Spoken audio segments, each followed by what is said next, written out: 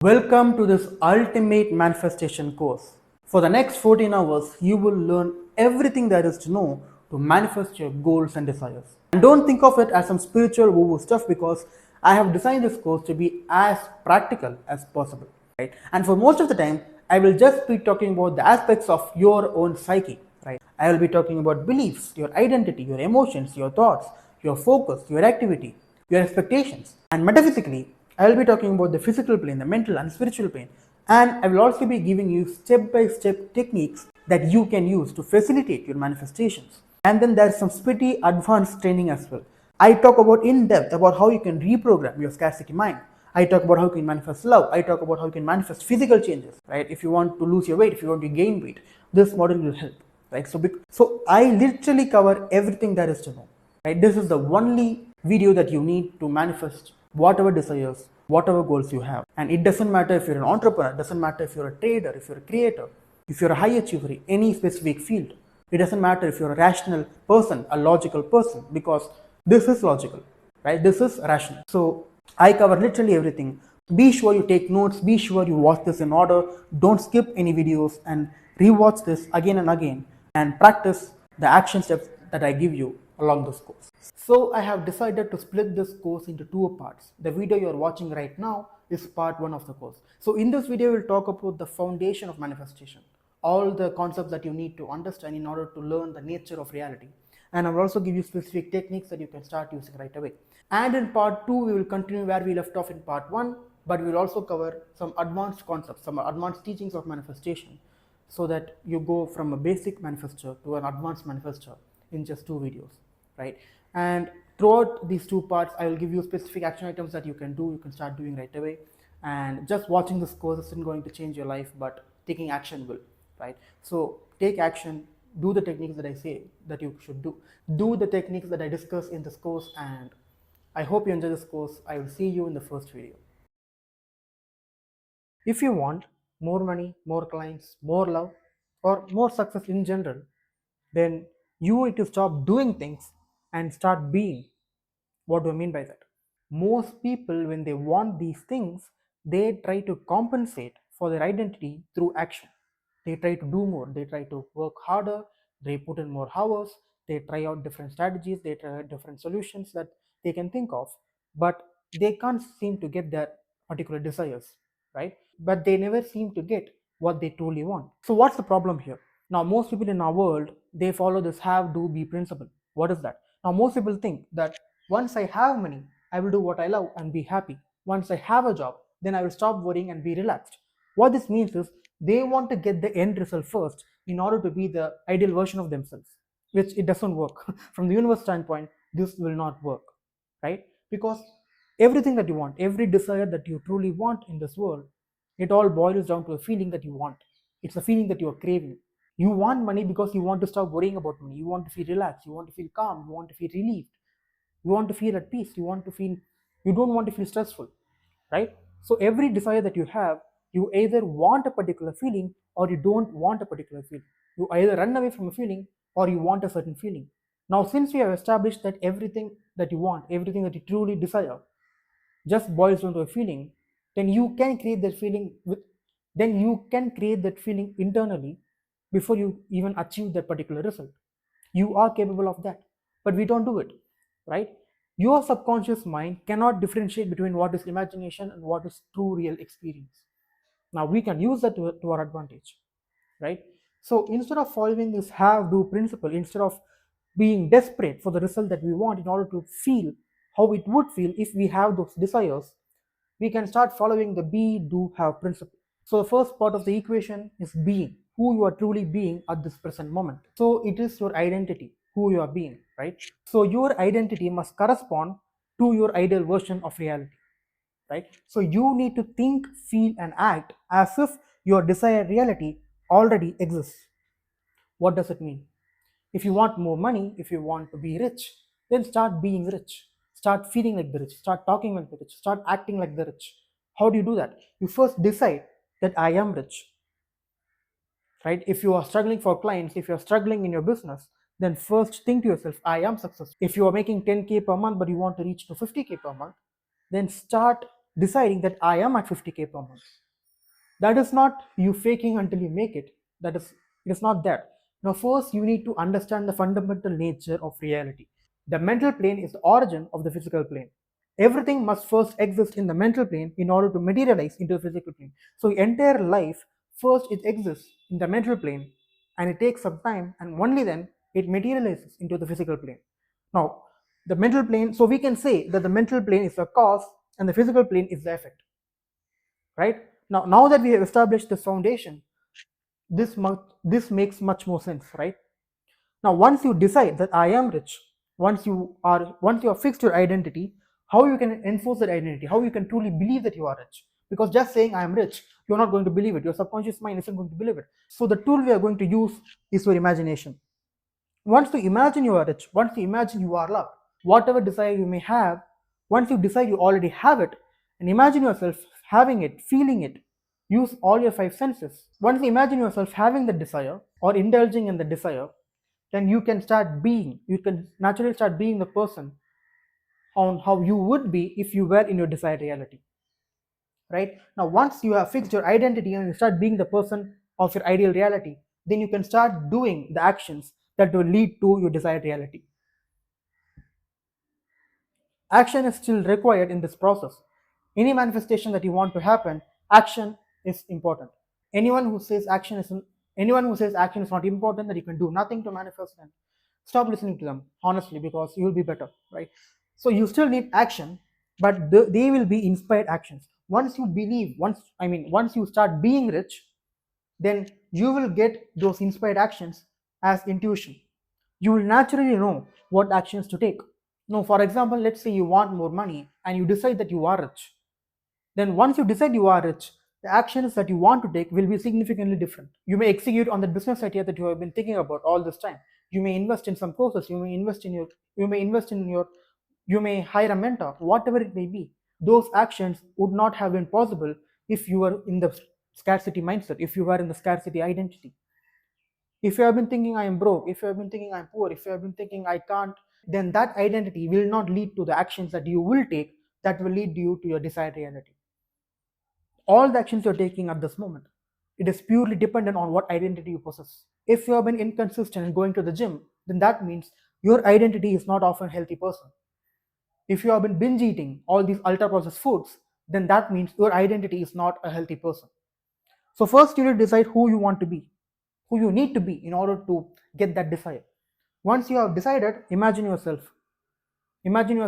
having that desire. If you want an athletic body, if you want an aesthetic body, imagine yourself having it. Imagine looking into the mirror and feeling beautiful, feeling confident, feeling proud of yourself.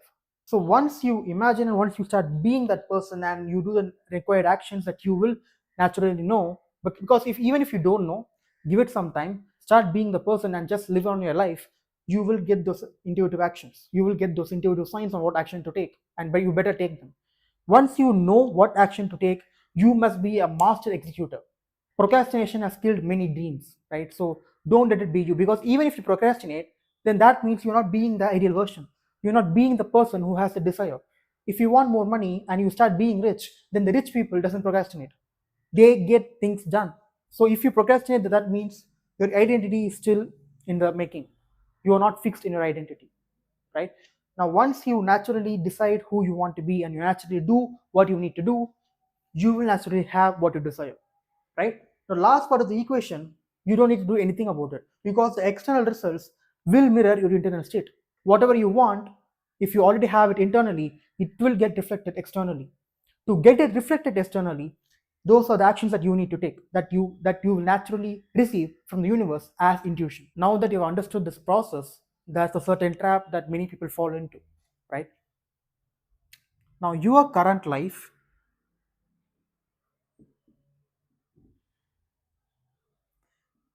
it is a reflection.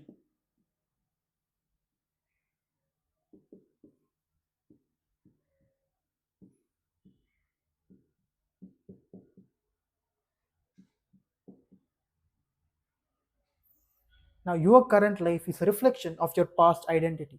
Now, you can interchange identity with frequency, state of consciousness,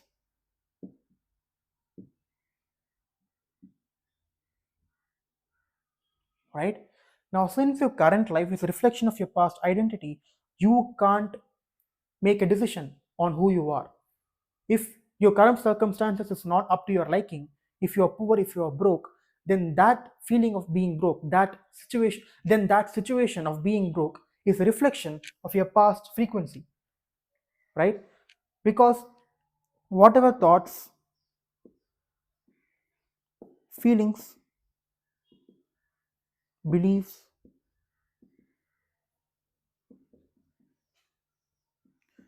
whatever thoughts, beliefs, feelings, identity that you have right now, it will get materialized into physical reality.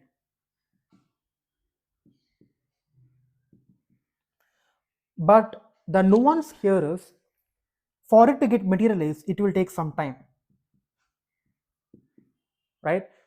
Your old bank account, your relationships, your business condition, whether being successful in your business or not, if you are failing in your business, whatever circumstance you are in, it got materialized after some time. You have been having the same thoughts, feelings, and beliefs for a long, prolonged amount of time, and that is why your reality stays stuck. Your present moment, your current circumstances is a reflection of your past identity, of your past frequency. So once you start being rich, that doesn't necessarily mean money will start flowing in by tomorrow. It doesn't mean that, right? You can't dictate who you need to be by seeing your current circumstances. Just because your bank account says $0, that doesn't necessarily mean that you are broke. Because that is a reflection of your past thoughts, emotions, and beliefs, of your past frequency, right? Now, once you start being the ideal version of yourself, then it will take some time for it to materialize into physical reality. Till it materializes, you need to start doing the right actions that you will naturally get from the universe. This is a trap, right? So, how much of a bleak your current situation may be, right? If you have been struggling to get clients all this time, if you have been failing in your business enormously, or if you have been making money but you can't seem to scale up how much ever you try, that is because it is a reflection. It is the culmination of all past thoughts, behaviors, actions, feelings, beliefs, identity that you have been having in the past. So it's very much essential for you to give it time. Whoever you're being at this present moment, you need to give it time for it to materialize into physical reality. How long? It depends on how strong you're being right now. If you can be rich, subconsciously, if you can be rich, actually be rich, feel rich, act rich, think rich, then of course you'll be rich very fast. But that doesn't happen because you don't have the capability to make it happen. It is as simple as that, right? So,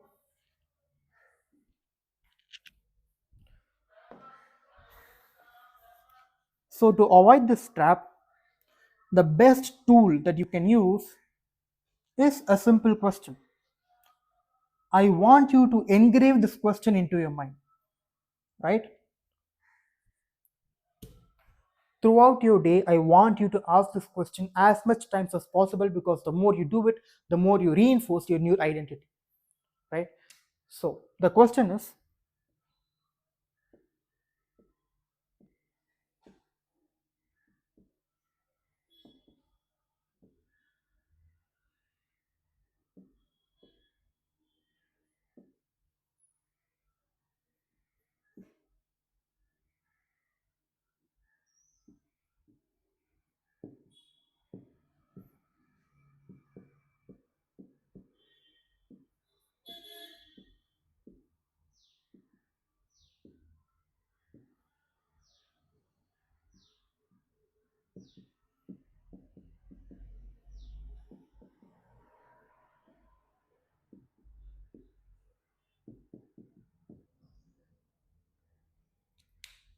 am I being the person who already has what I want, or am I being the person who's still trying to get it?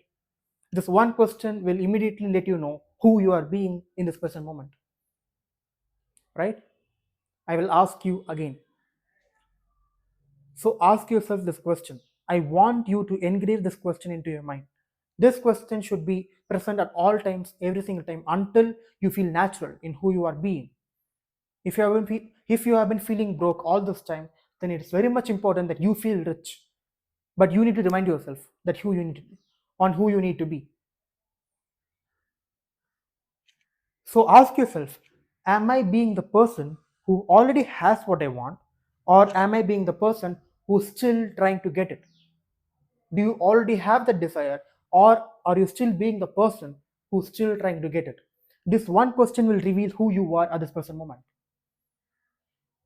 right? This will help you tremendously to not fall back into your old frequency, right? When you follow the be, do, have principle, this question will help you enormously, because I have been asking this question all this time to manifest my desires, and many of them did materialize because this question single-handedly helped me to become aware of who I was being in any given time, right? So start being the person who already has what you want instead of being the person who's still trying to get it. So that's it from me. So my free community is nearly finished. I will drop the link soon in the description. Make sure to join. And yeah, I think that's it. Most people stay stuck, unsuccessful, and lost because they are playing by the wrong rules in life. They think success comes from working harder, being smarter, and getting luckier than everyone else. They believe happiness is something that happens when they finally get the right job, the right relationship, or the right bank balance. So they spend their entire life chasing external solutions to internal problems. They try to fix their finances by switching strategies, changing their funnels, changing the business model instead of changing their relationship with money. They try to find love by changing their appearances instead of changing their self worth. They try to build success by actually copying from other people's success instead of actually understanding what truly creates that success in the first place. And year after year, they keep wondering on why they are stuck in the same negative patterns in life. So here's what they are missing. They haven't realized or understood the metaphysical truths of life. Reality isn't something that happens to you, it is something that happens from you. Everything you experience right now, your relationships, your bank balance, your circumstances, whatever it may be, whatever situation you are in right now, they are created by you, either consciously or subconsciously. Your life is a direct reflection of forces that most people don't even know that they exist. So if you can change how you work with these forces or these metaphysical laws, then you can change your life. Then you can consciously alter your life in a way that you prefer. What follows are the foundational principles that govern how life works, the invisible laws that determine who gets what and why. Master these truths and you stop being a victim of circumstances, but either you become the master of your reality. You become the conscious architect of your own experience, right? Now let's get right into it. Now, the first truth is your reality is solidified imagination. Your reality is a direct product of your mind and consciousness. The world you live in is solidified imagination. Most people think that they are just victim to the circumstances. They think that life happens to them, and whatever negative situation that happens in their life, they call it fate, or they call it that they are just unlucky, right? But that is not the case. Everything you experience started out as an imagination first. The room you're sitting in right now, the device you're watching this video from, the whatever experience that you are having right now, it first started off as imagination. Even your problems started as imagined fears that became so real in your mind that it materialized in your physical reality. The moment you understand this, you stop being a victim and start being the creator of your own life. There are 8 billion people in this world, so there are actually 8 billion worlds that are existing concurrently in our current planet. When you realize that your current reality is just solidified imagination, you can simply imagine something different so vividly that it can materialize into physical reality and thereby changing your life. Now, second truth is as within, so without. What you experience and possess internally will manifest externally in your world. Now, this is the most fundamental law in manifestation, but most people have it backwards. They think that once they have that money, then they will feel abundant. Once they have that love, then they will feel worthy of love. But reality works in a reverse order. Look at the people who seem to effortlessly attract success, who seem to effortlessly attract love into their life. They don't hope for abundance, they don't hope for love, they just expect it and they get it.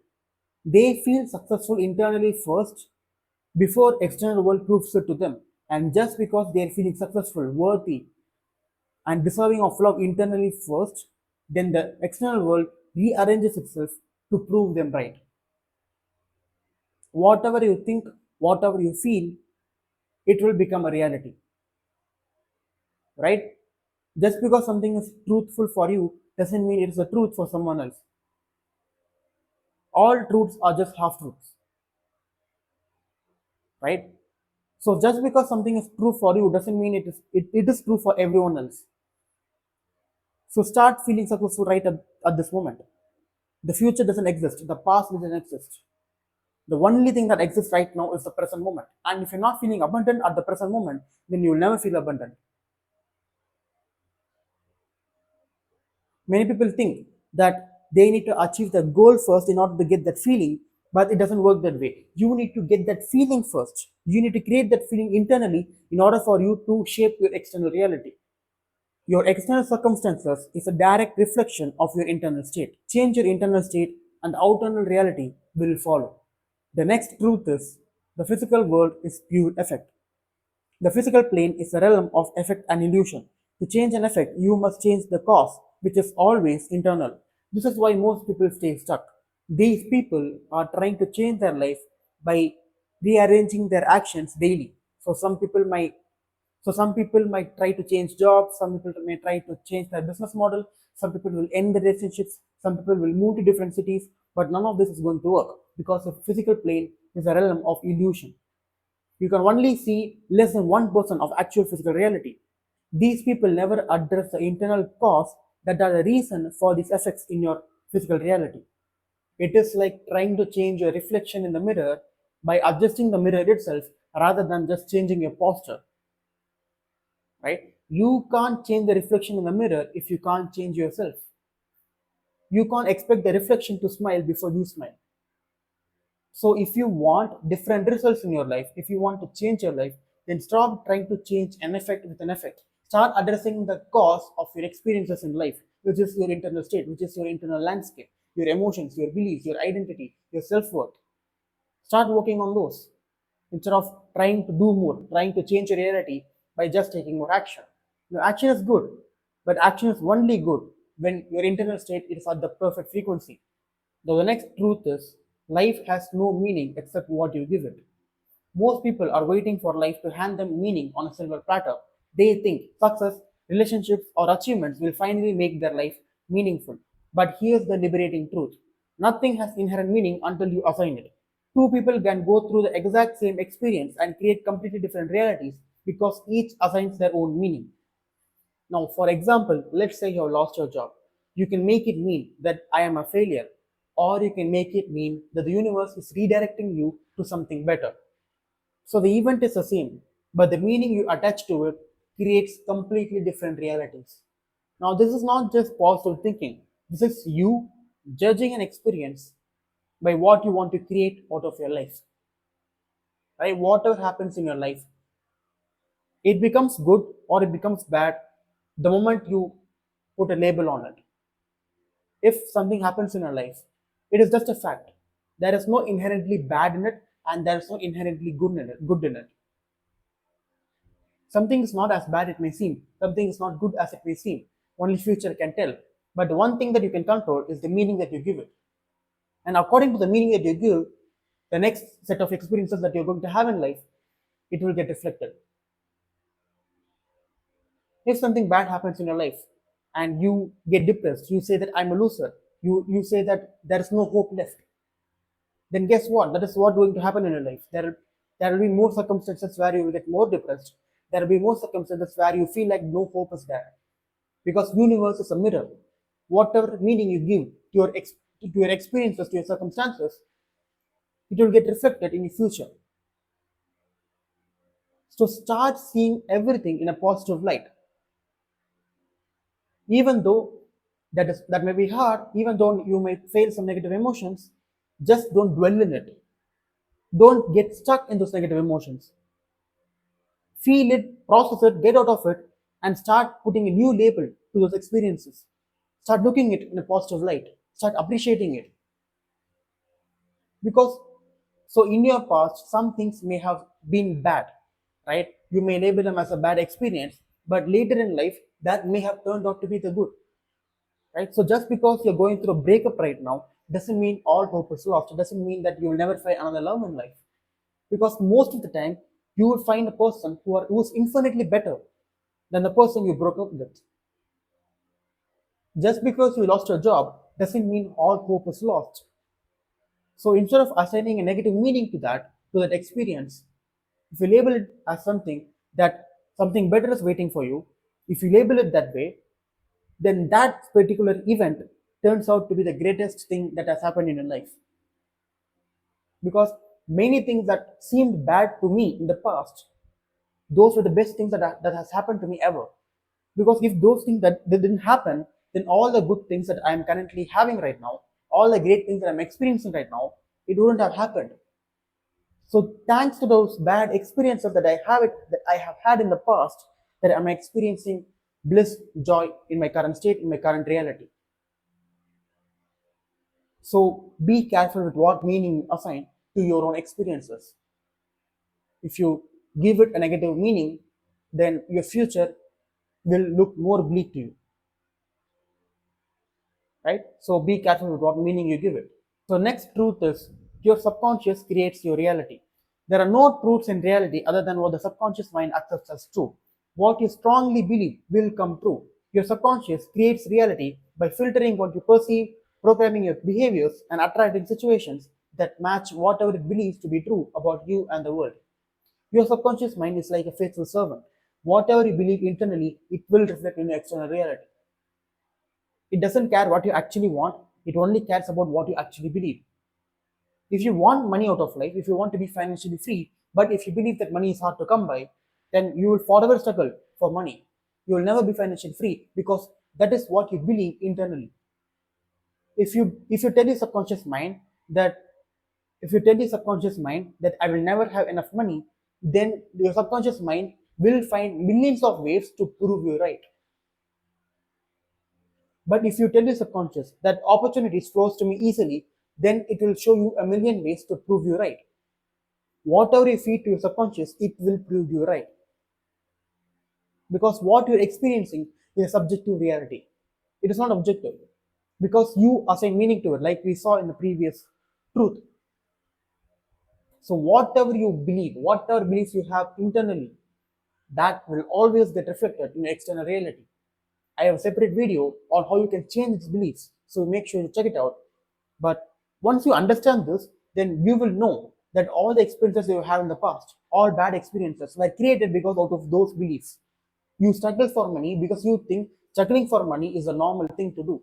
If you think money is hard to come by, and if you think to make money you need to work so hard, you need to put in 18 hours per day of work. If you think that, if you believe that, then your subconscious will prove you right.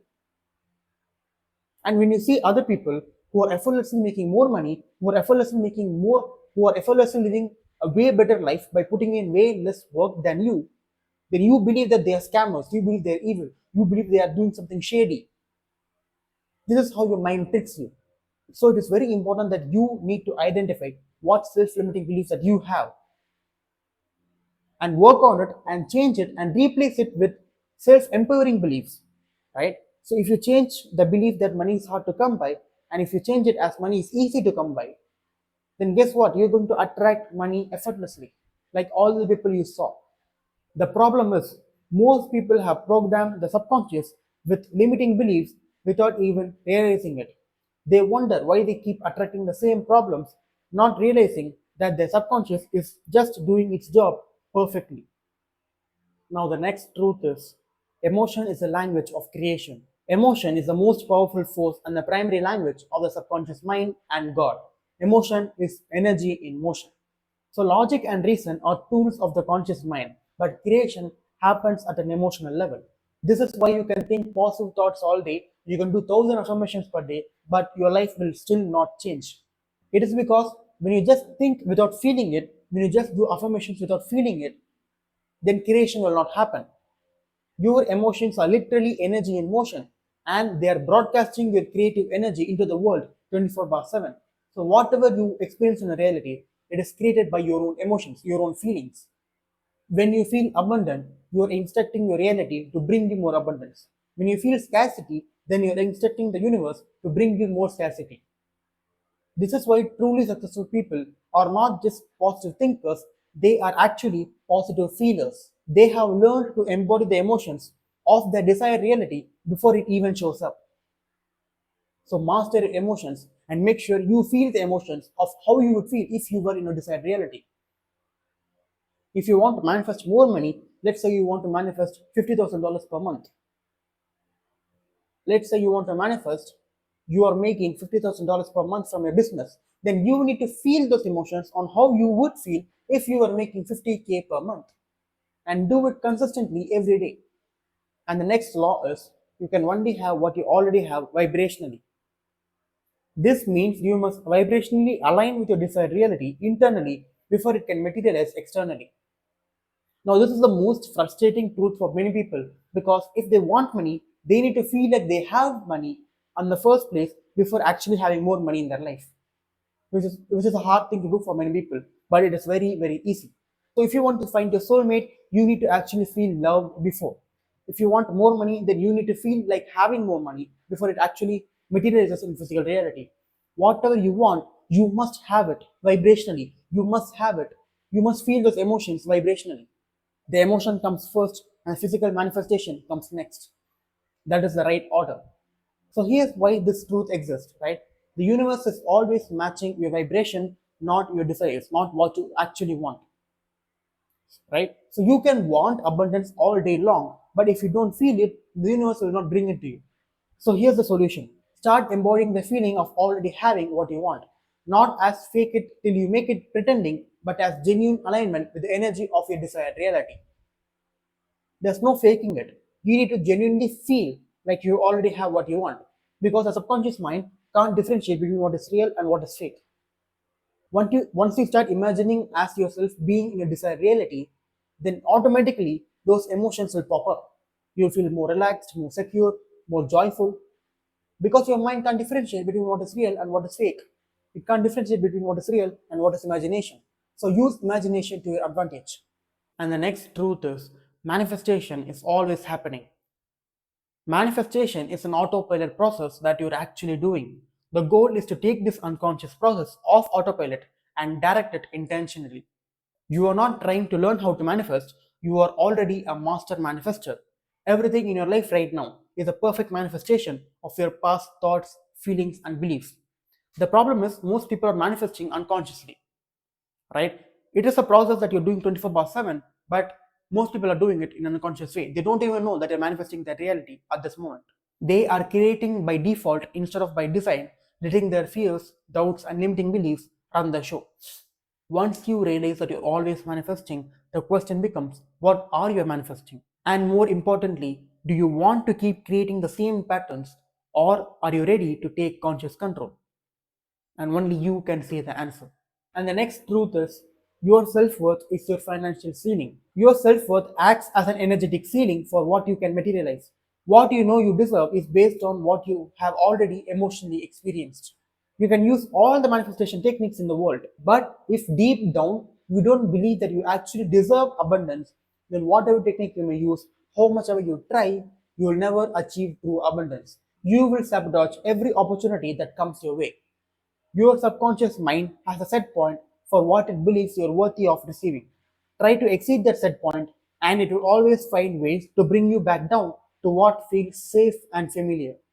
This is why many entrepreneurs can't seem to break through their income levels, because deep down they don't think that they deserve more revenue, and they don't even know it, right? They try to change their funnels, they try to push out more content, made they try many different strategies, but they don't know that their self-worth is not aligned with their desired reality. Their actions are being governed by an internal thermostat of their worthiness. Now, this is precisely what I help you with, right? So, if you're an entrepreneur and you're struggling to get to that next income level, you're struggling to scale your business, then check out the link in the description, right? But here's the solution. Start expanding your emotional experience of deserving more, one small step at a time. Now, if you're making $10,000 per month, then start aiming for $12,000 or $15,000 per month.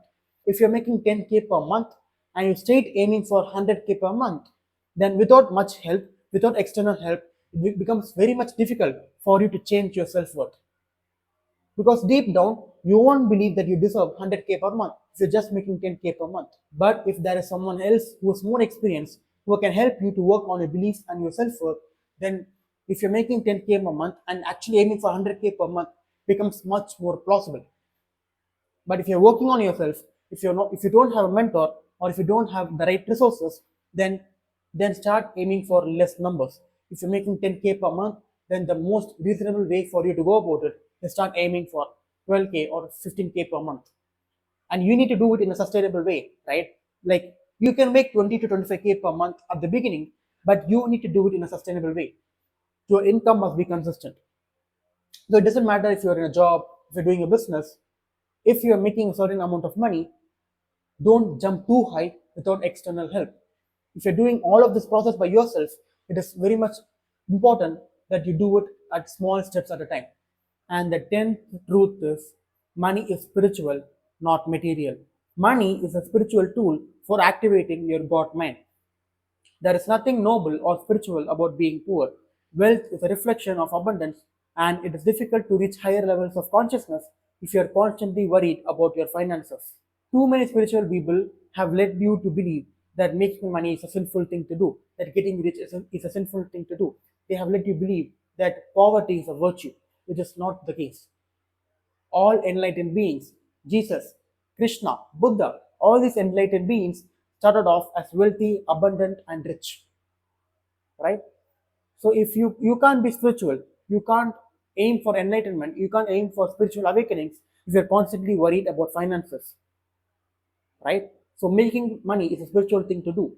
So here's a litmus test on how you can find whether what you're doing is something spiritual or something that is animalistic, right? So if you do something that the animal can do, then you are being animalistic. You are operating from animal consciousness. But if you do something that the animal can't do, then what you're doing is a spiritual act, right? So this is why just having sex, just hooking up with someone, and just having physical relationship with someone is an animalistic thing to do, because that is what animals do. But if you add love into the equation, and if you genuinely love and care for that other person, then that is a spiritual thing to do. So let me ask you, does animals make money? And if the answer is no, then what you're doing is a spiritual thing. Making money is spiritual, right?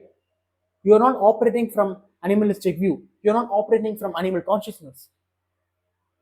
So whatever you do in life, if it is something that an animal can't do, then whatever you're doing is a spiritual act. So that's it from me. These are the 10 metaphysical truths that you need to understand and realize in your life, right? Once you actually know them, once you understood them, and I would recommend that you repeat this video a few times so that you can internalize these concepts and you understand them in an emotional level. Then you can start experiencing reality in the way that you prefer.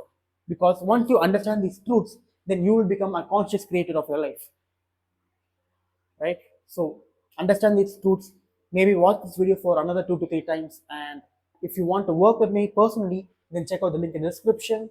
And that's it. So I will see you in another video. How to make the universe serve you and give what you want instead of you serving it. In most people's lives, they are not in control, right? Their life is filled with chaos, and the universe determines what they have and what they don't have. They don't control reality, but reality controls them. In order for the universe to serve you and give what you want instead of you serving it, first you need to understand that there is no separation between you and the universe.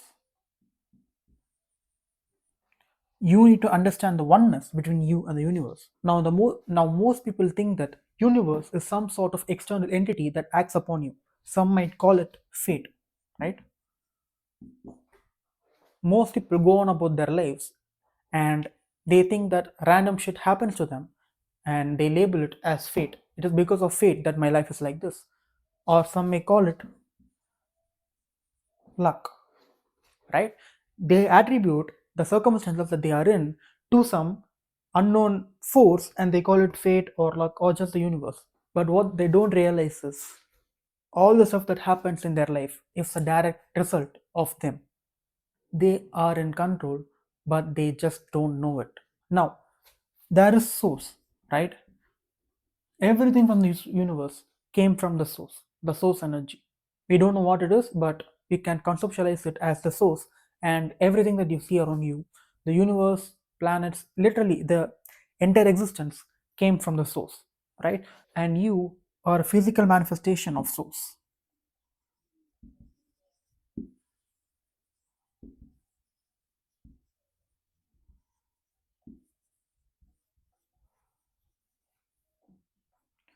Since everything has come from the source, everything, the entire existence of yourself and around and the world has come from the source, and you are a physical manifestation of the source, right? If the universe has come from the source, and if you have come from the source, then we can say that you and the universe are the same. And think for an example, right? So let's say there are two people, and both of them are in the same town. um, they are in the same income level, their families are in the same income level, they both get the same, they both are going to the same school, they both are going to the same college, they are both going to the same job, like every circumstances that they were given are the same, but one succeeds and one doesn't. Why is that? Because the fact here is,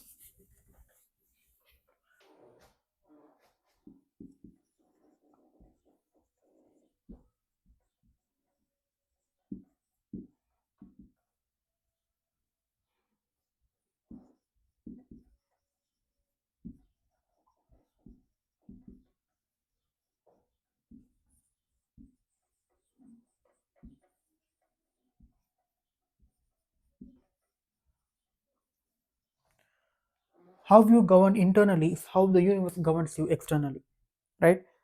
You might have the same resources that the other guy has, but the other guy, he succeeds in his life, but you cannot. The other guy succeeds in his business, but you cannot. The other guy can, get a partner, get a attractive life partner, but you cannot. Whatever it may be the case, you see other people manifesting their dream life effortlessly, but you cannot. It's because you don't realize the fact that you how you govern internally is how the universe will govern you externally. If you can be a master of your internal reality, then mastering external reality becomes effortless. Now, since we have established the relationship on that you are the universe, or you can say you are a part of the universe, and how you govern internally is how you will be governed externally, we can say that the universe, so here's you and here's the universe. We can say that how your internal world is, your external world will be, right? Now, we can say that the universe acts like a mirror, right? So, when you say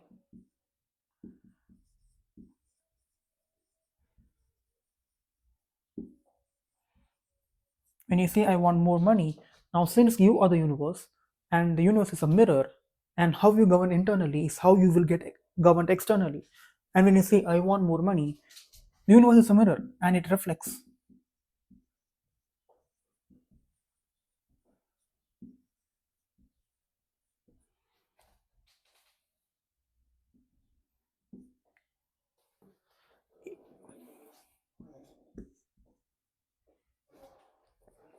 When you say I want more money, and when you feel like you don't have enough money, because when you say I want more money, then that means I don't have money,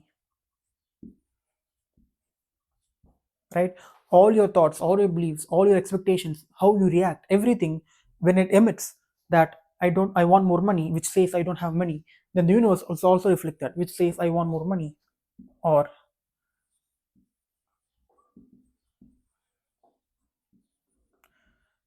you will be put in a reality where you will not have enough money, because that is what you have been emitting, right? You can say this as your frequency. Your frequency is a culmination of all your beliefs, where your focus goes, what your identity is, what your beliefs are.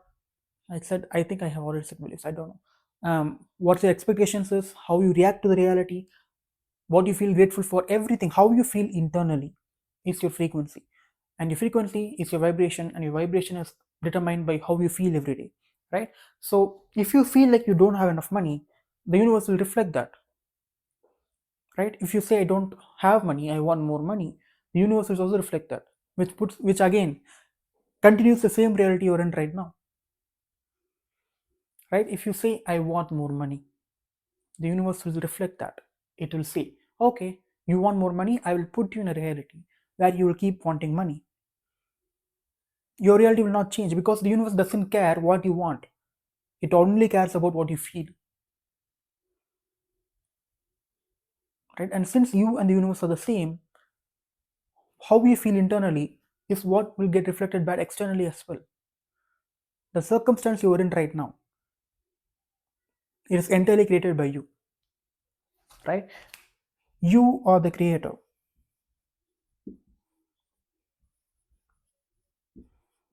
of your life, of the circumstances you are in, of the situations you are in, whatever it may be. You have been manifesting the situation you are in right now for a long time. Everyone, every person is manifesting every day. Right at this moment, you are manifesting your future life, right?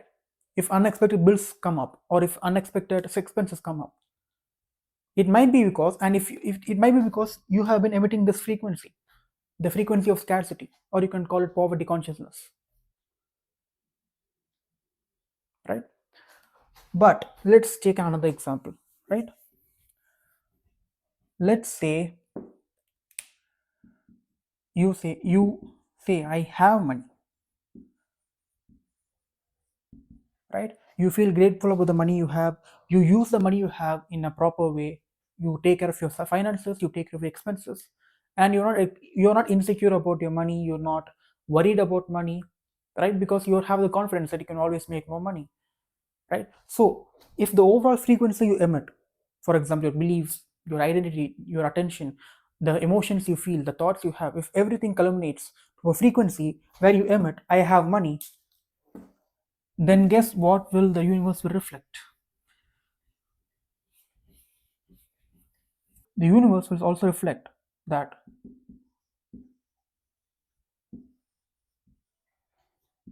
And one more important point about the universe is, the universe is not just a mirror, it is also a magnifier. What do I mean by the universe is a magnifier? The trick here is, whatever you emit as your frequency, whatever you emit as your emotion, the universe gets that and it magnifies it, right? So if you say I want more money, that essentially means,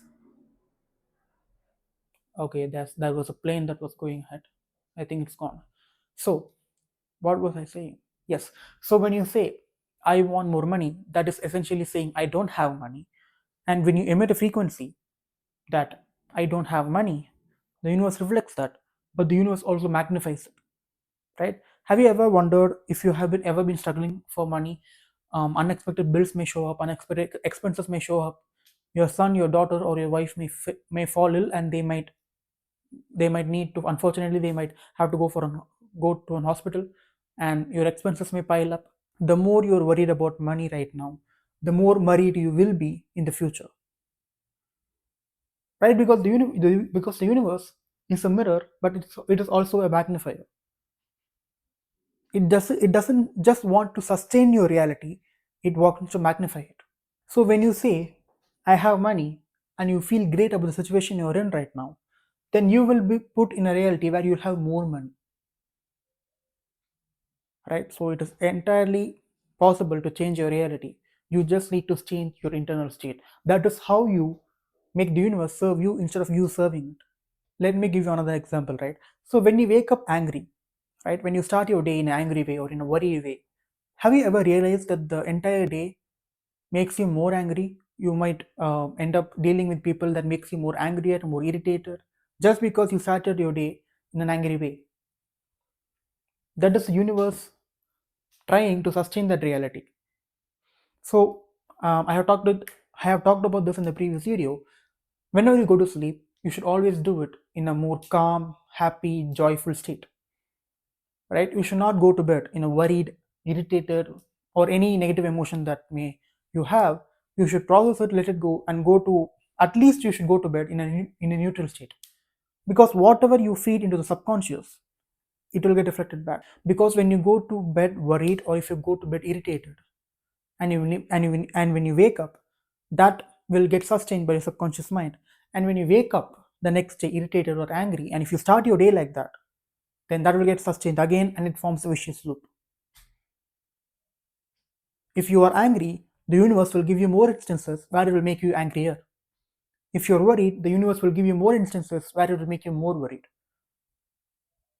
If you're sad, then the universe will give you more reasons to be sad about. But the opposite is true as well. If you're happy, then the universe will give you more reasons to be happy. If you're joyful, then the universe will give you more reasons to be joyful. If you feel secure about your money, if you feel grateful about your money, then the universe will give you more money.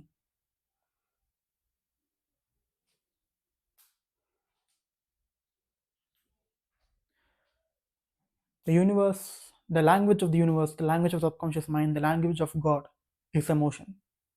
So, and at the end of the day, all it boils down to your frequency, and the most dominant factor of your frequency is your emotion. So, at the end of the day, just feel good. If this entire video, if this entire channel can be brought down to two words, it is feel good. But that is what most people struggle with. So, your frequency, so your emotions determine your vibration, and your vibration determines your frequency, and your frequency puts you in a reality.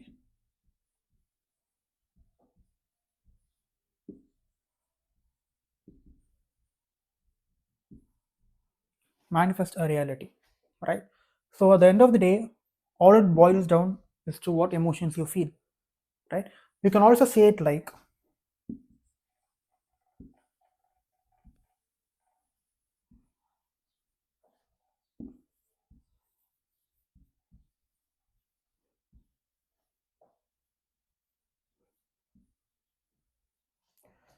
you can only have what you already have, right? So if you want more money, you need to get into the feeling of having more money. If you get into the feeling of having more money will be attracted and more money will be manifested, right? If you want a life partner, you need to already go to the feeling of already having a life partner in order to materialize it in physical reality. It's as simple as that. That is how you make the universe serve you.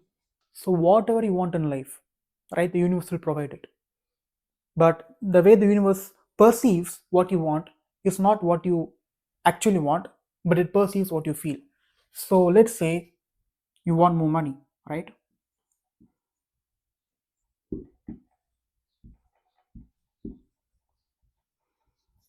Then, since the universe just cares about what you feel, you need to have the emotion. You need to have the emotions of having.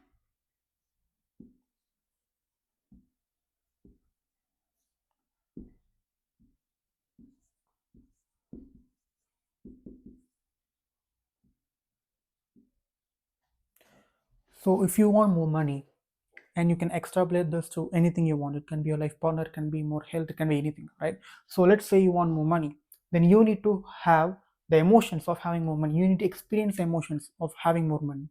You need to act as if having more money, right? When you start acting as if, then your beliefs, your identity, the attention where you put, everything gets aligned, right? And once you act as if you're having more money, you don't need to actually spend that money, right? You just need to be, right? I'm not saying you to be financially responsible, because that creates a negative effect. I'm not saying that. What you need to do is start acting as if you have more money. Just feel the emotions that you would feel if you were in your desired reality, which is having more money. And this equally applies to it can apply to anyone. So let's say it can be specific as well. Let's say you're an entrepreneur and you're making $10,000 per month, but you want to scale it to 50 or 100K per month, right? And most entrepreneurs and most high performers, what they do is they tend to think that more action is required for them to scale. But no, what you're doing is actually working. You know how to make money, you just need to make more of it. Now what is required is vibrational alignment. You need to be in the vibration of making 50K per month or 100K per month, or whatever your target may be. You need to be vibrationally aligned with your desired reality. Taking more action is 99% it's not the right answer. And speaking of entrepreneurs, if you're an entrepreneur who is struggling with scaling their business, then check out the link in the description. But coming back to the point, at the end of the day, what we can boil down this entire video is just feel the emotions that you would feel as if you are in your desired reality. Because the universe language, it is not words, it is not verbal, it is emotions, it is what you feel. And since we have established that you are the creator of your life, you can also be the source of what you want, right? So let's say you want more love. Let's take a different example.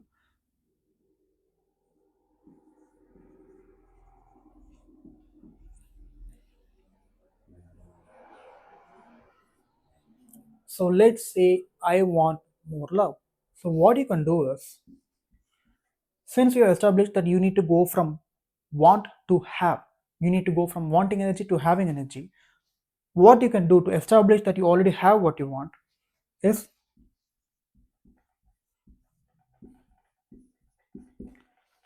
if you want more money, be the source of it. Be the source of money to someone else. So you can give away money. If you want more love, just be the source of having more love and giving it. Right? When you give it, then you indicate to the universe that you already have it. I'm not saying just go out and spend thousands and thousands of dollars. Um, I'm not saying that.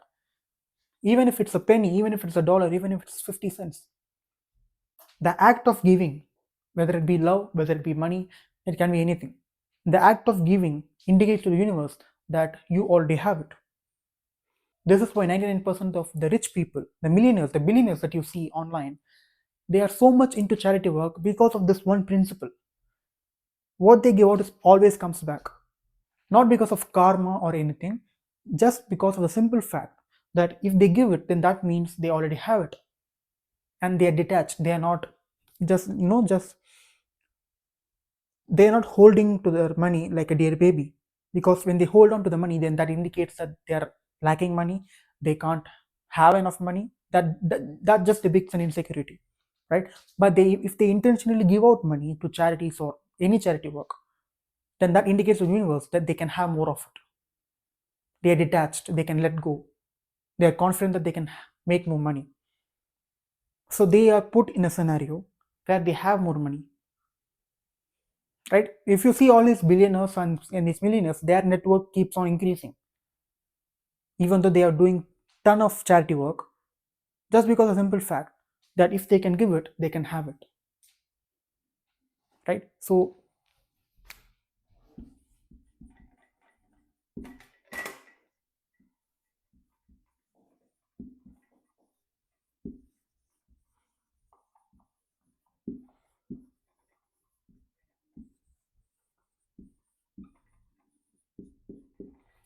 start being the source of what you want, and start being the source of what you want, and start feeling the emotions of how you would feel if you already got the thing you wanted. And that's it from me.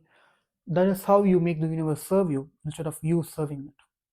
Manifestation doesn't need to be complicated. It is so simple actually, but I see so many people complicating this stuff. Manifestation is nothing but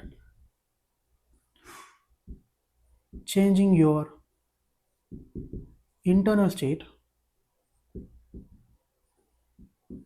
to shape your external reality, right? If you can change your internal state, then your external reality will be changed, right? So what this means is your current circumstances is your current circumstances has been created because of your current internal state. So if you want to change your external reality, all we need to do is change your internal state. And it is very easy actually. How can you change your internal state? You change your internal state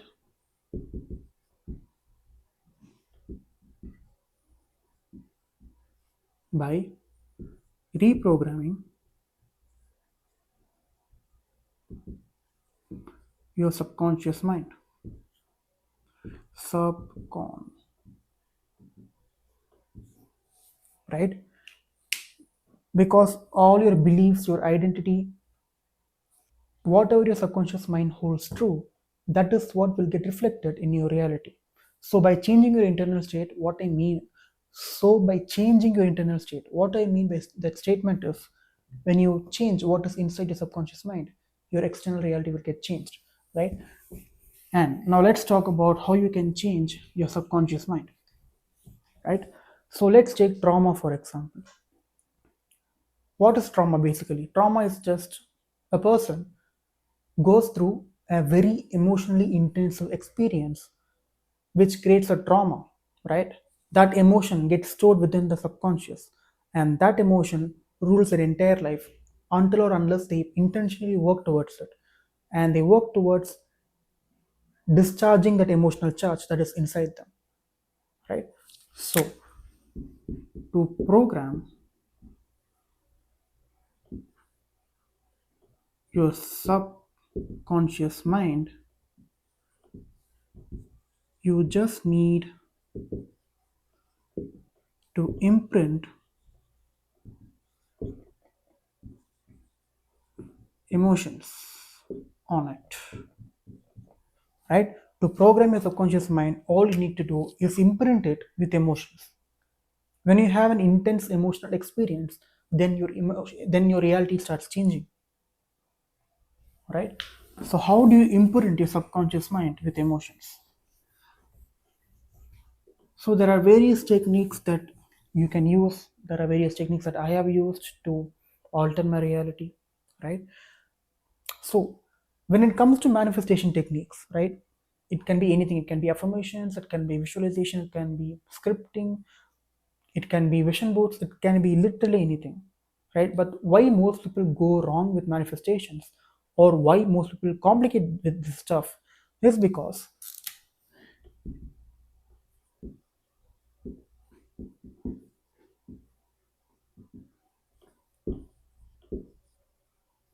they are not focusing on an emotion, right? For a manifestation to happen, there needs to be a emotional charge. If there's no emotional charge out of the technique, any technique which you use, if there is no emotional charge, then the manifestation will not happen, right? A simple way to change your beliefs, a simple way to change anything in your internal state. If you want to change your behavior, emotions is necessary, right? Emotions is the secret. As Neville Goddard says, feeling is the secret. Feeling and emotion both can be interchanged, but the meaning is the same. You need to feel as if you are in your desired reality. You need to start living from the end. Every day, you need to start feeling the emotions on how you would feel if you were in your desired reality. It is that simple. If you just take action on the single video, you don't need to watch another manifestation video. But people overcomplicate this stuff, right? So here's what you need to do. So you might ask, how can we imprint emotions onto the subconscious mind? It's very simple. So let's take a technique. Let's say visualization,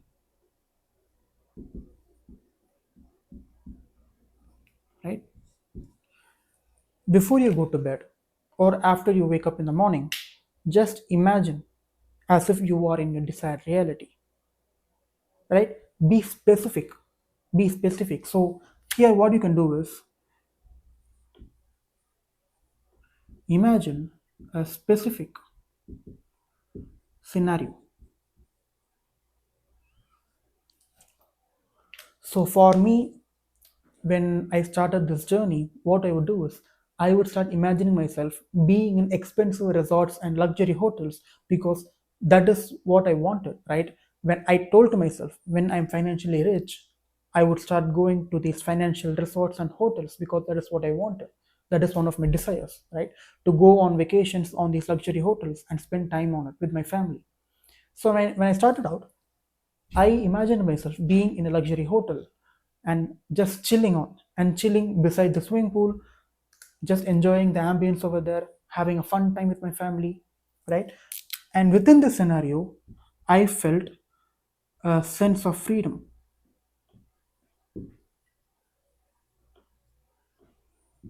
I felt secure, I felt joyful, right? Feeling these emotions is the critical component of any manifestation practice. If you can nail this, then that's enough. That that's literally the whole manifestation process. It is actually so simple, right? So one more technique that I use is scripting. Scripting is nothing but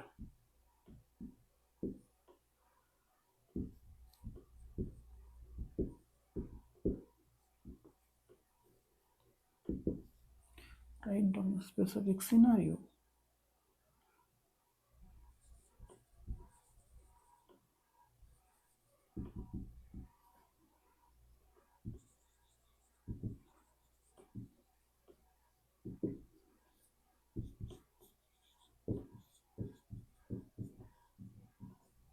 So what you can do is, so what I used to do is, I used to script an imaginary scenario if I was in my desired reality, right? So let's say you want to make $10,000 per month, right? So once you start making $10,000 per month, what would you do with it, right? Would you buy your mom a present? Would you take your whole family on a vacation? Or would you travel around the world? Whatever it may be, just write down a specific scenario, an imaginary scenario in detail. And by doing this, you will start creating emotions that you would feel if you were in your desired reality, right? So I just gave you two techniques that you can use. And once you, but you can follow any technique, right? The technique doesn't matter. What matters is you, and you creating an emotional charge out of the technique you use. And two underrated but very important foundations of manifestations is conviction. You need to know that this technique will work, right? You need to have absolute faith that this technique will work for you. If you don't believe that this technique will work for you, then whatever you do, it will not work. If you don't believe manifestation as a whole, or if you don't believe in this esoteric knowledge, or if you don't believe that you can make these things happen, if you don't believe you can achieve your goal, if you don't have that self belief on yourself, if you don't have conviction, conviction is nothing but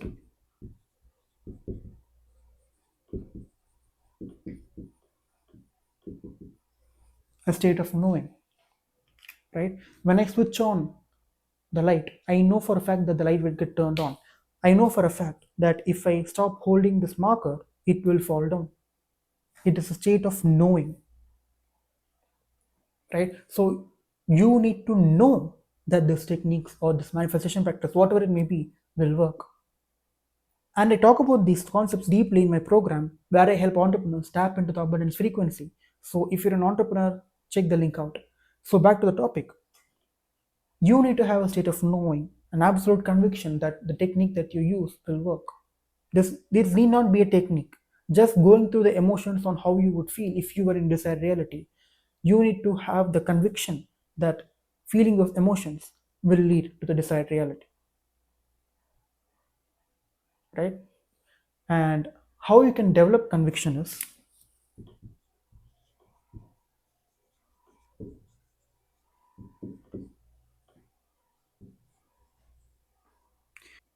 even though this video is single-handedly enough for you to manifest whatever desires you want, I would still recommend to watch my other videos, and not just my videos. You can start reading books, you can start reading articles, you can start following other YouTubers who talk about these topics, right? The reason I want you to consume this knowledge, study this knowledge is your conviction grows. The more you study about this knowledge, the more conviction you have that these concepts actually work, that this esoteric knowledge is real, right? If you just watch one video, let's say this is the one single video that you have ever watched in your entire life about these concepts. Of course, your rational mind will try to bring logic into this, and of course, logic is just one part of this equation, right? If you are a very scientific person, if you are a very rational person, then having conviction in these concepts might be hard, and that is why you need to keep studying this knowledge to grow conviction. And once you have enough conviction, then manifesting your desired reality becomes significantly more easier, right? So whatever technique you use, or even if you don't need to use any technique at all, right? If you can just start feeling those emotions like how you would feel if you were in your desired reality, no technique is required. But if you're a beginner, then of course a technique will make it significantly easier to direct your emotions, right? And the next thing is, so let's say you take a technique, let's say you will visualize every day, right? Take a manifestation practice and you need to do it every day. You need to be consistent with it, right? Because if you're not consistent, then another very important foundation of manifestation gets hit and gets sabotaged, which is, let's say if you are not consistent,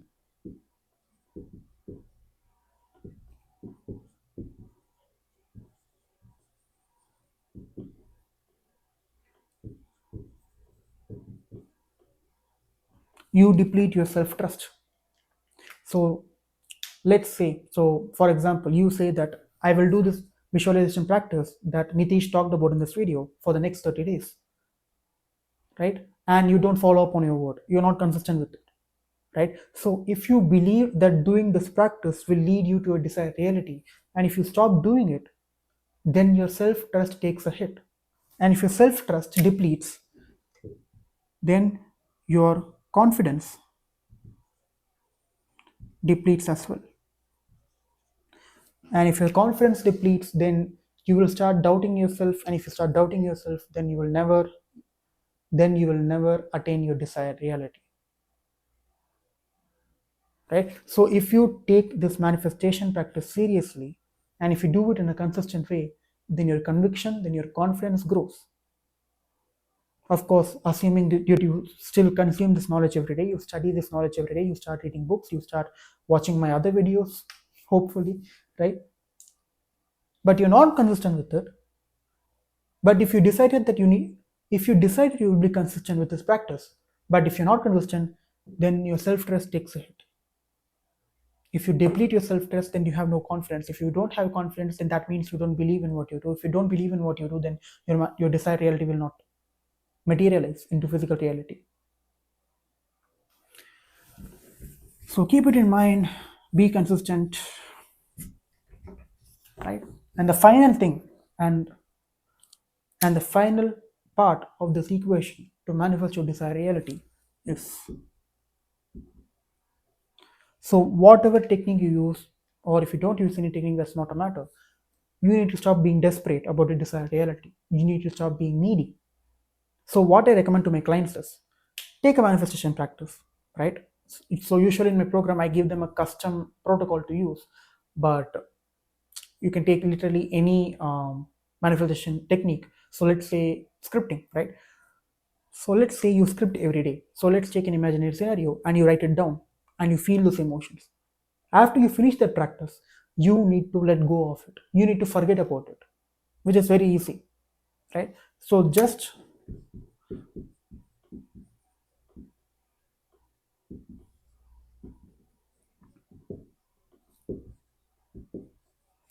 do the manifestation ritual and then forget it about it.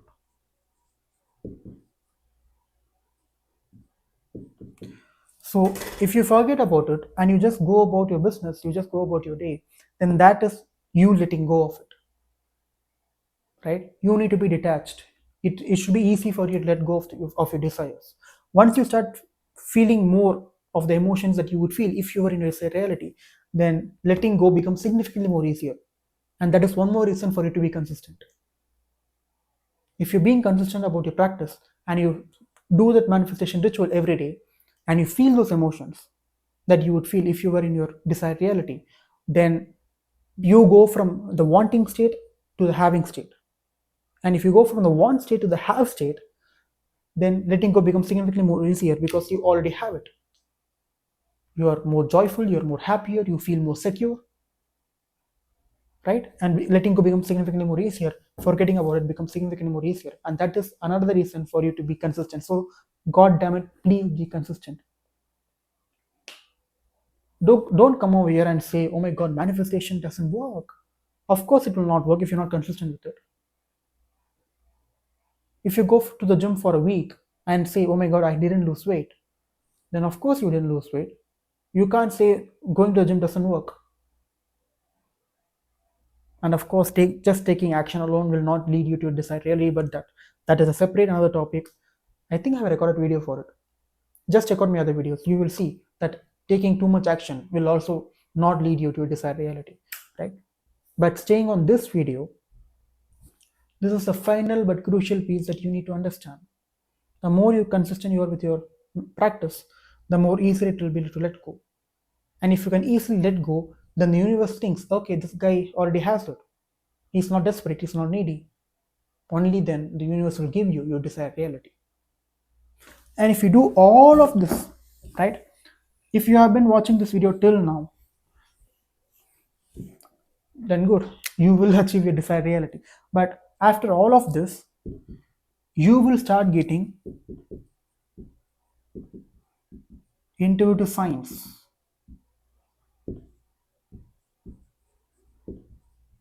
on what action to take,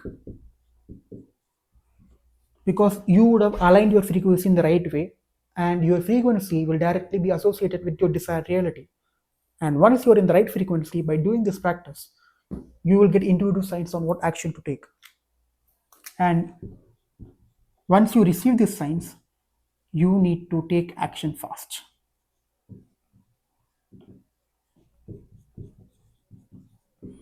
You need to take action fast, because the more faster you take action, the more faster your desired reality will materialize. That's it. I hope this is your last manifestation video. Just start implementing this, and I will see you in your desired reality. Peace. Most people think that in order to manifest their desires, they need to be in high vibration all the time, which is pretty much impossible, because whatever goes up must come down.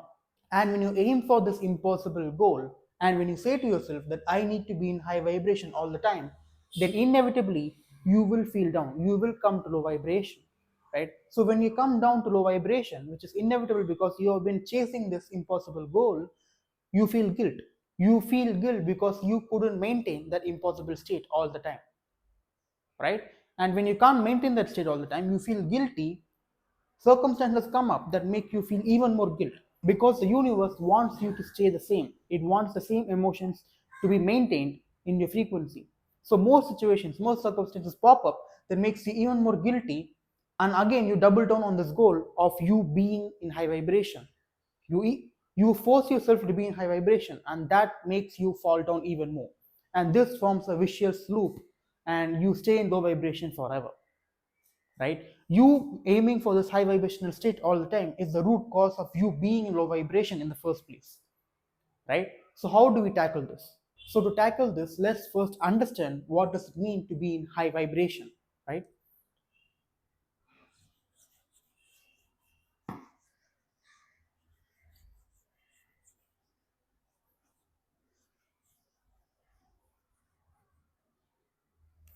So what does it mean to be in high vibration?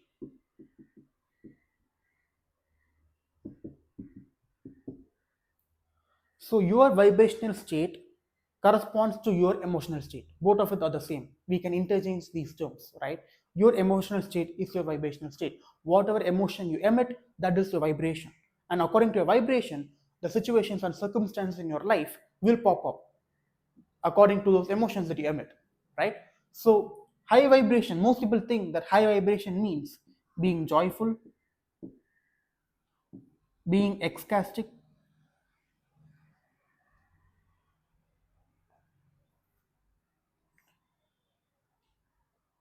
being excited,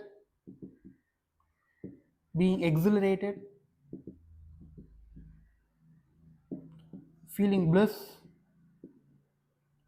So when these people think of the desired reality, whenever they think of the desires and when they imagine themselves having those desires, they feel these emotions or similar emotions like this, right? So that puts them in a high vibrational state. Is the state we're talking about really high vibration? Let's think about it for a bit. because a part of manifestation equation is you normalizing your desires, right? When you feel these emotions whenever you think of your desires, then that means that particular circumstance is abnormal to you. If you want a car, if you want to manifest a car, and whenever you think of that car, you feel excited, you feel joyful, you feel exhilarated, you feel ecstatic. Is that a word? Ecstatic. Yeah. So if you feel ecstatic about thinking about that car, then that means you have not normalized of having that car in the first place. So if you haven't normalized having that car in your reality, then that means you keep that car a one step above you. You keep it on a pedestal.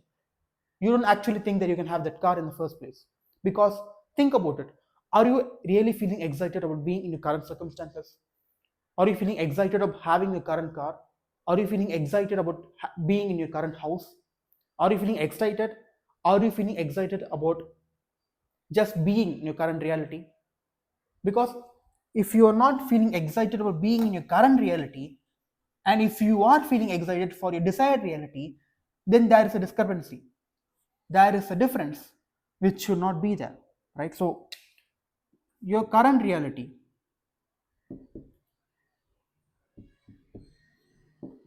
feels normal to you.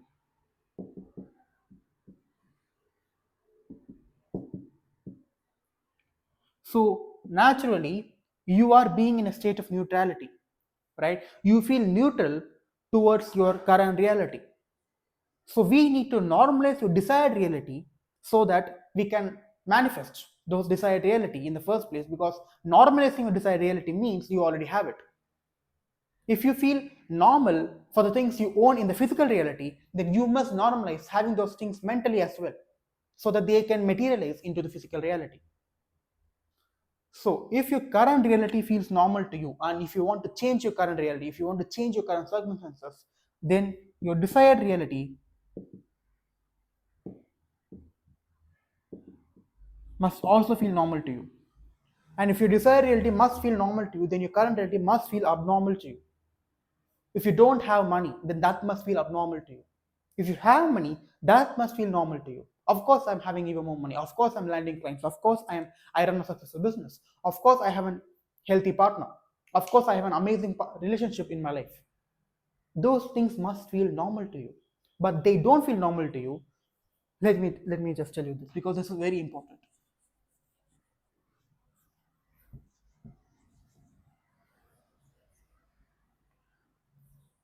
The reason your desired reality doesn't feel normal to you, because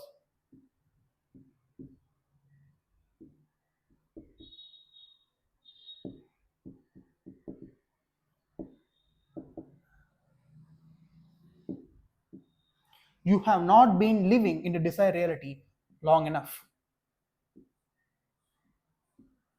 Your current reality feels normal to you because you have been living in it forever, right? So in order to make your current reality abnormal to you and make your desired reality feel normal, feel normalized, feel neutral to you, then you must live in your desired reality long enough.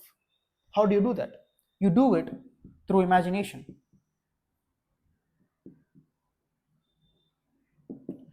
Most people start imagining a desired reality, right? They create a visualization scene, and they feel ecstatic, they feel joyful. That is the beginning of the imagination journey, right? Whenever you take a visualization practice and you visualize being in your desired reality, feeling those emotions you would feel if you were in your desired reality. For example, if you want more money, if you want to overturn your financial situation, then you need to be in a place of having way much more money than you currently have in the physical reality, right? So when you imagine yourself having more money, signing more clients, closing more deals, for at first you will feel these quote unquote high emotions: joy, excitement, exhilaration, bliss, whatever positive emotion, relief, relaxation, no stress. All of those positive emotions you will feel when you start imagining your desired reality.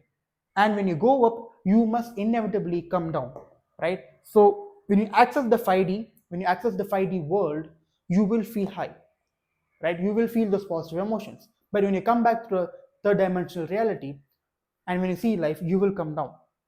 And that is very much normal, because the universe doesn't want you to change. So it will bring up even more circumstances that makes you more worried, more anxious, and you do your imagination practice consistently. So again you go up. right? And again you come down. Because whenever you access your subconscious, whenever you access the five-dimensional world by you imagining yourself a future scenario, an ideal scenario, the more the universe will try to pull you back. The more your old frequency will try to pull you back. So the more you do it, the more you don't feel as high anymore, because it will start to feel normal to you, right? Because once you do it for long enough, you will reach a point of neutrality, and that is naturally when your desired reality will come to manifest, right? So at first you will feel those high emotions, you will feel excitement, you will feel joy. And when you feel those emotions, inevitably the universe and your whole frequency will try to pull you down. So when you come down, you'll feel stress,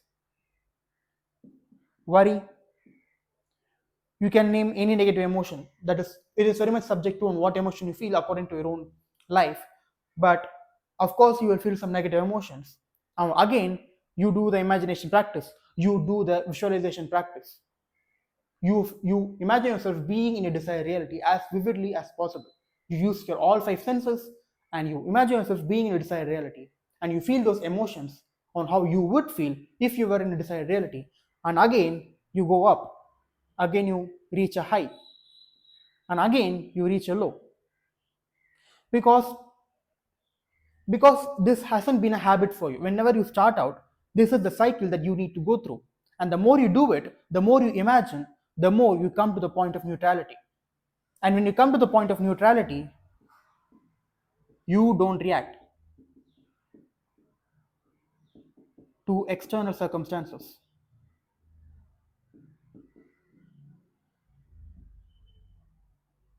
You don't react to external circumstances because you know your current reality is an illusion, right? The more you imagine yourself being a desired reality, the more neutral you become, because your desired reality has become normal to you. Even if bills come up, even if situations come up that makes you worried or anxious, you won't be worried, you won't be anxious, you won't be fearful, because you know good things are coming on its way. You know that your desired reality has already manifested, and it is just taking a little bit time in your physical reality in order for it to show up, right? So this is the end goal. The reason we are doing any visualization practice, the reason we imagine ourselves being in a desired reality, our is to normalize our desires. It is to normalize having those desires, right? So now let's talk about the most important part of this video.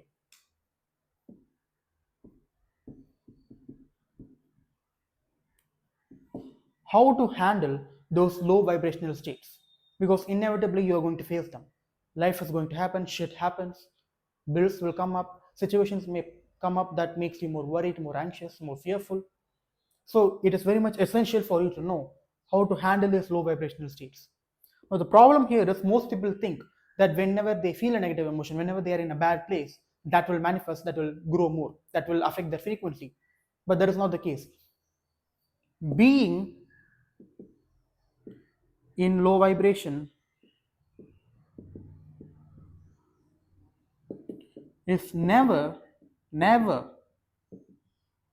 an issue. Being in a low vibrational state is not the problem over here. The problem here is staying in the low vibrational state, right? So being is not a problem, but staying is. So whenever you feel a negative emotion, whenever you feel down, whenever you are in a low vibrational state, realize that it is just a temporary situation. It's not going to last. But the more you feel guilty about being in the low vibration, that enforces it, that makes it sustain it, right? Let me give you an example.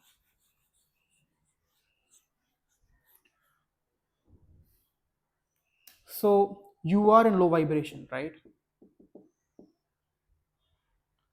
And because of this, you feel guilty. You feel guilty because you couldn't be in high vibration. You know you're not in a high vibration. You're not in the right emotional state. And because of that, you feel guilty, right? If you didn't feel guilty, and if you just let yourself feel those low vibrations, if you just let yourself feel those negative emotions and just let it come up, and just let it go, then naturally you'll come to a neutral or high vibration state. But since you didn't do this, since you since you felt guilty, since you felt guilty, you feel more, you will stay stuck in the low vibration, right? The natural and the most effective way, the only way in order for you to deal with these low vibrational, low emotional states is to fully feel it. Whenever you have a low vibration or an emotion, this can be worry, anxiousness, stress, fear, anger, envy, whatever it may be. Let yourself feel it.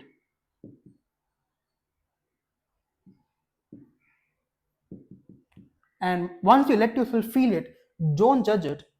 Let yourself feel it and let it go. It's okay to feel that way. It's okay to feel that anger. It is okay to feel that stress. It is okay to feel that envy. And once you feel it and let it go, then you naturally come to the high vibrational state.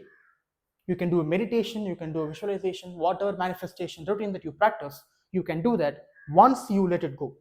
Before letting it go, if you force yourself to be in high vibrational state, that will create even more guilt, because you can't do that. You can't force yourself into something that you are not. So whatever manifestation routine or practice that you do,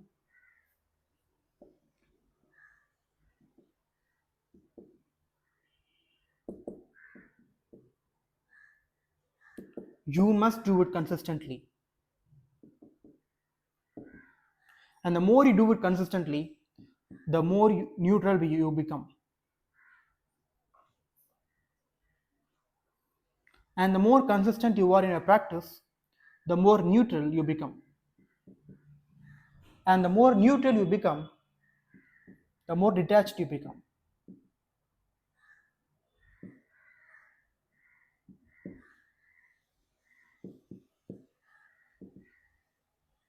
The more you detached you become about your desires, the more you normalize your desires. And when you become detached and you become and when you become detached and when you become neutral,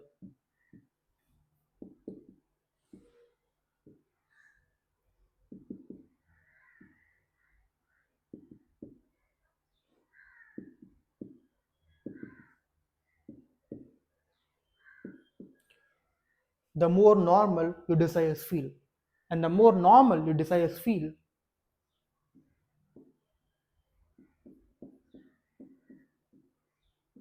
you shift from the wanting state to the having state. So whenever you have a desire, you first want it, right? You think that I don't have it, so I must want it. But when you do this practice, when you do the manifestation practice that you do every day consistently, and you become neutral because of it, and because you become neutral, you become detached about your desires, and then your desires become more normal for you, then it will be very easy to have them instead of wanting them, right? You need to first have your desires in order to have them. It may sound like a paradox, but you must have your desires mentally. You must have your desires. You must own your desires in the mental plane, vibrationally. Because the universe doesn't care about what you actually want. It just cares about your vibration. So the vibration you emit must emit a having state instead of a wanting state. So when you feel neutral, when you normalize your desires, when you feel relaxed, when you feel calm, when you feel those emotions you would feel if you were having those desires, then naturally you will go to the having state instead of the wanting state. Think about all the things you wanted previously in your life. You wanted it and you owned it. Once you owned it, that excitement will be there, but once it fades away, it will feel normal to you. You feel neutral about it. If you wanted a car and tomorrow a car manifested, you will feel a little bit of excitement, right? You will drive it out, you will try out different features of the car. I don't know what people do with cars, but after a certain point of time, that car will feel normalized to you. It will be neutral. You will not feel the excitement every day of the week for the entire year. It won't happen, right? You will be like, of course it's my car. I don't feel any emotion about it. I feel neutral. I feel happy. I feel grateful that it is there. But yeah, that is the attitude you will have, right? So we want to So if you want to attain that state of having, that state of normalization, then this is a cycle that you need to go through. So you can't be in high vibration all the time, but if you want to be in high vibration all the time, this is a cycle you need to go through, because once you reach that point of neutrality, then external circumstances, which is not going to make you react, right? And that is how you be in high vibration most of the time. And even if you are stuck in low vibration, I just told you how to handle it. So just let go of the negative emotion and again naturally come back to high vibrational state. And that is how you manifest your dream reality. Your emotions create your reality, and your emotions are just energy in motion. And since everything else in this universe is energy as well, your emotions interact with the universe. So, whatever emotions you put out and whatever emotions you radiate, that is what you get back in return from the universe. And that becomes your experiences in life. Everything you experience, your surroundings, the people you meet, the places you visit, anything, all things that happen in your life, it is all because of your emotional states. Your entire life, your entire reality is a reflection of your own emotional states and how long have you been persisting in it. You will notice that whenever you change your emotional frequency or your vibe or your mood, some crazy thing starts to happen. Your life starts to change. These so-called synchronicities and coincidences that will happen in your life, it happens because there was a change in your emotional frequency.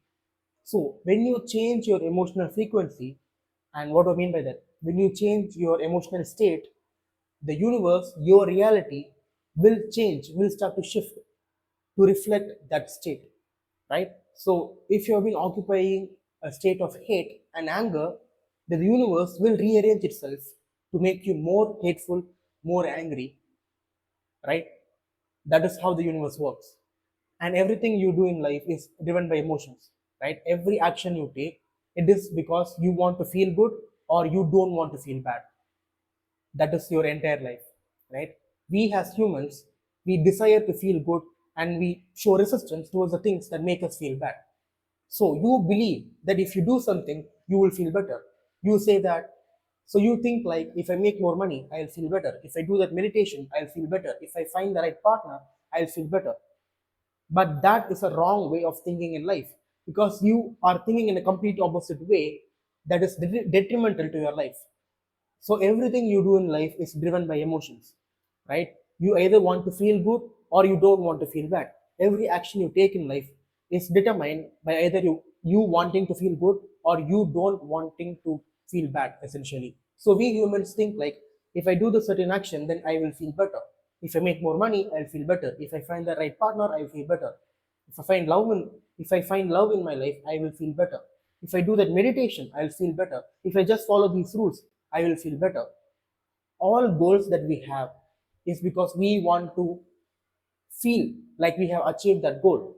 You don't actually want that house. You want the feeling of owning a house. You don't want a life partner. You want the feeling of already having a partner. Every purchase you make, every action you take, it is led by you wanting a certain feeling in life, right? So your emotional state is always has been the end to things. But your emotional state, your well-being should not be the end, it should be the start. It should be the prerequisite to your goals. That is how the universe works, and that is how you manifest your desired reality. You taking action to achieve your goals and then trying to feel better, it works. Like 99% of human population operates that way, and it certainly works. But why would you do that if there's a more certain, easier, more effortless way to go about it? You feeling how you would feel if you were in your desired reality, if you already achieved that goal, makes this process 100 times more easier. From the perspective of reality creation, the feeling should come first. Only then the action should follow. Right? The feeling of how you would feel if you were in this reality, that feeling should exist first before you trying to achieve the desired reality. Because only then you will have the right intuition, and only when you have the right intuition, you will take the right action. So feeling good is not the goal, but it is a starting point. It is a starting point of your journey. Your journey to your goal is not an action journey, it is an emotional journey.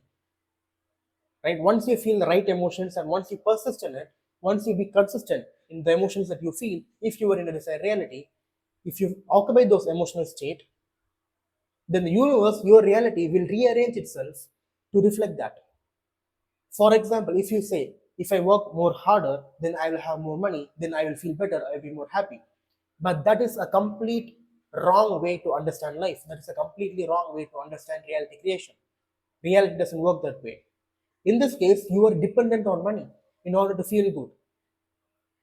Why would you do that when you can create that internal state beforehand? You are chasing that feeling. So why can't you create that feeling? Because you're entirely capable of it. You are capable of creating any feeling that you want. So why would you be dependent on money or some external factor for you to be happy? So there are many people who use many manifestation techniques in order to manifest their desires. But for many people that doesn't work. Why does it not work? Is it because manifestation is a scam, or this entire industry is a scam, or manifestation is not real? It's not the case, because techniques work, but the prerequisite of those techniques, for example, it can be affirmations, it can be visualization, it can be scripting, it can be any technique, right? The prerequisite of any manifestation technique to work is you being in the right emotional state. And what do I mean by being in the right emotional state? Any state that puts you in a positive mood. For example, it can be bliss, it can be love, it can be ecstasy, it can be peacefulness, it can be relaxation, it can be happiness, it can be secure, feeling secure. It can be any of these positive emotional states. And only when you embody that, only when you radiate these positive emotions, only then the technique will work. Because that is a prerequisite to any manifestation technique, or it is a prerequisite to achieving any goal in life. Because emotions, your emotional state is the cause, and the reality is the effect. This physical plane is an effect. I have made a bunch of videos on why taking action is the least important thing for you to do, but it's still most important thing, because you are living in a physical plane and you are a physical being, and you need to take physical action in order to physicalize your manifestations. But before taking action comes a mental plane, and you need to be in the right frequency in order to take the right action. And for you to take the right action, you need to tune into the frequency of your desired reality. And the biggest factor of your frequency is emotions. The most dominant factor of your frequency is emotions. That is why it is necessary to put your own mental well-being first. It should be your absolute top priority. You being in a good mood, you being in a good emotional state every day, at least most of the time, that should be your highest priority. So you need to cut down anything that puts you in a bad emotional state and keeps you there. This can be social media, this can be the news, this can be any people that is around you, this can be any surrounding, whatever it may be. If any of those things puts you in a bad negative state and keeps you there, then that is a sign for you to cut it out from your life. When you demand life to feel better before you feel better, it is like demanding a mirror to smile before you even smile. It doesn't make sense. You wanting your life to be better before you even feel secure, before you feel happy, before you feel joyful, before you feel relaxed. That is not how reality works. If you don't put feeling good as your absolute priority, you will forever be trying to change your life for the better, but it will all be in vain. You will be forever trying to change the circumstances of your life instead of directly working on the source of these circumstances, which is your emotional energy. And if you are in a bad emotional state, and because of that, these external bad circumstances has popped up, forever you will be in a state, you will be in a hurry of taking action to compensate for the circumstances. So let's say you are in a bad emotional state, and because of that, certain negative circumstances has popped up. And because of the circumstances, you need to take action in order to compensate for the circumstances. You need to fix it, right? So you will be forever in a loop where you create the circumstances that you're in, and you will forever be trying to fix those circumstances by taking action. But you will never work on the source of the circumstances. Because once you change the source of the circumstances, which is your emotional state, then those circumstances will cease to exist. It will disappear from your life. But you're unaware of it. You're ignorant of it. You don't work on it because you think that this physical plane is real. But it is a mere illusion. You can only see less than 1% of the physical reality, but you take it as real. And whenever these negative situations pop up, you think that it may be fate or it may be bad luck. and you try to fix it by taking action, but that doesn't work because this physical plane is an effect, not a cause. Your cause is your emotional energy, but you don't work on it, and you say God doesn't exist, you say manifestation isn't real, and you just blame everything else except yourself. So you know what to change right now, which is your emotional state, right? So let's put it simply. When you do something and it feels good, then you can expect that that thing that you did, it will produce good results in your life.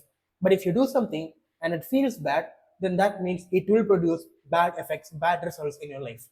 And if something feels good and bad at the same time, then that means it will produce good and bad results in your life. Life is as simple as that. You don't need to complicate it, right? When you indulge in a bad habit, what happens? You feel guilty, right? You feel shameful. So you don't feel good, obviously. So when you don't feel good, then then you can be damn sure that because of that habit, you will have negative effects in your life. But when you go to the gym, or when you work on your business, or when you be productive, then you will feel good. You will feel better about yourself. You will be proud about yourself. When you are feeling good, then you can expect that doing the thing will lead to positive effects in your life. It is as simple as that. But for us people, it is very hard to follow it. It is because we are not in the right emotional state. We are not in the right emotional frequency. What I just said are actions, but before actions comes your frequency, and the most important factor of your frequency is your emotional state. So here's what I want you to do. Take out a notebook and write down every single action that you're taking every day. And once you list it down, write whether you feel good doing it or whether you feel bad doing it.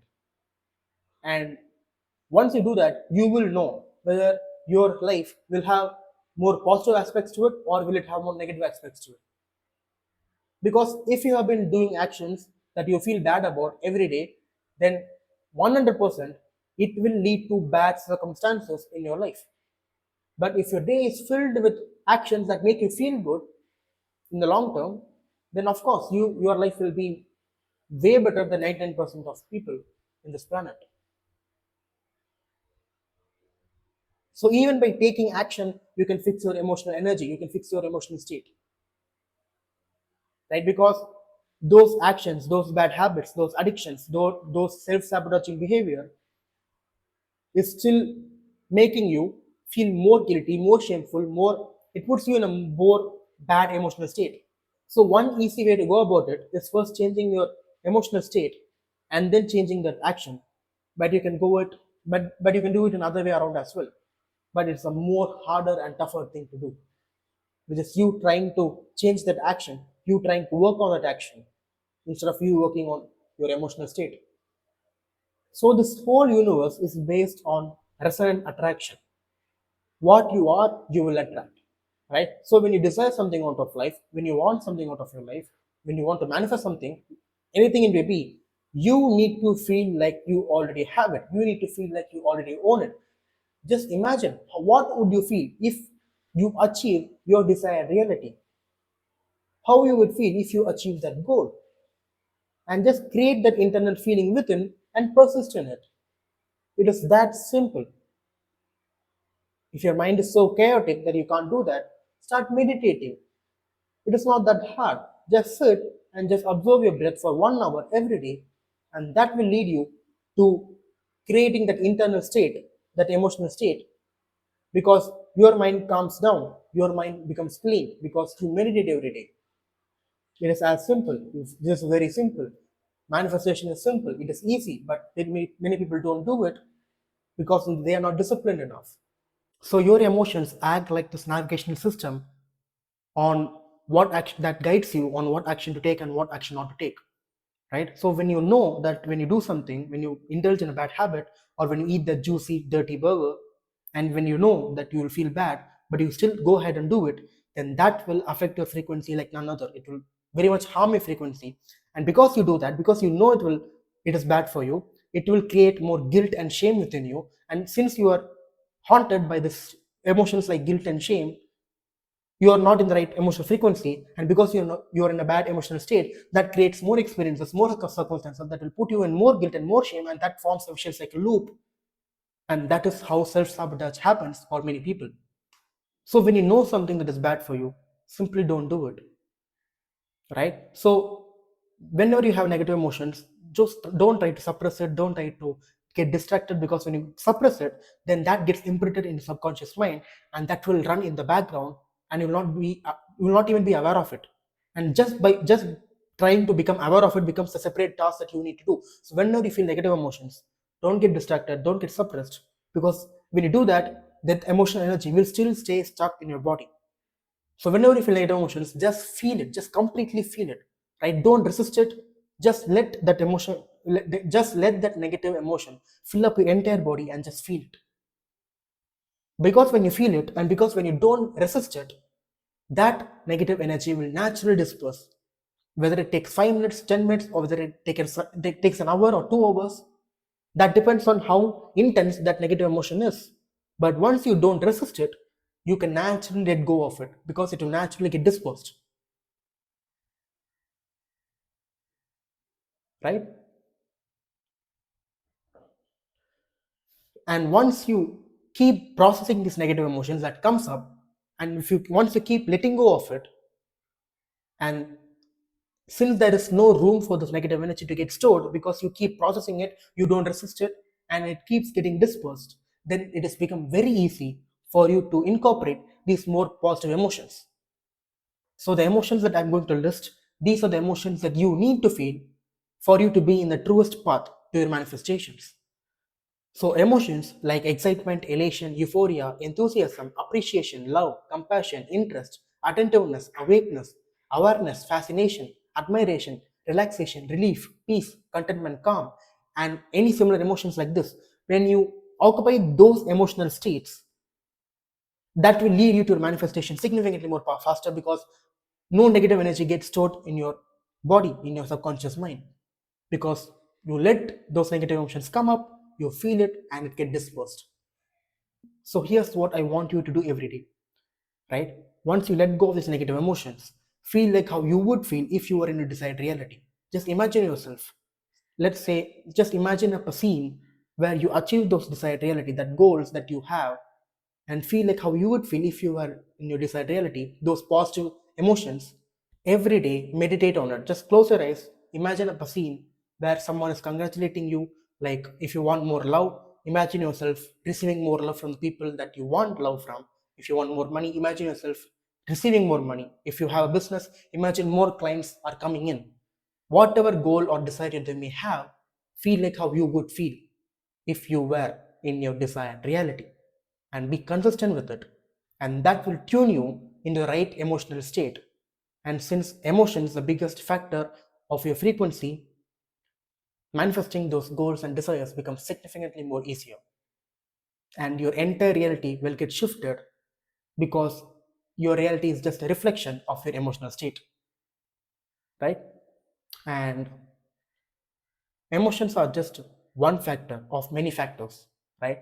And now that you have this knowledge, and now that you have the right emotional state, once you practice this, the next thing that you need to change are your beliefs, and that is very important thing as well. So check out this video if you want to know how to work on your beliefs, how to rewire them and replace those limiting beliefs with more empowering beliefs, right? And if you're an entrepreneur or a creator or a high achiever, and if you want to work with me on a personal basis, then check out the link in the description. And until then, I will see you in another video. Your beliefs may make or break your reality, because your beliefs literally create your reality. So in this video, I'm going to give you a step-by-step blueprint on how you can change your beliefs so that it can lead to changing your reality and thereby manifesting your desired reality. Now, to manifest your desired reality, your beliefs needs to be aligned to the desired reality. Now, let's say you want to become rich and make tons of money. But if you have skewed beliefs about money, now let's say you believe that money is hard to come by or money is a scarce resource. Now, if you have that belief, then that belief is very contradictory to what you want to manifest, right? So, your beliefs literally create your reality. What you experience is what you believe. So if you have been struggling financially, then that means you have some skewed beliefs about money. If you struggle to attract a partner into your life, then that means you have skewed beliefs about your relationships, right?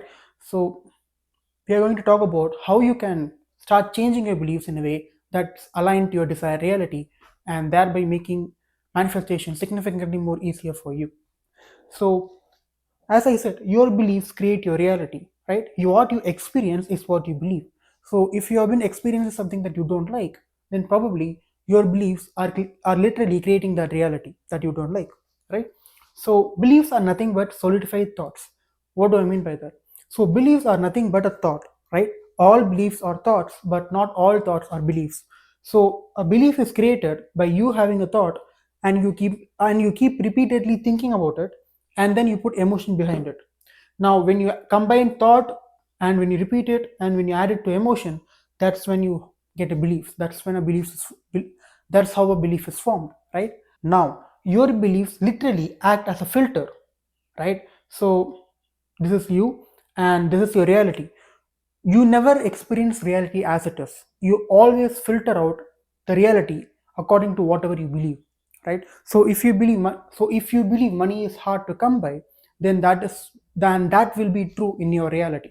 If someone else believes money is very easy to come by, making money is such an easy skill anyone can have, if another person thinks like that, then that will be true for him.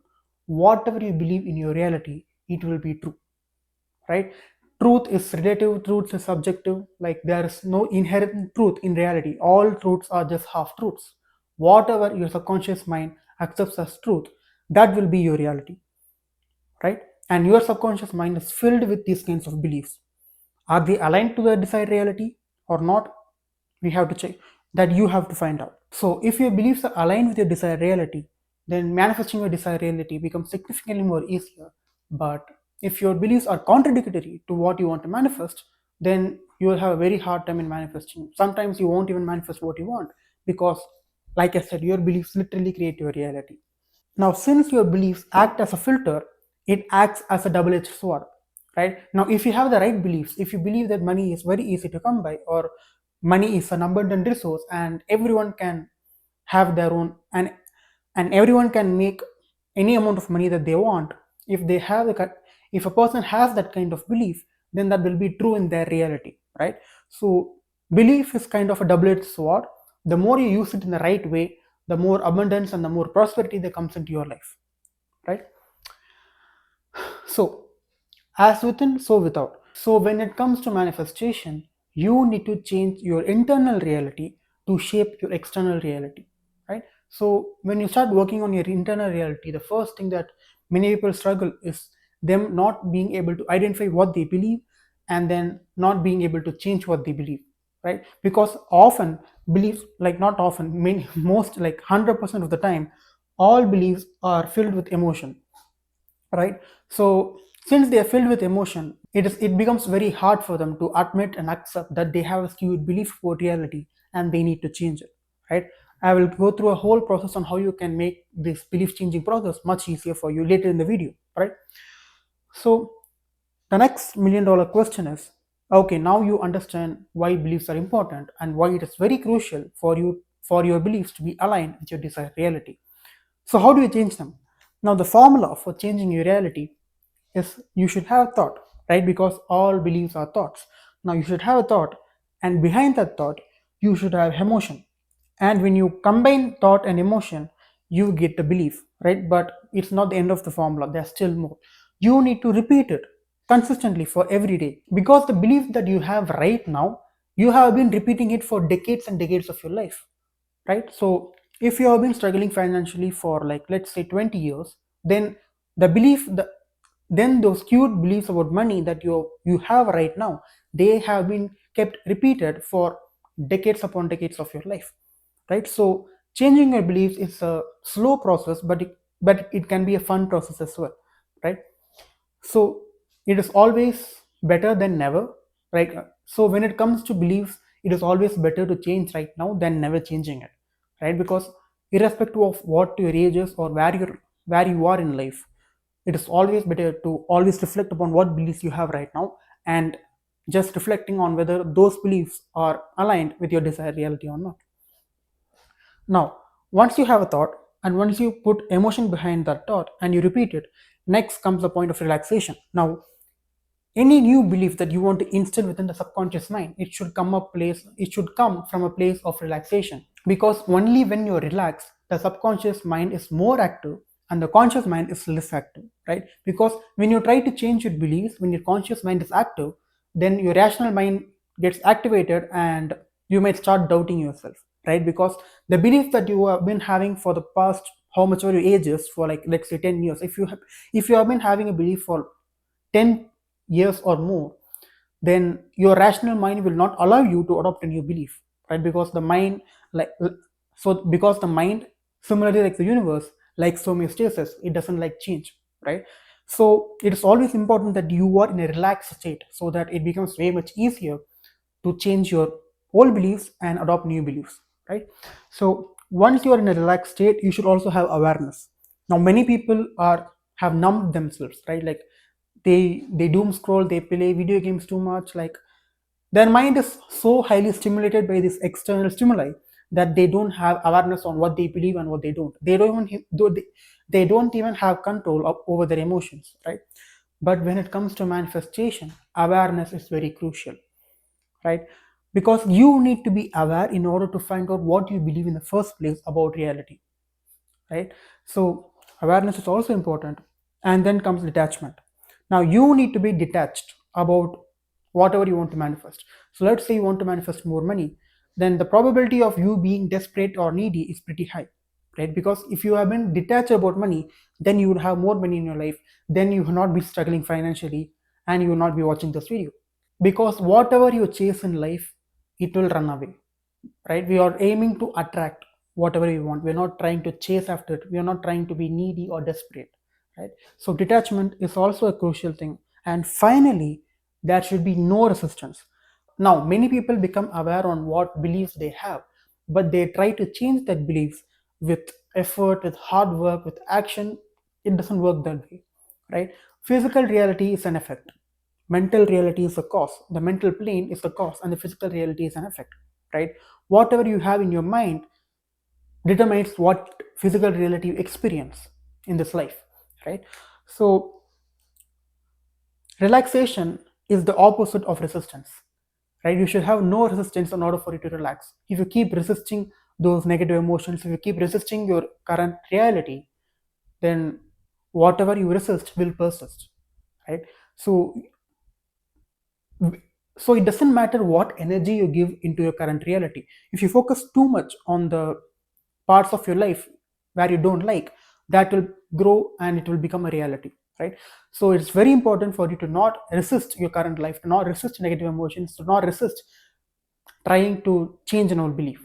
Putting resistance into anything in life has no upsides, like there is only bad consequences. So it is very important that you show no resistance towards this process, because if you show resistance, then that means you are not relaxed. If you're not relaxed, then your conscious mind is awake. If your conscious mind is awake, then that will let you to doubt yourself, that will let you to doubt your new beliefs, right? Now if you have been believing that like you are ugly and attracting a partner is very hard in these current times, now if that is your belief and if that has been your belief for the past 10 years, then your rational mind will not allow you to adopt a new belief which says like attracting a partner is very easy in these current times, right? Because for your rational mind, your new belief becomes very irrational, and that will not allow you to adopt the new belief completely, and you will start doubting yourself, you will start doubting your new belief. So we don't want that, right? So no resistance, just relaxation. So now we have talked about the formula behind how to adopt a new belief, right? So let me go through the process on how you can start changing your beliefs. And to start changing your beliefs, it starts with awareness, right? You should first become aware of your current beliefs. Now how can you become aware of your current beliefs? So this is where journaling comes into play. I've already made a video on how you can journal, right?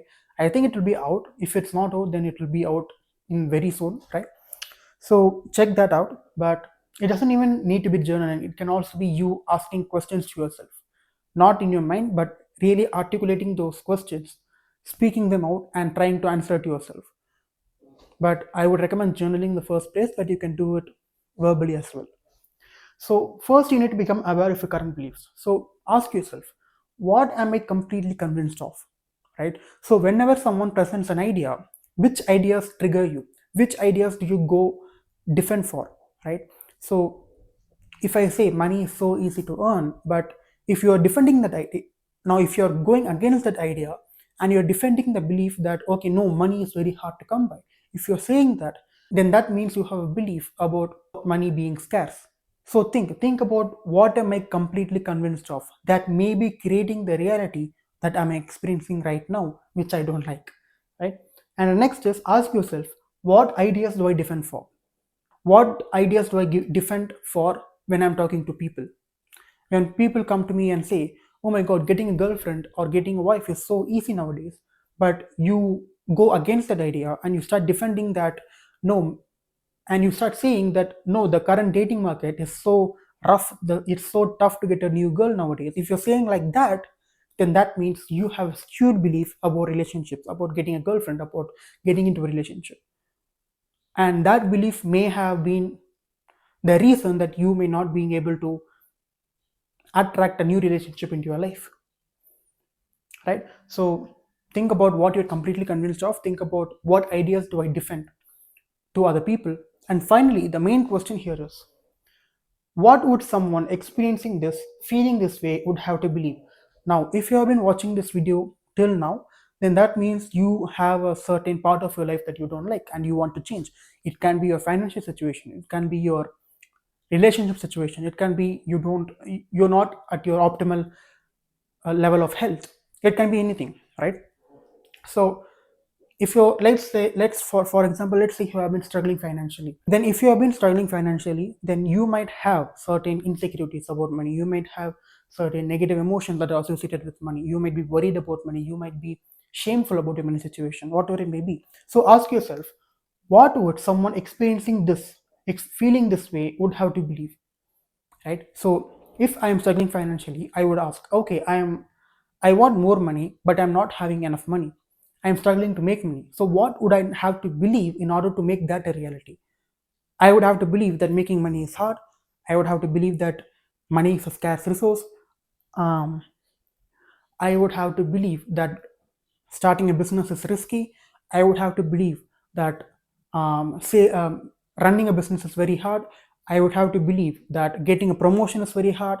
Now, all of these beliefs that I have just told you, and there are tons of more beliefs that you may have, those beliefs are actually preventing me from attracting more money, right? So ask yourself, if I'm experiencing this reality which I don't like, what would I have to believe in order to materialize this reality, right? Now, once you become aware of what beliefs you have, the next step is to acknowledge the beliefs and reflect. You need to admit what you believe, right? You need to lower your ego. You need to dissociate yourself from your identity and just admit, okay, I am having these thoughts. I think that money is hard to come by, and it's completely okay. I have been programmed this way and I can change, right? You need to admit what you believe and you need to acknowledge it. Now, if you face resistance, then that means it is an indicator on what you believe.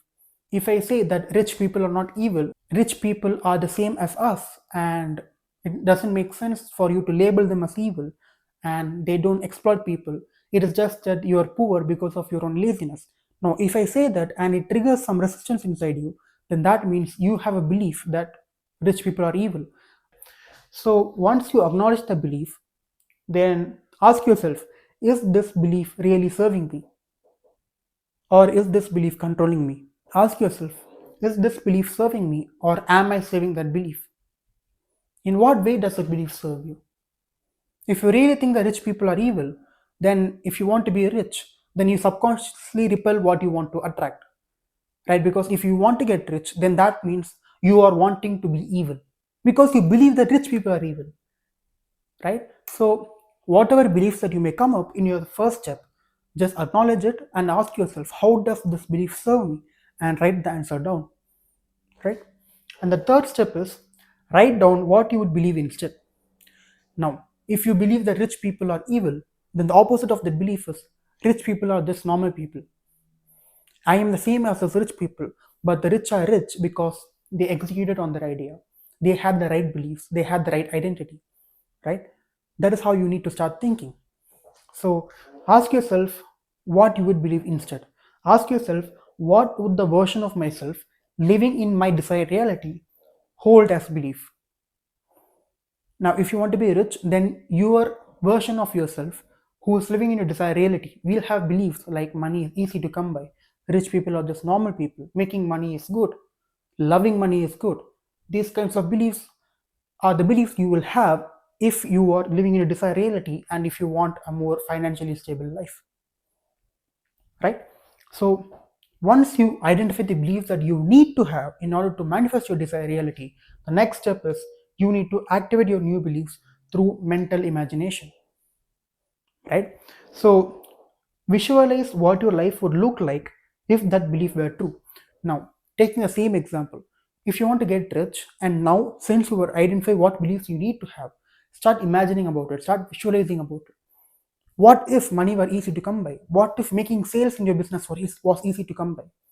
Right? And imagine yourself making more sales in your business or getting that promotion in your job or just receiving money from random places. And just imagine yourself in a scenario where you have way more money than you can spend. And you can extrapolate this to any aspect of your life. It can be relationships, it can be health, it can be anything. Right? Because the subconscious mind can't tell the difference between what is real and what is fake. Whatever you imagine, once you start putting emotion behind it, the subconscious mind believes it as real and it starts programming your reality in a way that matches your desired reality. Right? So fill your thoughts, fill your imaginations with joy, love, bliss, or any positive emotion. Right? For me, being financially secure means security. I am calm, I am relaxed. For you, it might be being excited, being happy, being joyful. It can be any positive emotion. It differs from one individual to individual. Right? So start imagining the life that you would have if those beliefs were true, if those new beliefs were true, right? Now once you start doing this mental imagination practice every day, you need to start behaving as if your new thoughts are true. So it is not just enough for you to imagine, visualize, it is equally important for you to start acting in a way. Start walking as if you're rich, start talking as if you're rich, start having the attitude you would have if you were in your desired reality, right? Because you need to physicalize whatever you want to believe, right? So start taking action on what you would take if you were in your desired reality. Start acting as if you were rich. Start acting as if you have that ideal partner. Start acting as if you were in your optimal health, whatever desire you may have in your life, right? Now once you behave as if your new thoughts are true, the next step is repeat the new thoughts every day consistently. And the main important point is you need to have emotion. Each time you visualize, you need to have emotion behind it and repeatedly visualize until you exhaust yourself or until you don't feel anything. If you don't feel anything, then just relax, let go, and just do your work, go about your day, and then again, after some time, come back and try to visualize again. Emotion is very important, emotion is crucial. Emotion is the main step in this belief changing process. The more emotion you put behind your new beliefs, the more your beliefs will become your actual beliefs that you hold within your subconscious mind, and whatever you hold in subconscious mind will become a reality, right? So it is very important that you put emotion behind it and you do this in a consistent way every day, because your old beliefs have been around for decades of your life. So if you want your new beliefs to stick, it is very important that you're consistent. And once you're consistent about this practice, the next thing you need to be aware of and you need to look out for is negative emotions. Because the old beliefs will not disappear right away, they will also take time.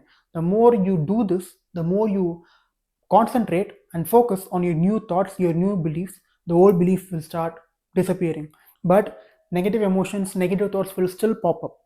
So when facing negative thoughts or when facing negative emotions, it is very important that you allow yourself to feel emotions if there are any, right? And you have roughly around 50,000 to 60,000 thoughts per day, right? So whenever you have a negative thought, be aware of your thoughts first, right? Because start meditating, start doing anything that increases your awareness. And once you increase your awareness, You will be aware of what thoughts you are having, right?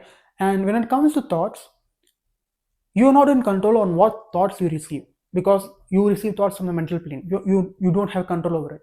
But what you do have control over is what thoughts you choose to engage with, right? So when you have a negative thought, don't engage with it. Just don't go thinking about it.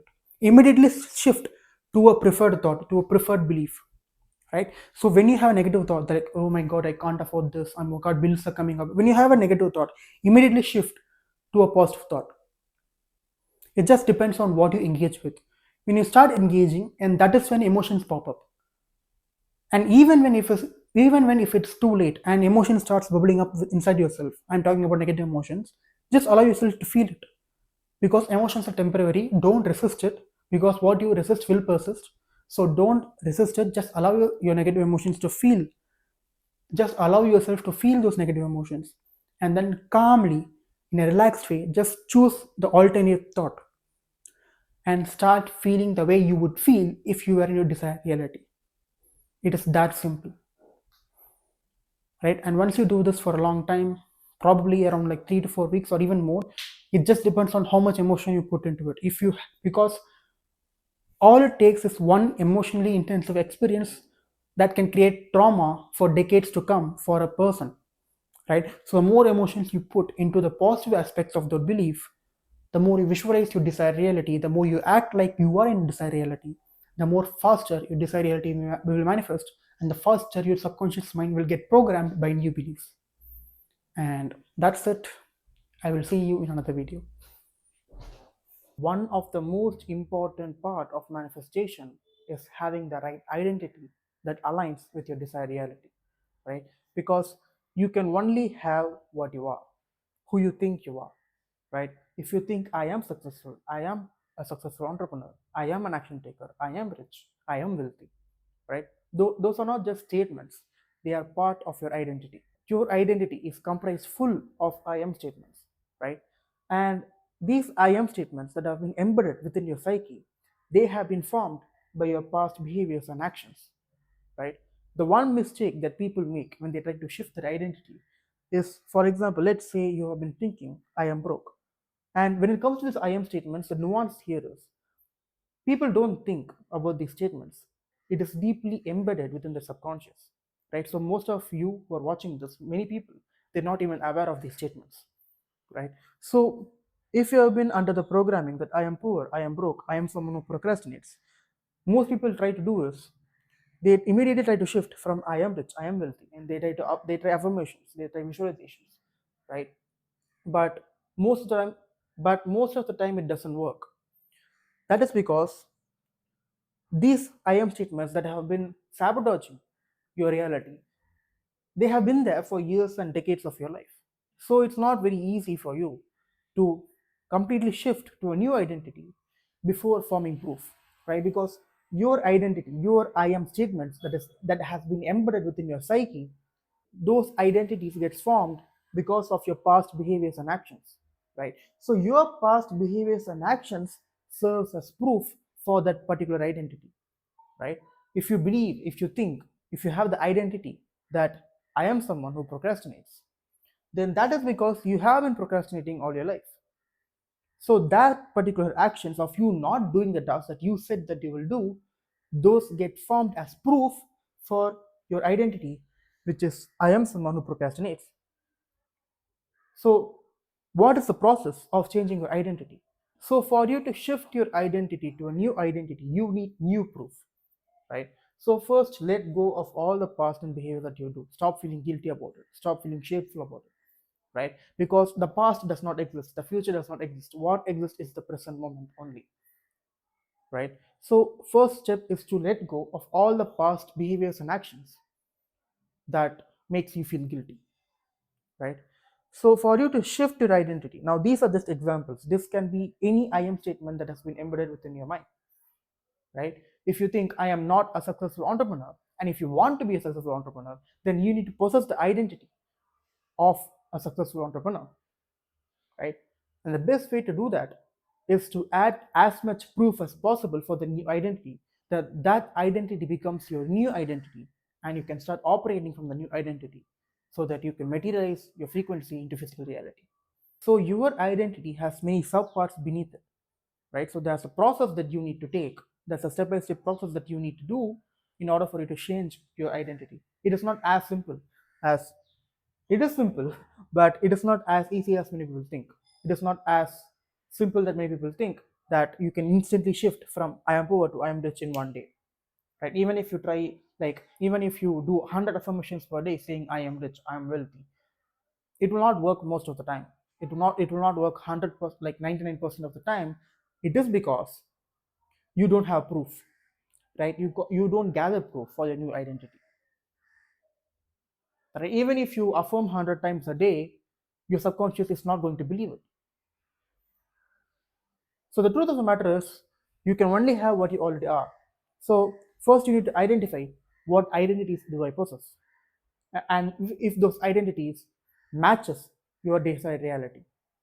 And you don't have one identity, you have many identities, right? So you might be a doctor, you might be an engineer, you might be a father, you might be an entrepreneur.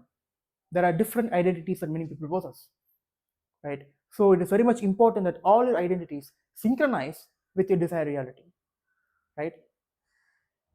If you want a car, you need to have an identity that I am someone who owns a car, right? If you want a big grand house, then you need to be in the identity of I am someone who naturally owns houses, I am rich, I am wealthy, right? So let's get into the process. So the process here is, first you need to decide who you want to be, who you need to be in order for you to materialize your desires into physical reality. So decide who you want to be, right? So if you have been thinking I am poor, or if you have been thinking I am someone who procrastinates, and you want to shift that identity to I am someone who is an action taker, then decide that I am an action taker. It is as simple as that. First you need to decide who you want to be. Once you have decided, then you need to feel, right? Now if you have been procrastinating all your life, then chances are you don't know the feeling of how it would feel if you actually completed all the tasks on time, right? So imagine yourself being rich, imagine yourself being wealthy, imagine yourself completing all the actions that you said that you will do, and just be in those feelings as much as possible, right? Because changing a frequency is the first step in changing a frequency is having the right emotions, right?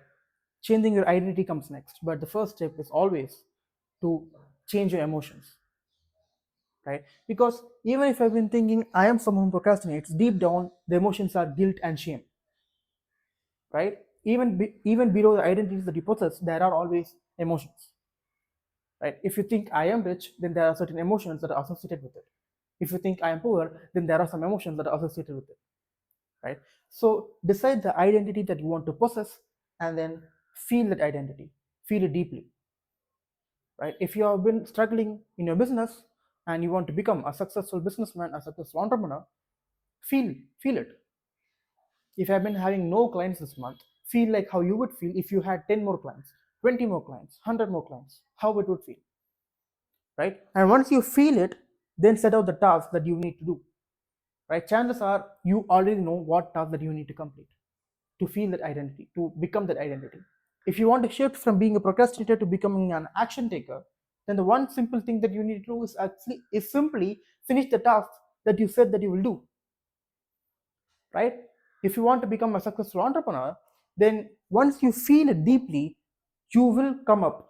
There will be mental nudges. Your intuition will guide you on what task that you need to do, and you need to simply do it.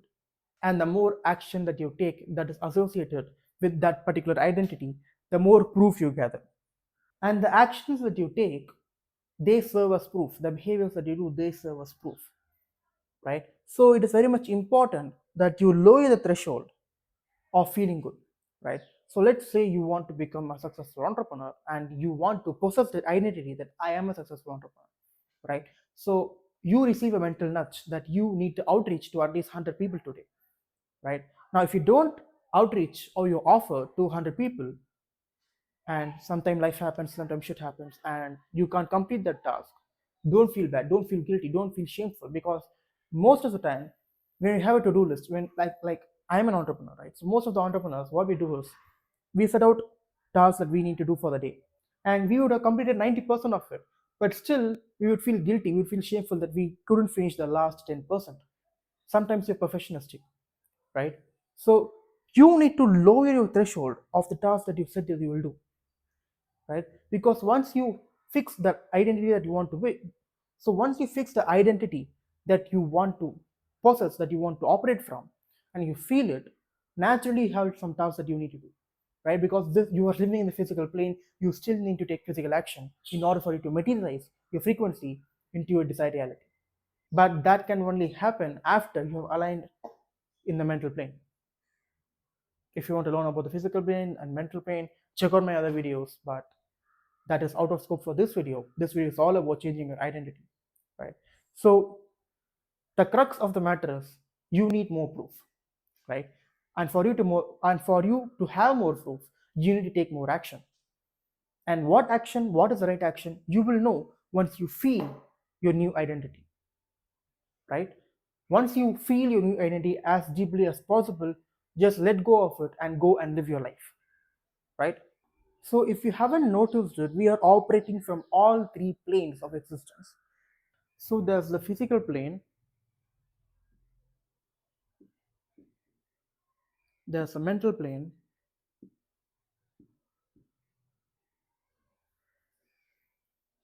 and there's a spiritual plane.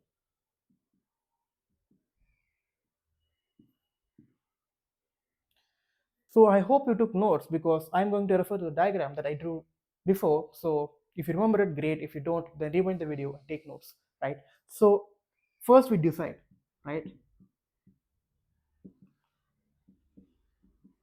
We decide and feel. That is, we aligning ourselves in the mental plane.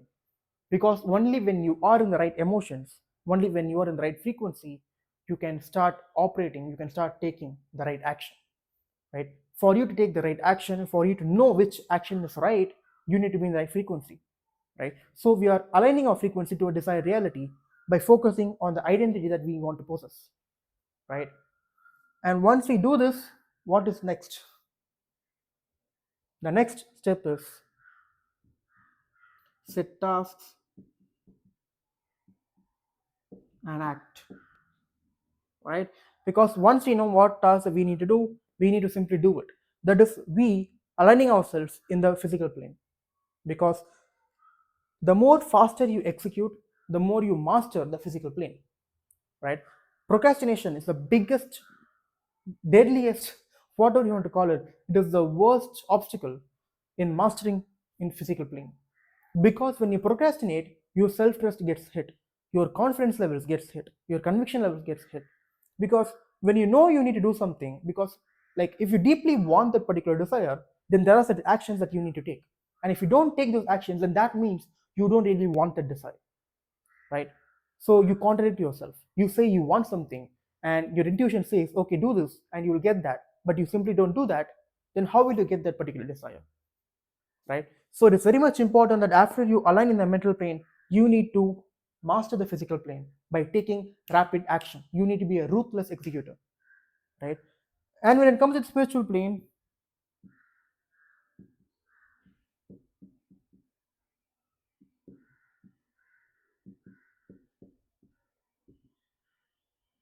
you need to trust God or universe that it will bring the desired reality to you. Your job is to simply do the tasks that your intuition says that you will do, right? And for you to get the right intuition, for you to get the right actions from your intuition, you need to feel your desired reality as much as possible. You need to feel the new identity as much as possible. If you have been thinking, I am a unsuccessful entrepreneur, then feel like how you would feel if you were a successful entrepreneur. And once you feel it more, you can start believing in that I am a successful entrepreneur, right? That is how you change your identity. That is how you change your I am statements, right? So the order in which you do is, the first is the mental plane. You decide and you feel, and the second is the spiritual, and the second is the spiritual plane, and the third is the physical plane, right? I mean, these both go hand in hand, right? Because even if you do the actions, you need to have the mindset that by doing these actions, I trust God that He will bring or she will bring. Like, I'm not bringing genders to God over here. God is impersonal. God doesn't have any gender. There is just energy, right? So you trust God that He will bring you desired reality, right? So, but the first step here is the mental plane. It is the foremost important part of this entire equation, right? So that is how you change your identity, right? You change your identity by gathering proof. And for you to gather the right proof, you decide and you feel the right identity. So that's how you change your identity, right? So in this video, we're going to talk about how you can destroy your scarcity self once and for all and create a life filled with abundance, right? So we're going to talk about the impact of scarcity language on manifestation, how to shift from scarcity to abundance, and practical exercises to cultivate abundance, right? So let's introduce you to this concept. So the central thesis here is scarcity language fundamentally sabotages manifestation because it aligns your entire being, your thoughts, your emotions, and ultimately your vibrational frequency with the very reality that you're trying to move away from, right? Many people earnestly attempt to manifest abundance using tools like vision boards or affirmations, while unconsciously using daily words and phrases that affirm the very lack that they are trying to escape, right? So this creates a direct energetic conflict. You are consciously asking for wealth, but subconsciously and verbally speaking and feeling poverty, right? So the universe, being an impartial mirror, can only respond to your dominant broadcaster frequency, which in this case is poverty and lack, right? So the path forward. So this guide will deconstruct exactly how scarcity language systematically blocks your desired reality, right? It will then provide a clear step-by-step method to reprogram your mind, emotions, and speech to align with the frequency of true, lasting abundance, right? So now let's talk about the impact of scarcity language on manifestation.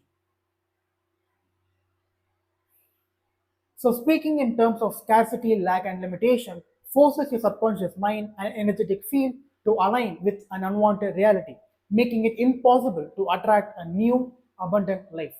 Right? So, when you use phrases like I can't afford that or I don't have enough, you are making a powerful declaration or confession of your current state of lack. You are reinforcing your lack by using this kind of language, right? So to want something in a vibrational sense is to confess that you do not have it. The very feeling of intense wanting is a frequency of not having, right? So the universe is an impartial mirror. That is the thing you need to understand about the universe. It does not register your desire, it registers your state of being, right? So the moment you want, the universe registers they don't have it. This guy doesn't have it. This girl doesn't have it, and that is what it continues to reflect back to you. If you say I want something, then the universe will see that and it will put you into a reality where you will keep wanting it more. You will not have it, right? So focusing on what you don't have places immense energetic importance on your desire.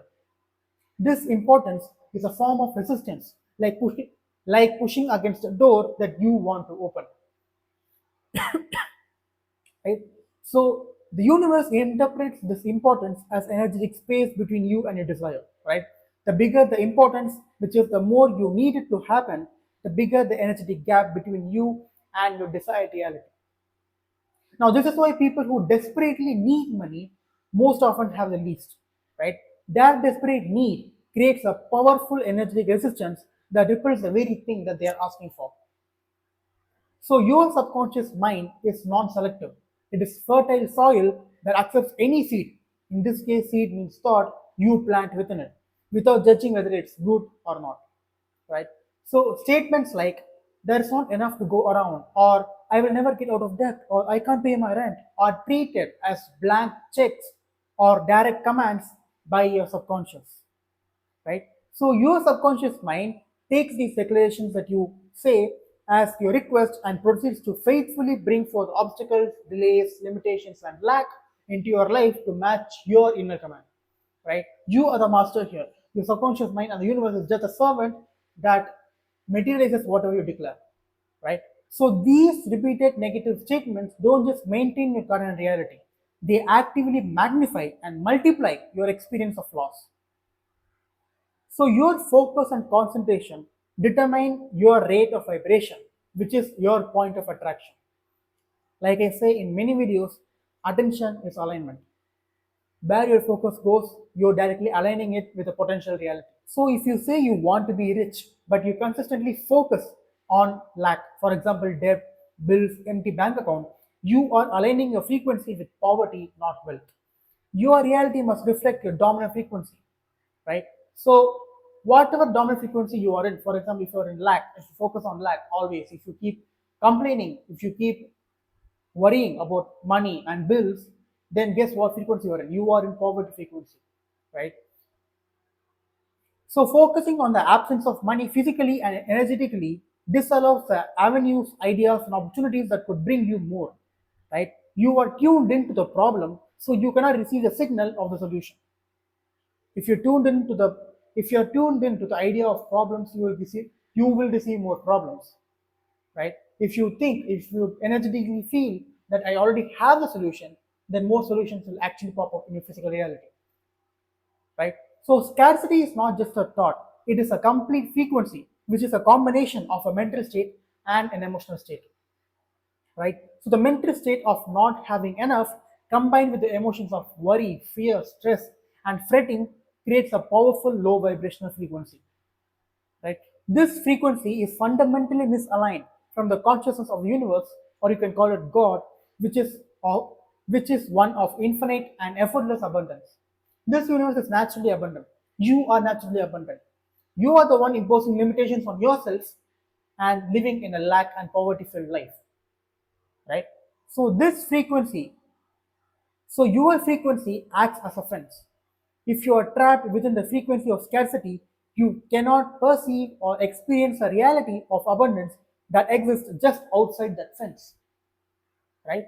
So here's how you can shift from scarcity to abundance. So the core solution here is the fix is not to simply think positive, but to fundamentally alter your core mental attitude, your emotional frequency, and your internal dialogue to focus on having rather than wanting, right? So the first step here is to eliminate the language of lack. So the first mandatory non-negotiable step is to stop using words and phrases that imply or reflect scarcity in your life.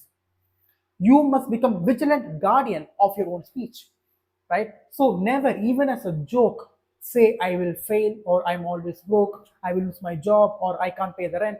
Never say or use these phrases or these similar kind of phrases even as a joke, right? So the subconscious mind cannot take a joke but will work to bring these things to pass. Your subconscious mind unfortunately cannot differentiate whether you are joking or not. It can't say what is imagination and what is actual reality. So even if you say these bad phrases as a joke, the subconscious will take it seriously and it will try to bring those things to pass in your physical reality, right? So immediately cease making these broad negative statements about the world, such as there is not enough to go around, or there's a shortage in money, there's a shortage in resources. Never say these because because fundamentally they are not true, and these statements affirm lack on a global scale, right? So you must consciously replace limiting thoughts with constructive thoughts. So instead of saying I can't, you can substitute it with I can do all the things through the power of my subconscious mind. Or you can say it simply, right? So if you keep saying I can't afford it, you can say what can I do to afford it? Okay, I'm starting a business. I can afford it. I'm just choosing not to. You can say anything that doesn't involve scarcity, that doesn't involve lack, right? So, and instead of saying I am broke, declare I have more than enough. The more you inject thoughts filled with abundance, prosperity, even if you don't believe it initially, your subconscious mind will start to believe it. You have to take conscious control of all the thoughts, of all the phrases that you allow to surface in your mind, right? So the power is not in the empty words, but in your ability to feel the truth of the constructive statement as you say it, right? Choose harmonious language that will eventually objectify itself to your advantage. So if you say that I have more than enough, it's not just enough that you say it, you need to feel it, right? Close your eyes and imagine how it would feel if you had more money than you can ever spend. Imagine having $1 million. Vividly imagine it, right? How would your loved ones, how would your family react to it? How would you react to it? What would you do? On which things would you spend? Would you clear your debt? Let yourself live in that imaginative plane. Let yourself live in your imagination. Feel those emotions. And the more you do it, the more your subconscious mind will start to believe it. And when you say phrases like, I have more than enough, you wouldn't have any problem believing that statement. You can't believe the statement, you can't declare yourself from an authentic lens that I have more than enough. It is because you have not experienced that beautiful, abundant life internally. So use your imagination, use that tool of imagination to have an experience, to have an emotional experience of you living an abundant life. And when you do experience that, and when you do have an internal experience of you living in that abundant life, when you declare phrases like I have more than enough, it wouldn't be a problem for you to believe it, right? So the second step is to cultivate the consciousness of having more than enough, right? So abundance is not a monetary amount in your bank account. It is a state of consciousness, right? So it is the internal realization that you already have more than enough, free from work, free from worry, in a state of security and satisfaction.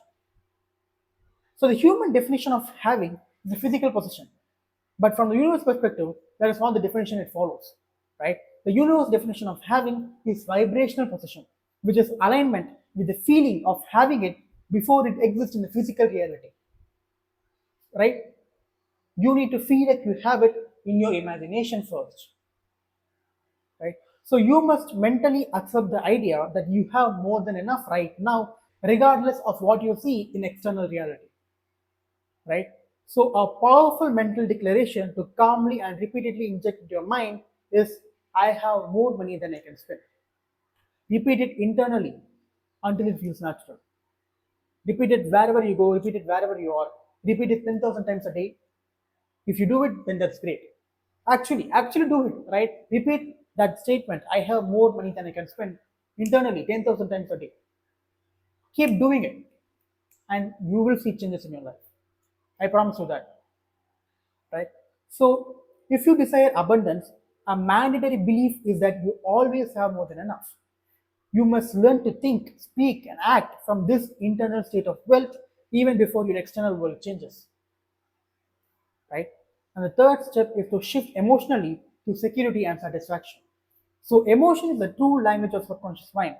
It is the most powerful element in reprogramming your reality. The feeling of wealth produces wealth, right? So, determine exactly how you would feel upon receiving your desired reality. The most common abundance feelings are peace, gratitude, security, and deep satisfaction. These feelings are your destination. You must feel these emotions regularly, consistently, every day, right? So you cannot wait for the world to give you the feeling. You must generate it internally now. This is the starting location, not the end point, right? So use your imagination, memories, or meditation to evoke an emotionally intense experience of security, calm, and peace right now. Feel the relief of all the bills being paid. Feel the satisfaction. Feel the satisfaction of a full, prosperous, abundant, full bank account, right? So the true magic happens when you fuse the mental idea, which is I have more than enough, with an elevated emotion, which is security, satisfaction, gratitude. This combination of thought and feeling is the frequency that the universe recognizes and responds to. So you should have a thought and you should have an emotion. Combine it, and there you have a frequency. So the fourth step here is practice vibrational possession, right? So you must be abundant before the world shows you abundance. You must be successful before you see success. Your reality is always catching up to you, right? So you must be willing to walk forward vibrationally first. You must use your focus to make the inner world of your thoughts and feelings feel more real than the outer world of your senses. So if you assume and more importantly, sustain the feeling of your wish already being fulfilled, and the corresponding physical state must objectify itself in your world, right? So if you still need the world to change to prove it to you, it indicates that you have not truly changed internally. So this is not giving up on your desire, it is giving up the desperate, needy, anxious attachment to it, replacing it with a calm, secure knowing that your internal shift is sufficient and it is done, right? So here are some practical exercises that you can do to cultivate abundance. So the first is the scarcity pattern interrupt. For the next 24 hours, become hyper aware of your speech, right? Every time you catch yourself saying, I can't afford it, or I am broke, or there's not enough, you must immediately stop and use a pattern interrupt. This can be a physical action like tapping your wrist, or it can be a verbal one like saying, cancel, cancel out loud, right? So after the interrupt, you must replace the scarcity statement with its abundant opposite. This doesn't just include physical speech, it also includes all your inner dialogue as well, right? So for example, if you internally say, I can't afford that, it becomes, I am choosing not to purchase it right now. I am aligning with the abundance to afford that easily, right? So whenever you internally speak a scarcity statement, or even if you use physical speech, stop, be aware, and replace it with a more abundant and more prosperous statement, right? So the next exercise I want to do is identify your core feeling of the wish fulfilled. For example, security, peace, relief, freedom, whatever emotion you want to feel. Set 3 random alarms on your phone. When an alarm goes off, your only task is to stop for 60 seconds, close your eyes, and generate that feeling in your body, regardless of what is happening on the outside, right? And the next exercise I want to do is, so before you go to sleep and as you are waking up in the drowsy and receptive state, repeat the phrase, I have more than enough calmly with the feeling associated with it. Do this for 5 minutes before you go to sleep and after you wake up. This targets the subconscious mind when it is most suggestible. I'm not saying you need to do all of these exercises. Choose one of the exercises that you feel attracted to, that your intuition says that you need to do it, and simply do it consistently for a prolonged amount of time. You need not do all the exercises that I give in this video, right? And the next is more physical exercise that you can do, which is take a 10-minute walk, right? So during this walk, your only job is to look and so during this walk, your only job is to look for and mentally or verbally acknowledge all forms of abundance around you. This is not limited to money, right? So look at the abundance of leaves on the tree. Look at the abundance of cars on the road. Look at the abundance of products in that store. Look at the abundance of air around you, right? So this retrains your focus from lack to existing abundance. And the final exercise that I have for you is spend 10 minutes in a quiet space. Visualize your desire as already complete, right? But instead of focusing on the image, focus on the feeling of satisfaction and relief that comes after it has happened, right? Your goal here is to make this internal emotional experience feel so real that you feel no need or dependence on the outer world to prove it to you, right? So I have given you 5 exercises that you can do, right? Choose one exercise and do it today, do it right now, right? And once you feel good after doing that exercise, you can do it consistently for at least a month to see significant changes to your life, right? So, yeah, I think that's it. You need to stop being a slave to logic because logic is a prison. Many people say that you need to be realistic or it's not logical, it's not practical. But to create the life you want, logic is the enemy. I mean, logic is needed because you don't fall off a cliff because there's logic, right? It is illogical for you to jump off a cliff because you need to live your life, right? Because so logic has its place. But to create the life you want, to manifest your dream reality, logic is a limitation. So, to understand why logic is a limitation, first we need to understand what logic is and how it operates, right? So, logic is a backwards looking system, right? It creates logic. A thing seems illogical or logical based on what you've experienced in the past, right? Logic references your past experiences, your current circumstances, and creates evidence of what's possible, right? Your logic looks at your past, and it looks at the past and it says, okay, this has what happened in the past. So it creates a scenario where some things are illogical to the mind and some things are logical to the mind. If you've never made $1 million in your life, that is illogical to you. That seems like an illogical goal to you, right? Because you have never made that much amount of money. If I say that you can make $1 million a month, how does that seem to you? Most probably, it might seem illogical to you because you have never experienced that in your life. But here they are, 20-year-olds, 25-year-olds, people who are in the early 20s making millions and millions of dollars that we can see on the internet. How is it possible for them? How is it logical for them?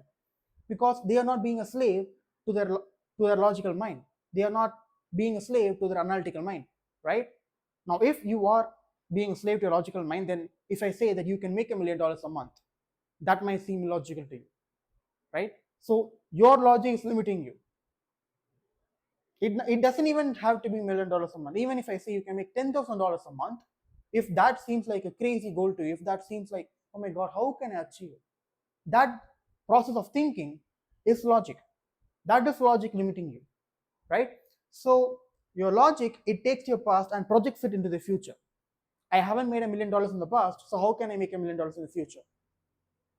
I have never had a good relationship in the past. All men are trash. So I can never find any other men as well. How can I find a man that is suitable to me? How can I find a woman that is suitable to me? It has not happened to me in the past, so how can it happen in the future? Your logic takes your past and projects it to the future, and thereby ruining your manifestations. So the moment you listen to your logic, you are trapped, you are limited. The moment you listen to it, the moment you engage with logic, the moment you let your logical mind take over, you ruin your manifestations. Because manifestation is all about conviction. It's about knowing something will happen. It's about being confident that something will happen. It is about faith, right? Now, when you bring logic to the equation, you start figuring out how can it be possible. Now, let's say you want to make $10,000 a month, and you know you will make $10,000 a month, but if you let your logical mind become active, and if you let it into your thinking, then you will start wondering, okay, how is it even possible? Okay, I'm in a stable job, I'm making like $25 an hour. How can I do it? If I should I try a business? Should I go for a better job? When you start thinking logically, then that $10,000 per month goal seems illogical to you because you can't figure out a way right now. And it is not your job to figure out the how if you don't know it. If you already know how you can do it, then it's perfect. But if you don't know how you can do it, then you let the universe do it for you. You just set an intention. You set a goal that okay, I will achieve $10,000 a month. I am rich. I am making $10,000 a month. If you are in the right frequency, if you are in the frequency of making $10,000 a month, then the process will show itself to you. Your intuition will guide you if you are in the right frequency, right? But this process will entirely be ruined if you listen to logic, right? So let's understand how logic is formed, right? So logic is originated from ego, and your ego doesn't want you to live in your dream reality, because if you want to live in your dream reality, then that means you need to take risks, right? So for your ego, safety means survival, right? If you are safe, then that means your ego can rest. Anything that risks your survival, then your ego will not allow you to do it, right? But this doesn't just mean physical survival, right? Millions of years ago, when humans were in jungles hunting down food, they needed to be aware of their surrounding. They needed to be aware of predators who can hunt them, right? So their ego was always active. They can't even have a good night's sleep properly, right? So that primal mind is still within ourselves. So your ego really thinks that you are in a survival mode, you are in risk. Let me give you an example. So let's say you have a last $1,000 in your bank account and you invest it into a course or into a coaching program or into anything that educates you. So by educating yourself, you attain a skill, right? Now that might seem illogical to the collective mind. That may seem illogical to your rational mind, right? But in the long run, that might be the most beneficial thing that you have done in your entire life. But you will not know it, because if you let your logical mind take over, then you will not do the right action, right? It seems illogical because your ego is originating that logic in your mind, right? Logic comes from ego. And if you put the last $1,000 into a product that gives you a skill, that gives you knowledge, that makes you learn, but that seems illogical because you are risking the survival, because that is the last $1,000 you have. But if you are in the frequency that you can always get money whenever you struggle for it, you can always get money, you can always be abundant. If you are in the right frequency, then of course money will show up. But the logical mind, but the ego can't understand it, right? The ego doesn't understand frequency. The ego doesn't understand anything that I've been talking about in this channel. It only understands survival, and it wants you to survive physically and mentally. It wants your beliefs to survive. It wants your worldview to survive, not just physically. Whatever beliefs, identity, paradigm, worldview that you have, it wants to survive. Your ego wants that to survive, right? So your ego uses logic against you, because anything that feels dangerous It will use logic against you to make sure you don't do it. If you are in a low paying job and you want to break out of it, you want to be financially free, then of course you need to start a business. Of course you need to take certain risks. But that makes seem illogical because your ego doesn't want to do it. Because anything risky, anything that feels dangerous, your ego doesn't want you to do. Your ego doesn't want you to do it. It wants things to stay the same, right? Because if things stay the same, then that means you are alive. That means you will live. That means safety, right? So stop listening to your ego. Then that means stop listening to your logic. I'm not saying be completely irrational, be completely logical, do crazy things. No, I'm not saying that, right? You need to understand that logic has its limitations. You being a rational person, you being a logical person, doesn't serve you in the long run. It doesn't serve you if you want to manifest your dream reality, if you want to live in your dream reality. If you have been making $1,000 a month and if you want to make $1,000,000, you listening to your logic doesn't make sense, right? So your ego uses logic to make you look stupid, right? Let me give you an example. So let's say you have been making $2,000 per month, but your goal is make $100,000 per month.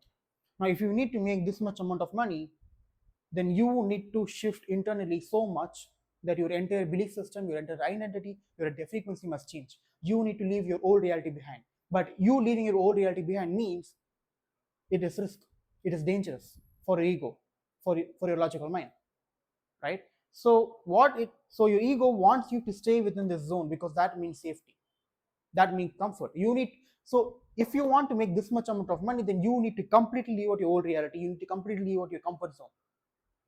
But your logical mind doesn't want that, right?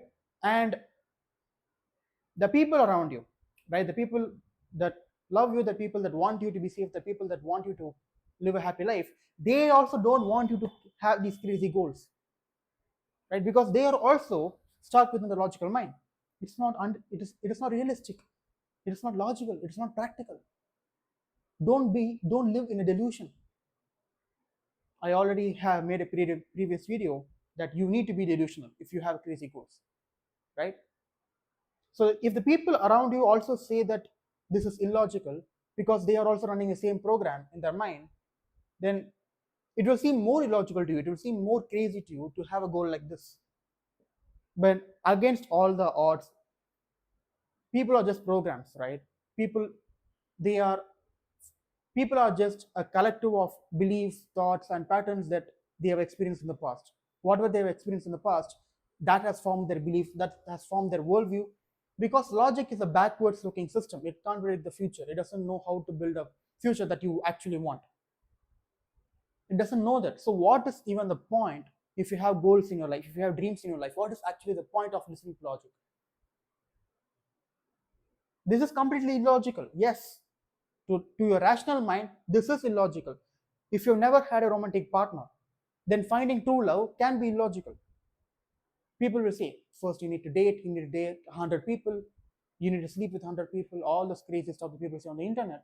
Because people can't conceive that you can find true love if you intend for it, right? If you truly set your intention, you need to, yeah, that I can find true love, that I am in true love, then of course you will find the right person in the right time, right? My first relationship was my true love, right? I didn't have 10 relationships. The first person that I fell in love with, it was successful. It is still ongoing. It is very strong, right? Because I set an intention that I will find true love. I know I will find true love. And of course I did, right?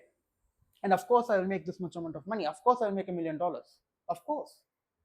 Because I find it very normal. It is completely logical for me. But is it logical for you? Right? For many people, let alone let alone 100,000, many people can't even conceive of making $10,000 a month, right? They can't conceive making 5 figures a month because it is illogical for them. Please understand that logic is a trap. I know I'm repeating myself, right? I know I'm repeating myself, but it is very much hard to break people out of their logical minds. This entire video might seem illogical to you. If you identify yourself as a rational person, then of course this video will be illogical to you. But let me show you something. You only experience less than 1% of reality, right? Less than 1%, it's not even 1%. So if you with your five senses, if you experience reality not fully, but on a tiny minuscule amount, right, then most of it is an illusion. Your physical reality is an illusion. You think this is physical matter, right? I am matter, you are matter, this is a physical plane, and we are made up of atoms, right? But 99.9999999% of atoms are just empty space, right? So that's a force that is holding all of this together. So that means physical reality is an illusion. Nothing is solid. It is just tiny atoms, which is 99.999% of space that is getting held together by a force, right? So we have already talked about this. Creation happens in the mental plane,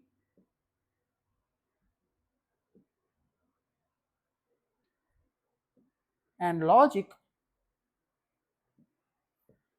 is a construct of physical plane.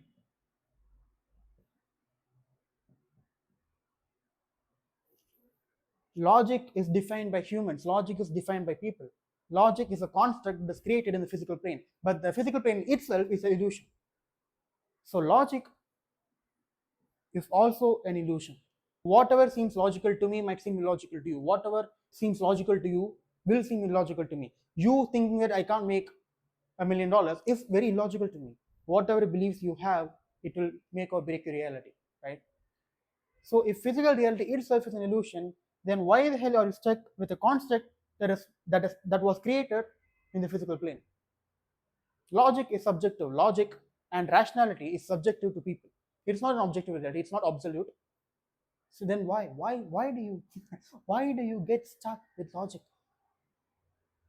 I don't share my goals. I don't share my dreams to people, right? It is very, very rare for me to share my goals publicly or even to my loved ones, to my the people that are close to me. Why? Because they can't even conceive of the goals that I have. Their logical mind is being rampant in their mind, right? So realize.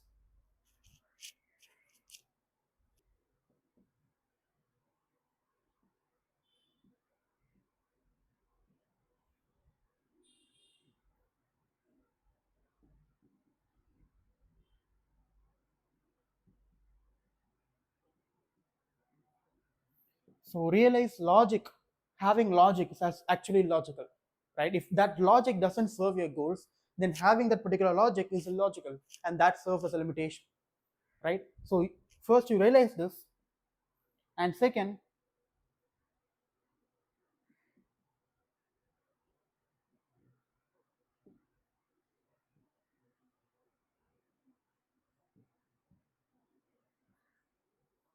have goals you actually want.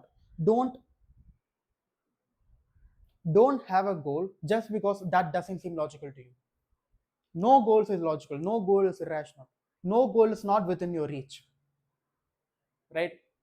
Just because someone else says it is not practical doesn't mean you don't need to have it. You need to have it because that can be your purpose, that can be your life mission. You were incarnated on this planet for a reason, right? So don't deny yourself. Don't tie your self-worth to other people. Don't tie your self-worth to logic. It is just a construct of physical plane. So have the goals you actually want. And the third, the most important point is, you can ask, okay, you are saying that logic is illogical if it doesn't serve my goals. So, but I, but I can't even conceive of making that much amount of dollars. I can't even conceive that I can find true love. Of course, you have been conditioned, you have been trained all these years listening to your logical mind.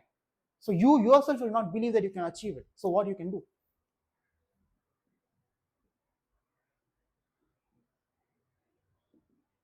And the third step is imagination. Use your imaginative power and imagine yourself feeling how you would feel if you achieved your goals. Act, right? Act as if When we were children, we would act as if that we were superheroes. That when I was a child, I would play as a ranger who fights off this alien invasion on our planet. That was truly joyful. So act as if, imagine you are a child and act as if that if throw all logic aside and just imagine how I would feel if I make $1 million. Oh my God, I can buy so much stuff. I can live my dream reality. I don't need to worry about bills ever again. Now, if you do that, imagine without any attachment, right? Because you're just acting as if you're imagining yourself in that scenario. There's no attachment over here. Let the emotions pile up.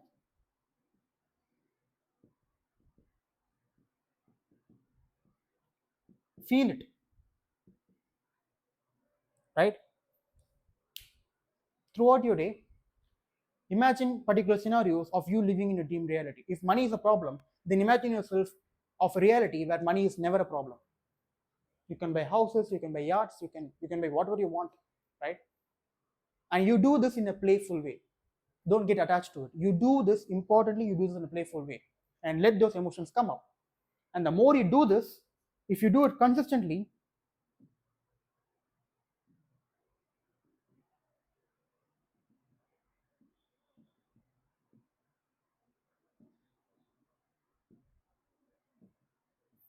that particular reality that you have been feeling all these days, that will start seeming logical to you. See how crazy it is.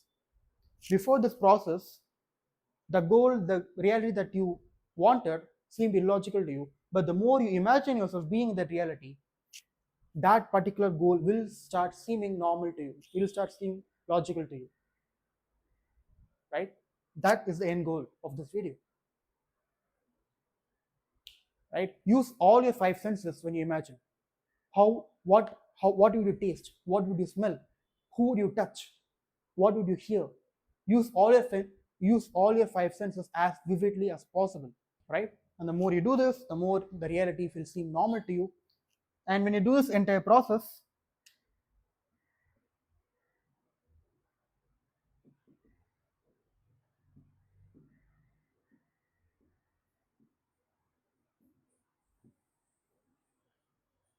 when you do this entire process without trying to bring logic into it, because you're doing this in a playful way, you, of course, you don't imagine how will I achieve it, right? So once you do this, naturally your intuition will guide you, and it is your job to listen to it.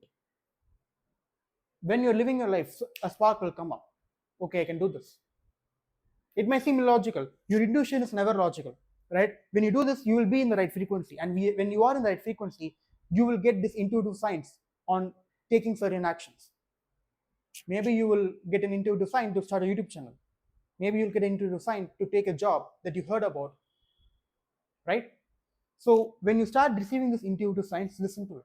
And if you need to know how you can figure it out, how to know whether it is intuition or whether it is just noise, it is very simple. Whatever intuitive signs that you are getting, if you feel good about it, then that is probably your intuition, right? So if your intuition says start a YouTube channel, then if you feel good about it, if you feel good about imagining yourself doing it, then that is your intuition. That is how you filter out the noise from the intuition, right? So first know that logic is a limitation. It is just a construct created in the physical plane. It is just ego playing tricks with you, right? And then have goals that you actually want, and then imagine yourself, act as if you achieve that goal. Imagine how you would feel if you were in that reality, and let yourself feel those emotions pile up. Feel it, and if you do this long enough, that particular reality will start seeming logical to you. That means you are in the right frequency. And finally, you can let your intuition guide you. You can let your intuition say what actions you need to take in order for you to actually be in that reality, in order to materialize that reality into the physical plane. The universe is always saying yes to wherever you place your sustained attention. Your focused attention becomes a laser beam of manifestation, cutting through the illusion of limitation and carving out the reality you choose to experience. Wherever you put your attention, it will become a reality. Most people think they are victims of circumstances, bouncing between what happens to them. But here's what changes everything. You're not finding your reality, you're not experiencing your reality, you are projecting your reality. You are the source. Like a lighthouse that doesn't find light because it is the source of light. You don't experience circumstances. You are the creator of your circumstances. You broadcast your circumstances into existence through your attention. So, to put it simply, wherever you put your attention, it becomes your physical reality, right? So, probably if you are in circumstances that you don't like, now let's say you don't like your money situation right now, then you are probably putting your attention into aspects of your life where you can find worry, stress, anxiousness, lack, right? Because the more attention you put into the things, the more it grows, right? So if you keep focusing on aspects of your life where you can find lack, then more lack will be present in your life. And most people think that attention is just one thing, that is focusing on something. But there are three distinct types of reality, and each types of attention creates a completely different reality. Now, the first type of attention is the false attractor beam, attention charged with desire. Now, here's where most people get trapped. When you want something, you are actually declaring to the universe that you don't have it. Want is a vibration of lack. When you want money, you are energetically stating, I am someone who lacks money. The universe, being the perfect mirror it is, responds by keeping you in a situation where you continue to want more money. So people want things, right? I want things, you want things, or people, all people have desires. When you say or when you think like you want something, then you state the universe that you don't have it. And from a metaphysical perspective, you can only have what you already have, right? So when you keep focusing your attention on things you want, I want this, I need that, I hope I can get that, then that means you don't already have it. And what do I mean by having? From the universe perspective, when I say that you need to have before you can have things, it is not that you need to have it physically present in your life, but you need to have it within your mind. You need to allow yourself to have it in your imagination before it can become physical reality, right? Let's say you want a house, right? You need to be in your house mentally and start taking care of it. You need to feel grateful for the house you already have mentally, right? You can use your imagination to construct a house of your liking, and you can stay within it. This is how deep visualizations can go. You can take care of your house, you can buy furniture for your house, you can clean your house even though it is not physically present in your physical reality. You can cherish your house mentally, and that is what I mean by living at the end. The moment you have a desire, you can have it mentally. And the more you persevere in this imagination, the more you persevere in the feeling of already having the thing you desire, the more sooner it will become physical reality. Instead of being the observer of your life, you need to be the director of your life, right? More on this, we'll talk about this later. But the first step of attention is you keep focusing on the things that you want. But by doing that, you just prolong on your manifestations. This type of attention creates that familiar pulling sensation internally, excitement mixed with desperation, hope tangled with anxiety. You are literally feeding energy to the experience of not having what you desire. Now, let's move on to the second type of attention, which is the repelling beam, attention charged with resistance. When you don't want something that currently exists in your reality, when you fight against problems, fear outcomes, or constantly dwell on what you don't want, your attention becomes negatively charged. This creates internal pressure and stress. But here's the real kicker, it actually densifies and strengthens whatever you're resisting.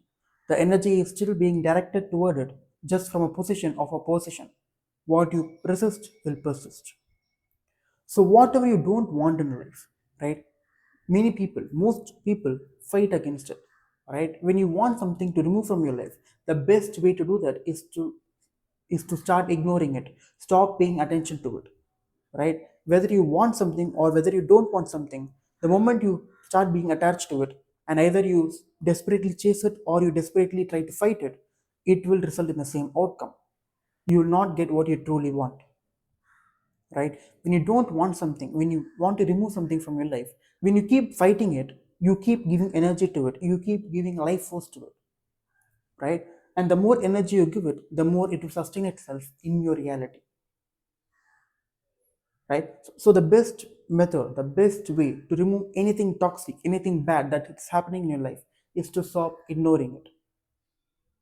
So for example, if you're in a for example, if you're struggling for money, I'm not saying you need to stop paying attention to how you can make more money. But what I'm saying is stop paying attention that you don't have money, that you lack money. You can change your thinking, you can change your thoughts, you can change where you put your attention. If you keep focusing your attention on not having money, not having enough money, and being stressed about it, then that reality will sustain itself. Now, the third type of attention is neutral attention, which is also called as the 0 point gateway. Now, this is the sweet spot, observing without reaction, judgment, or expectation. It's the idle running of consciousness where you are present but not pushing or pulling on reality. From this neutral space comes relief, peace, and most importantly, the ability to consciously choose where to direct your attention next. This is your reset button, your clean slate for deliberate creation. And this is precisely why I meditate, right? I meditate because I want to attain a clear mind.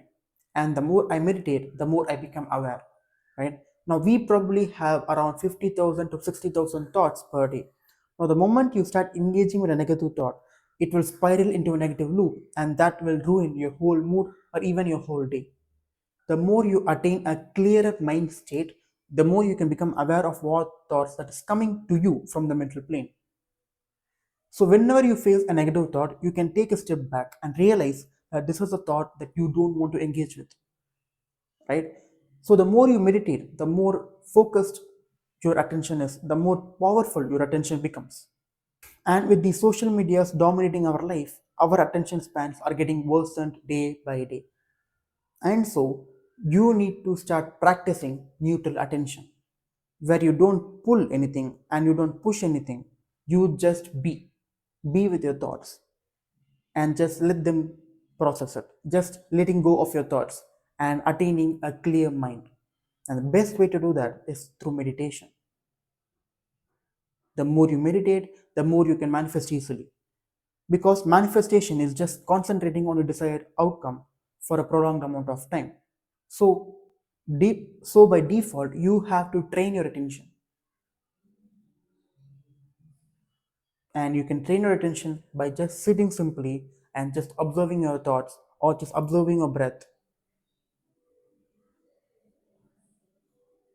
and just sit by doing nothing. That is how you train your neutral attention. So when I said there are three distinct types of attention, I lied because here's the fourth type of attention where you can deliberately choose to create your reality. Because the first two types of attention is you deliberately sabotaging your life. If you keep focusing on the things you want, or if you keep focusing on the things you don't want, you are either desperately chasing it or you are desperately fighting against it, right? Both types of attention are negatively charged. And the third type of attention, which is neutral attention, it is you just sitting with your thoughts and just observing your breath and do nothing, right? Now, let me introduce you to the fourth type of attention where you can choose to create your reality with your attention. Now, this is the true attractor beam. This isn't about wanting something you don't have.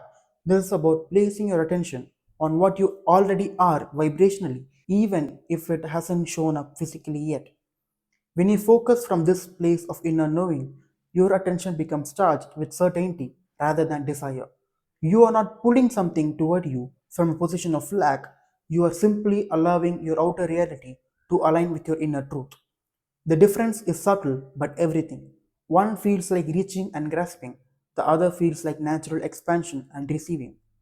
What you know yourself to be, you will experience. Now, this is why someone cannot think about money yet still be wealthy, right? Now, for example, the rich can get richer more easily, and the poor can get poorer more easily. It is because when you are born in a rich household, you are programmed with the beliefs and identity that you can always have money, you can always make more money, you can always have more money. So the default state for the rich kid is having money. But for the poor kid who was born in a poor household, the default state of that household, of that family, is wanting more money, right? And this is why the rich get richer and the poor get poorer in our economy. So these wealthy people, they are not wanting money, they are actually being the person who already has money. It is their identity, it is their frequency. Their attention isn't charged with lack based desire, but with identity based knowing. So, in the metaphysical attention game of life, everything is energy seeking to take form. Your attention acts as the condensing agent, taking subtle possibility and crystallizing it into physical experience. Most of your reality feels stuck, not because circumstances are fixed, but because your subconscious attention is locked onto old beliefs that keep creating the same old patterns. These solidified beliefs runs on autopilot, continuously creating your reality without you having to consciously think about them. So when you keep focusing your attention on the things that you lack, then you create beliefs around it. So if I keep focusing attention on the money I don't have, or if I keep wanting more money, then that will create a belief that money is hard to come by, or making money is hard, right? You create these skewed beliefs because you keep putting your attention on the things that you don't want, right? So the best way to go about this is you can shift your attention on things you actually want. You can shift your attention to things that you already have. So the moment you have a desire, you can choose to have it. You can choose to attain it. You can choose to be in the feeling of already having it. But most people don't even allow themselves to have the desire mentally. If you don't allow yourself to have the desire mentally, how can you expect the universe to give it to you physically? It is impossible, right? The moment you understand that attention is pure energy currency, the most valuable resource in the universe, everything shifts. Because wherever consciousness goes, energy flows. And where energy flows, matter follows. So the more you put energy into something, the more you put, because attention is energy, right? So the more energy you put into something, the more that will physicalize in your physical reality, right? So instead of wanting something, or instead of fighting against something, just be like the person who already has it. Start walking in that way, start talking in that way, persevere in the feeling of already having it. Put your attention on the things you already have. Even though you may not have it in your physical reality, you can still put your attention on the feeling of already having. You can see attention's power clearly by observing how a single thought can shift your entire day. One moment you're feeling abundant and grateful, the next moment you check your bank account and suddenly you are in scarcity mode. The external circumstances barely changed, but your attention shifted, and with it, your entire vibrational reality. The name of the game is to shift your attention to what you want to experience and keep it there long enough for it to manifest. Most people scatter their attention like seeds in a hurricane. They give a little attention to their dreams, then immediately shift to their fears, then to social media, then to their problems. This scattered attention creates scattered results. When you have a problem, you can either put your attention on the problem, or you can put your attention on already having solved that problem, right? So whenever I have a problem, I don't stress about it, I don't put my attention on just solving the problem. I let go of it, and I imagine myself already solving that problem. When I imagine myself on already solved that problem, then I am putting attention on a scenario where the problem is already solved. I am putting energy into a scenario where the problem is already solved. And when I give it some time, when I give a couple of hours, and when I'm and, and when I'm just normally going through the day, suddenly it clicks. Suddenly the solution pops up in my mind. You may have noticed this, right? The moment you let go of solving that problem, and whenever you're showering or going for a run or doing anything apart from work, then the solution will pop up. When you learn to power your attention, to direct it consciously, and hold it steadily on your desired reality, you become a co creator with the universe itself. The trick is training your attention to focus on what you're becoming, not on what you're missing. By dealing with reality in energy terms rather than fixed circumstances, you open yourself up to infinite possibilities. The universe definition of real is whatever you give your sustained attention to. So the final question here is, what reality are you powering through your attention today? Are you powering the reality filled with lack, filled with stress and worry? Or are you powering your reality with attention filled with abundance, prosperity, and clarity? You are the source. You have attention. Attention is your weapon, and attention is energy. Wherever you direct your energy, that will become a reality. So that's it from me, and I will see you in another video. In this training, we are going to talk about your life sucks because you expect it to suck. So, we will be covering the core concepts of consciousness and reality, the origin of your negative expectations, the subconscious mind, which is the operating system of reality, how your expectations manifest reality, how to change what you expect out of life, and navigating common pitfalls in this transition. So, first, let's talk about some core concepts of consciousness and reality. Now, to grasp how expectations shape your reality, you must first understand the core relationship between consciousness, reality, and emotional conviction. So, the first you need to understand is the universe is entirely mental, right? The all is mind. Your mind is not separate from reality, but it is the fundamental substance of reality itself, right? That means everything in the physical world is a physical expression of the mental creation. You can conceptualize the world as frozen imagination or materialized frequency, right? So, terms like consciousness, imagination, frequency, and self concept, all of these are interchangeable terms that represent the same fundamental concept. So, your physical reality, which is the realm of matter, is an effect, while your consciousness or frequency, which is the mind, is the cause. Right? So, attempting to change an effect by changing another effect, which means changing reality with action alone, is illogical and futile. So, you must change your mental state first before trying to change your physical reality by action, right? So you need to understand that your consciousness emits an energetic signature, which is called your frequency, acts as a unique product code that the universe matches to a corresponding reality.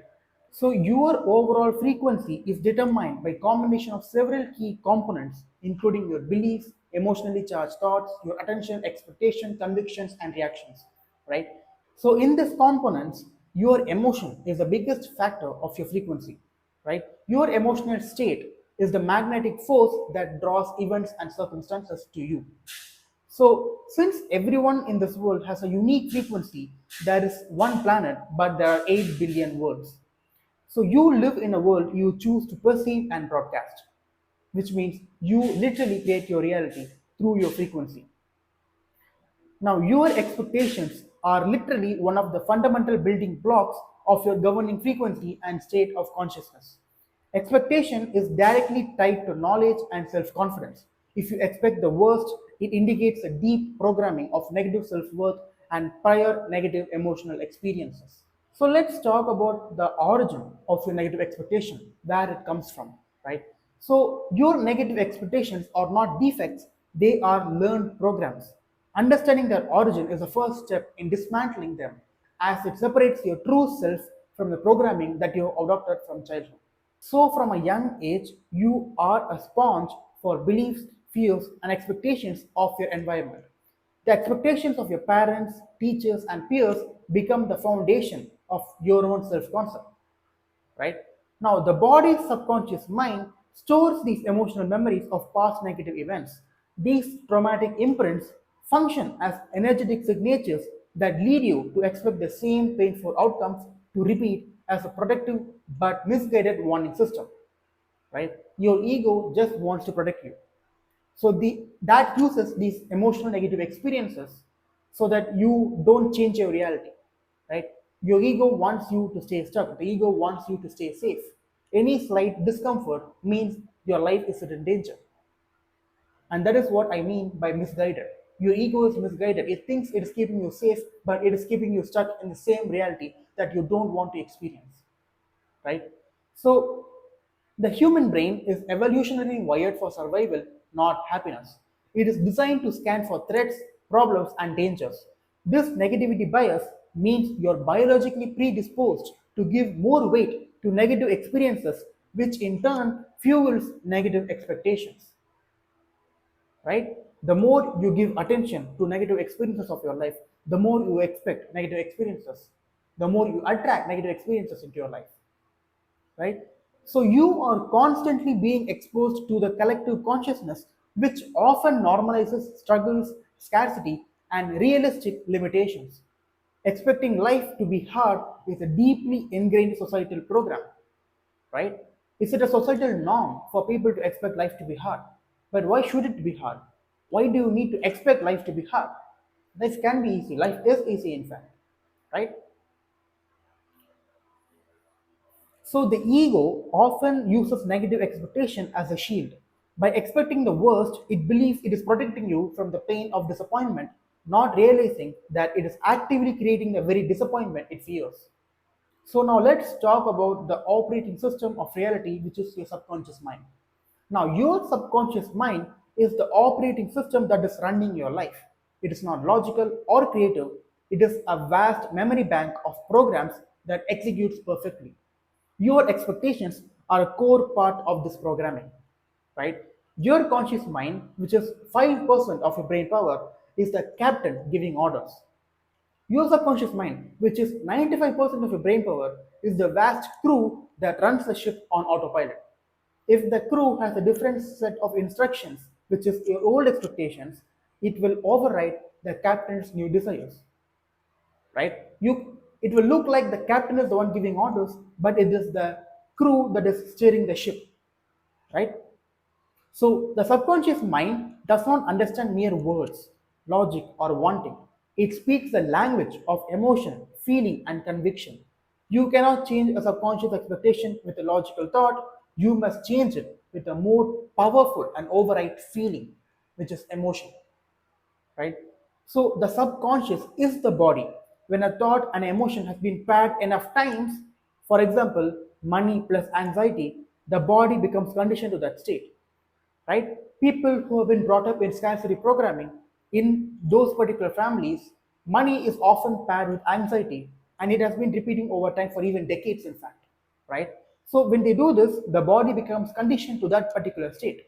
This is why it feels unnatural or fake to adopt a new positive expectation, because you are literally rewiring your body's chemical and emotional addictions, right? You are literally addicted to lack, struggle, worry, stress.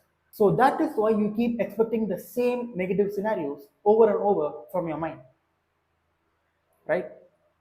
So the subconscious mind's primary directive is to prove your core beliefs and expectations true.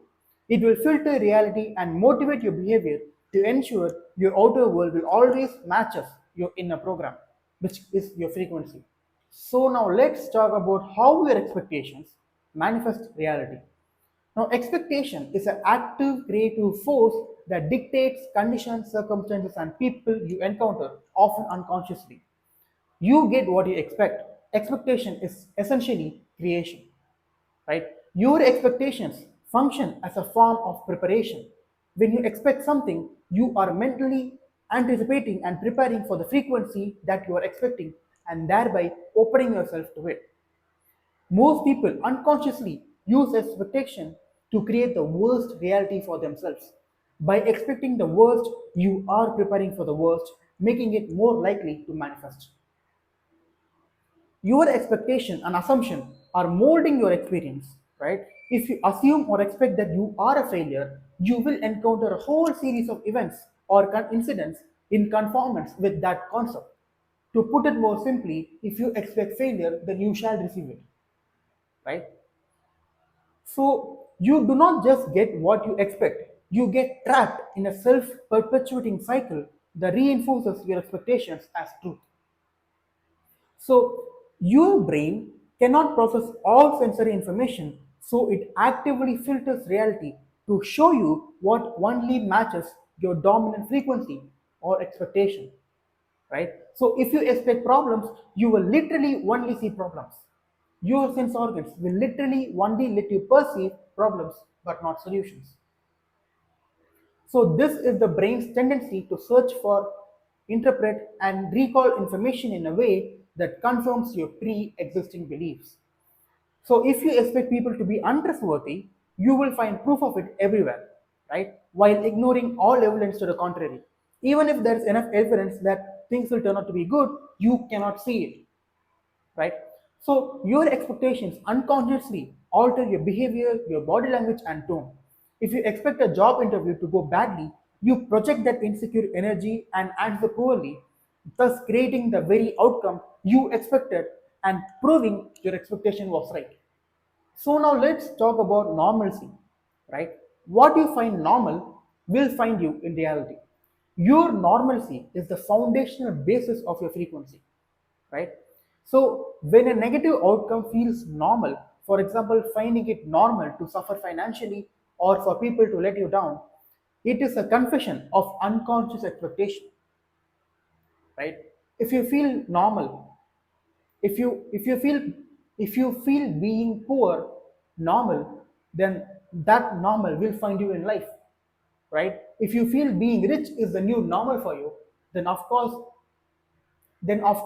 you will keep attracting more incidents that will make you rich, right? So the universe will not seek to alter your perspective. It will only simply reflect what you expect, regardless of whether you deserve it or not, right? The world does not adhere to what should be, it only adheres only to what is, which is your current frequency and what you expect out of life. So if your deepest expectations are negative, the universal algorithm will give you events, circumstances, and people that make you feel even worse, right? If you expect that your day will be difficult, you will encounter problems, you will emit a frequency for that to occur. If you continuously hold a negative belief about the future based on past experiences, for example, I will always have this pain or life is too hard, right? You send a consistent message to your nervous system, to your subconscious mind, and to the universe that you are leading to a predetermined destiny, right? So when you expect negative setbacks, those setbacks become more real than they ought to be, shattering confidence and slowing down your manifestation process. So now let's talk about how to change what you expect out of life, right? So changing your expectations requires a shift in the core state of being and embracing an internal knowing before external proof arrives. What does this mean? So the goal is to think, feel, and act in new ways to literally become someone else. So your personality creates your personal reality, right? So you must change your personality, which is how you think, act, and feel, to create a new personal reality. You must embody the consciousness of the person you wish to experience, right? If you want to experience a rich life, you need to begin embodying yourself as a rich individual. You must allow yourself to live in that potential new future right in this present moment, to the extent that your body begins to accept or believe that you are experiencing the elevated emotions of that new future outcome in this present moment, right? So you need to think from the goal, shift your perspective so that you are looking from the position of already having attained of your desired reality, right? And not looking at it as something distant to be achieved, right? You need to collapse the time between you and your desire. And you collapse the time between you and your desire by imagining yourself being in your desired reality as vividly as possible, right? Then you need to cultivate conviction, which is knowing, right? Conviction is the most important word in reality creation. It is the true esoteric definition of faith, right? So when you operate from conviction, you know that your desired reality will materialize, removing all doubt. When you have conviction, then doubt has no room. So let's compare belief with knowing or conviction. Now, belief alone is insufficient as it still contains potentiality for doubt, which can negatively alter your frequency. The, the subconscious mind loves certainty and convictions, which have a very powerful emotional charge, right? Belief still has room for doubt, but conviction or knowing doesn't have room for doubt. For example, if I turn on the switch, then I know for a fact that the light will get turned on. That is conviction. That is not a belief, right? So to cultivate conviction, You must create an internal experience that is so emotionally intense that it becomes real to the mind, overwriting past negative emotional programming. Right? So let's talk about how you can normalize your desired reality. To change your expectations, you must make your desired reality feel normal. Right? The key is to collapse the energetic space or importance placed on the desired outcome. The universe interprets wanting as importance and importance as energetic space, separating you from your desire. So stop pedestalizing your desires and goals. You must shift to a state where you're good with it and good without it. Right? This state demonstrates to the universe that you are internally complete and no longer emotionally dependent on seeing external reality change. Shout out to Need Knowledge. Right? So treat your current life as if it's your dream life. Stop allowing external reality, which is the effect, to determine your internal emotional state, which is the cause. Right? Now let's talk about your attention. We talked about conviction. We talked about normalizing your desired reality. Now let's talk about your attention, because attention is alignment. Wherever your attention is centered, that is the reality you will align to. Now, for your intentions to be better, for you to have a better life, they will be overridden if your attention is fixed on lack or problems. Right? So wherever your attention flows, reality will create it. So, consciously, you need to focus your attention only on the wanted condition of your reality. When presented with any circumstance, for example, a potential problem, a setback, or lack, always look for the wanted seed of reality within it. To put it more simply, you need to always see the positive in any negative scenario. You need to train your mind to always see the positive aspects from a particular situation or circumstance, because the more you do it, the more you train your mind to see that every single thing that is happening in your life is for your own good, it is for your own benefit. Right? So ask yourself, how would the version of me in my desired reality look at this, feel about this, or react to this? By framing everything through this lens, you train your perception to project your desired reality. So now let's talk about navigating some common pitfalls that can happen in this transition, right? So when you begin to consciously change your expectations, you will encounter resistance from your old programming or from your old frequency and the external world. This is a normal and expected part of the process. So first, so the first pitfall is the 3D lag, right? This refers to the time delay between your internal frequency shift, which is the new cause, and the corresponding change in your physical 3D reality, which is the new effect. You must hold the new expectation without supporting external evidence, right? Just because you internally shifted today, that doesn't mean that your reality is going to change tomorrow, right?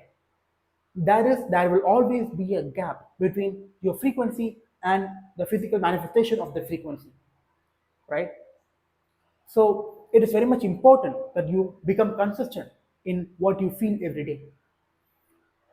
Your ego and body addicted to the old familiar emotions such as anxiety or struggle will fight back. This inner critic will generate doubt, fear, and impatience to try and pull you back to the safe and familiar negative state. So don't fall for it, right? Now the next is the universe test. This is a common phenomenon where old negative patterns or people will reappear after you have committed to your new state. Right? Now this is not failure, it is a final test to see if you will react in old negative way or respond from your new convicted state of being.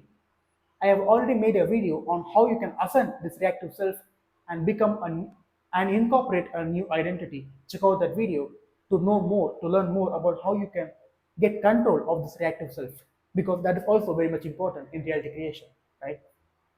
And the next pitfall that you can fall victim to is emotional volatility, right? Expect to feel ups and downs. You may feel full of conviction one day and full of doubt in the next day.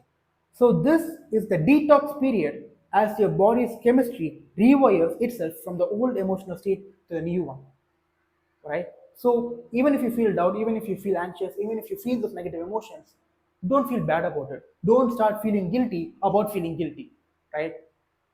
That is a normal process that you will experience when you are going through this transition, right? Let yourself feel that emotion completely and let go of it and again return back to your new frequency, right?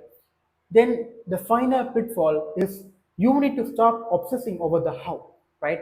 Trying to consciously figure out how your desire will manifest is a form of doubt, right? It implies that you don't trust that the new frequency will attract the means. Your job is the what and the why, and the how is the universe domain. If you want to learn more about the how, then check out my previous video, right? So stop obsessing over the how because that is the universe job. The only job of yours is to make a decision, set an intention, and expect good things out of life and feel the emotions of how you would feel if you were a desired reality and keep repeating it.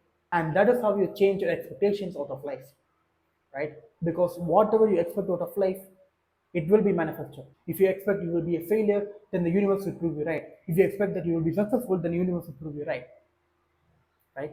Before you can manifest anything, you need to be in control of your emotional state.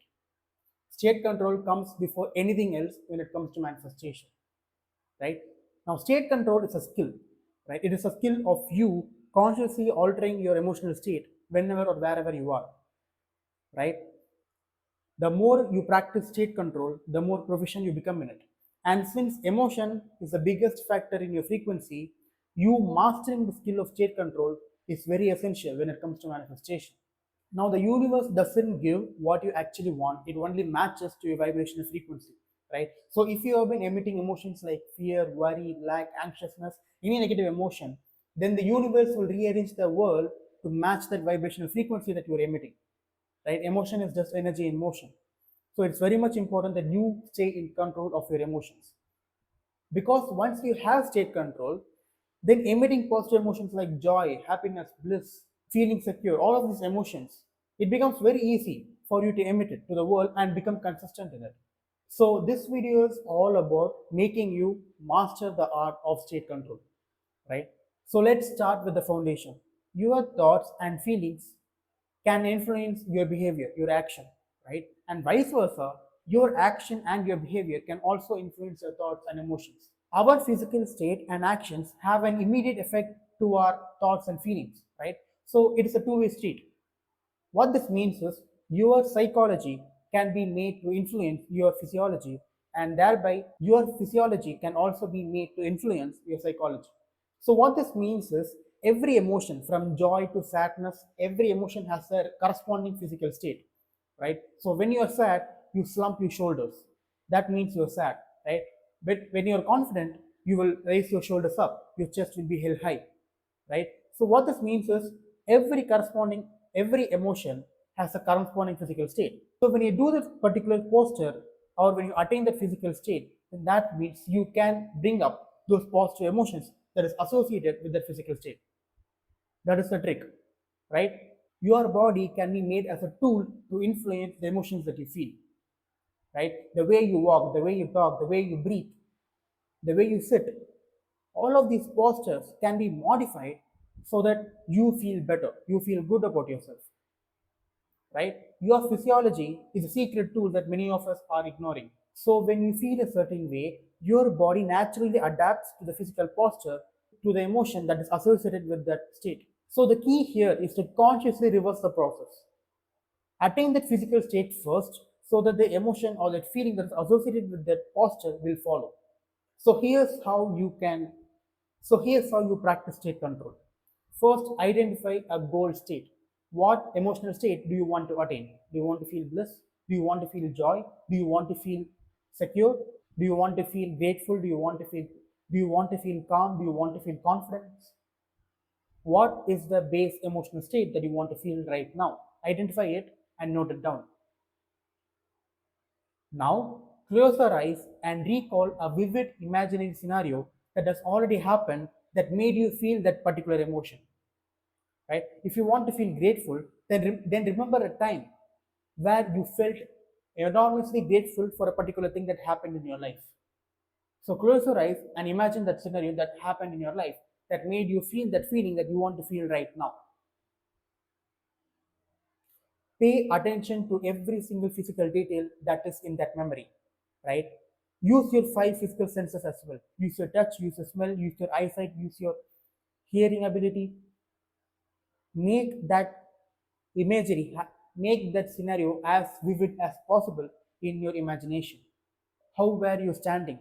What were your facial expressions? What were the facial expressions for the people around you? Where were you?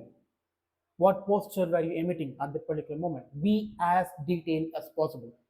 Now, once you imagine it, what you need to do is you need to physically adopt that posture that you had during that memory and also adopt the breathing pattern of that memory. So, adopt that posture and the breathing pattern of that particular scenario right at this moment for at least 60 to 120 seconds, right? So, for example, if in that particular memory I was feeling confident, then I would imagine myself that I am in that scenario right now and I would breathe as if I was in that particular scenario. I would I would raise my I would raise my chest, I would raise my shoulders because that is how I would feel if I was confident in that particular scenario. So in your life, whatever emotion you want to feel right now, bring that memory to the present, feel it, feel it as vividly as possible, and adopt that posture and breathing pattern to the present moment, and just stay there for at least 2 minutes. So that is one way of making yourself feel the emotion that you want to feel at this present moment.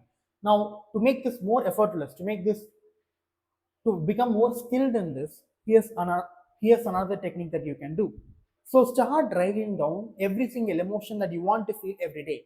This can be feeling grateful, feeling confident, feeling calm, feeling relaxed, feeling secure. Whatever positive emotions that you want to feel, write it down so that you can practice going into this emotion. And once you've written down the emotions that you want to feel, write down the polar opposites of that emotion as well, right? So if you want to feel grateful every day, then write down the opposite of feeling ungrateful as well, right? So on one side you have the list of positive emotions that you want to feel, and on the other side you have and on the other side you have these negative emotions that are polar opposites to these positive emotions. Now, once you have the list of both negative and positive emotions, start embodying the positive state first, right? So let's say you want to feel grateful. Close your eyes, do the technique that I just told you. Imagine a scenario where you felt eternally grateful, right?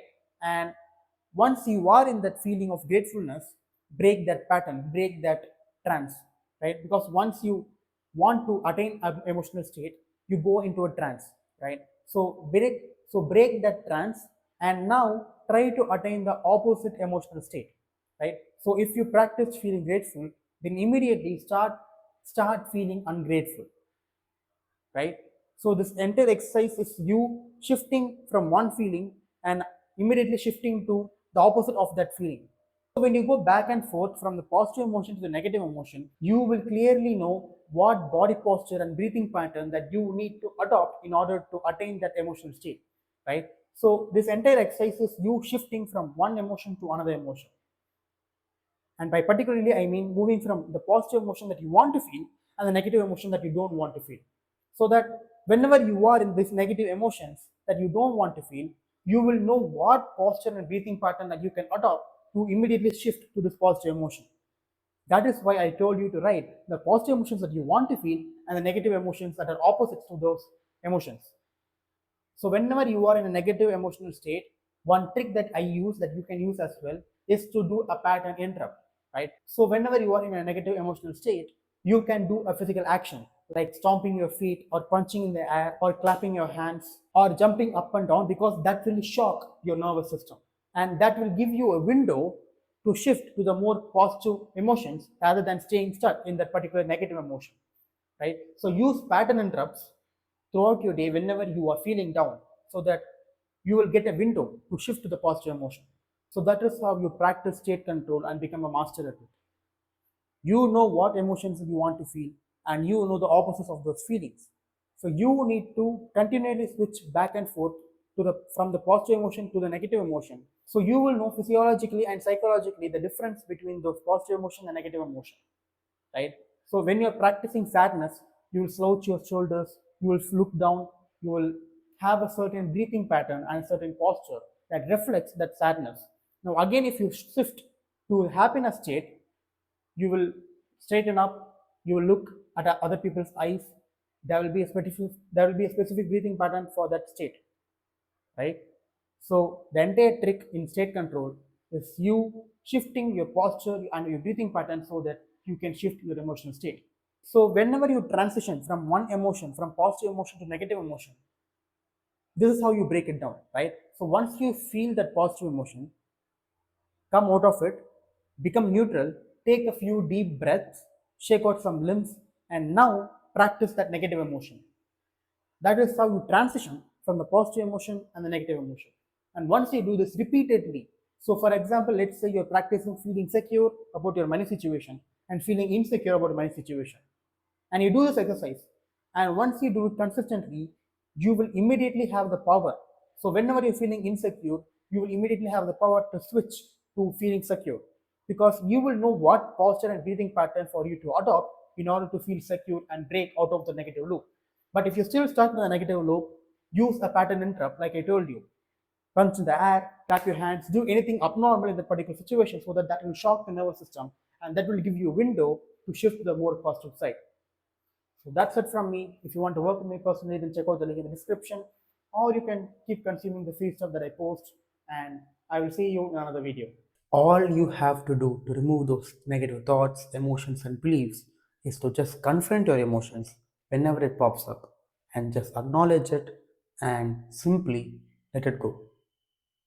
Now that's your answer. But many people still struggle in order for them to release those emotions, right? And the reason that many people struggle to release those emotions, to release those negative thoughts, is because they unconsciously suppress those emotions, right? Now, your frequency consists of your thoughts, emotions, beliefs, your identity, your perception. It has many pillars, but we know that your emotion is the biggest factor of your frequency, right? And manifestation has two stages. The first stage is the releasing stage, and the second stage is incorporating the attributes of your desired reality into yourself, right? Now, your desired reality version of you has a certain attributes. He has certain beliefs, he has certain emotions, certain thoughts that he engages with, right? And you have your old reality, your old frequency. So now, at this current stage, you have your current beliefs, your current emotions, your current thoughts, your current where your attention flows, and your identity. That pillars of that frequency is creating your current reality. And now, if you have a desired reality, and that desired reality version of yourself has some belief that doesn't correspond to the beliefs that you have right now. So that means you have to change your current beliefs, right? You have to remove those current beliefs, those current emotions, so that new emotions and new beliefs can be instilled within your system, within your frequency, right? So releasing those emotions, those thoughts, those feelings, those beliefs comes first. It is an absolute priority that you need to release those negative emotions in the first place. But here's what many people do. In today's age, many people are suppressing their emotions because their mind is so stimulated. Their mind is so stimulated, and they keep consuming stuff from the internet, they keep distracting themselves, that they never let their mind wander. Because when they let their mind wander, it naturally brings up those negative emotions. And these people are so comfortable in being distracted that even a slight discomfort of those negative emotions triggers them, and that leads them to being more distracted, and that forms a vicious loop where they never confront, they never acknowledge the emotions that they feel. Now let's take an example. Let's say that you have a business, right? And you're not being successful with it. You struggle to get clients, you struggle to get leads, and that makes you feel like a failure. Now, instead of you fully acknowledging that feeling and letting yourself feel like a failure, what you do? You take more action, you search for more solutions, you search for more things to do instead of you just feeling that emotion and letting it dissipate. Right? Now, every emotion, now all emotions are just energy, right? Energy, like emotion is just energy in motion. And every emotion that you feel is just a physical sensation within your body. Now, each emotion has a particular charge with it, and it is our responsibility to discharge that emotion and let it get away from our system. And you can only do that when you can fully be conscious of it. Let yourself feel that, and only then you can let go of it. Right? Many people find it hard to just sit in silence and do nothing. How crazy is that? Many people find it hard to just do nothing. Just stare at a screen, just stare at a wall for an hour. Because when you do that, all those negative emotions that you have been suppressing for the past decade, the years and years and years upon conditioning of the mind, all those suppressed thoughts and emotions will start to come up when you give your mind no stimulation and you just sit still in silence. And when you let those emotions, those suppressed emotions come up, all you have to do is just sit with it and just acknowledge it and let yourself feel that sensation. So most of your emotions can be felt within the solar plexus or within your heart. Right? This is the region where you can feel your emotions. Right? Since every emotion is just a physical sensation, and what differs is just the label that you put on it. At the end of the day, all emotions are just energy and they are just a physical sensation that you feel within your body. That label that you give to your emotion makes all the difference in the world. And when you sit with yourself and you just close your eyes and let any emotion that pops up, let it be there, and just ask yourself, could I let it go? Could I let that emotion go away? Because at the end of the day, it is just an emotion. If you feel like a failure, if you feel like you're not being consistent, if you feel guilty about something, whatever negative emotion that you may feel, at the end of the day, it is just an emotional charge that you can easily dissipate, but only when you allow yourself to feel it. But the most important thing in this process of emotional releasing is that you don't judge yourself. However you may feel, stop labeling that emotion and stop judging yourself for feeling that way. Because when you judge yourself, you feel more guilty, you feel more shame, and that doesn't lead anywhere, right? So never judge an emotion. It is the only responsibility that you have when you ever face a negative emotion is to release it. And the best way to release it is just letting it go by fully feeling it, right? If you want to force away all the negative emotions and beliefs that you have, the best forceful thing you can do is letting it go. So if you want to manifest a goal or if you want to manifest a specific desire, in this manifestation process, you should start eliminating all those negative beliefs and emotions you have. And once you let go of an emotion, that doesn't mean that that emotion will not pop up again, right? Because you are dealing with years upon years upon years of conditioning, years of suppressing that emotion, right? So that emotion or that belief doesn't just go away by you letting go just one time, right? And whenever you face a negative emotion, when you sit with it, it may take 5 minutes to discharge that emotion. It may take 10 minutes, it may take 15 minutes, it may take an hour, it may take a day, or it may take a couple of days. You need to continuously keep letting that emotion go, right? Whenever that emotion, even if it is the same emotion, whenever it pops up, you need to keep letting it go again and again and again and again and again and again and again, how much ever time it takes, right? So if you feel angry and you want to let that anger go away and you sit with it and let yourself be angry, that doesn't mean that the anger will go away in a few minutes, because it may take an hour to go away. It may take 2 hours to go away. It may take a day to go away.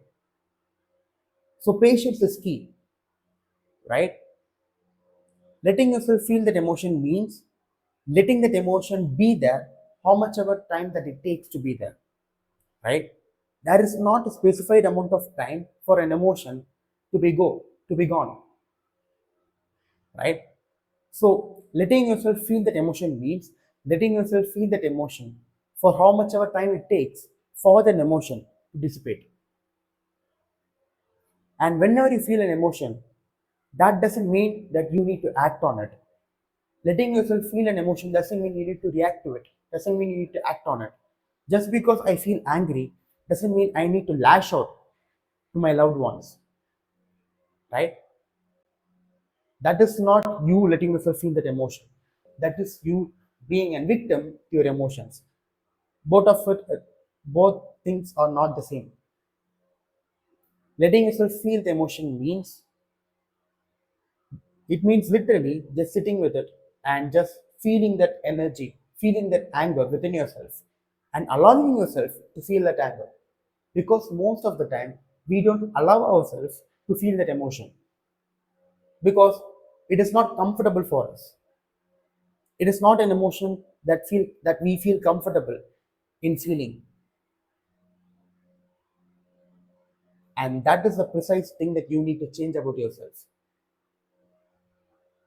Throughout your day, whenever as a negative emotion pops up, you need to become aware of it.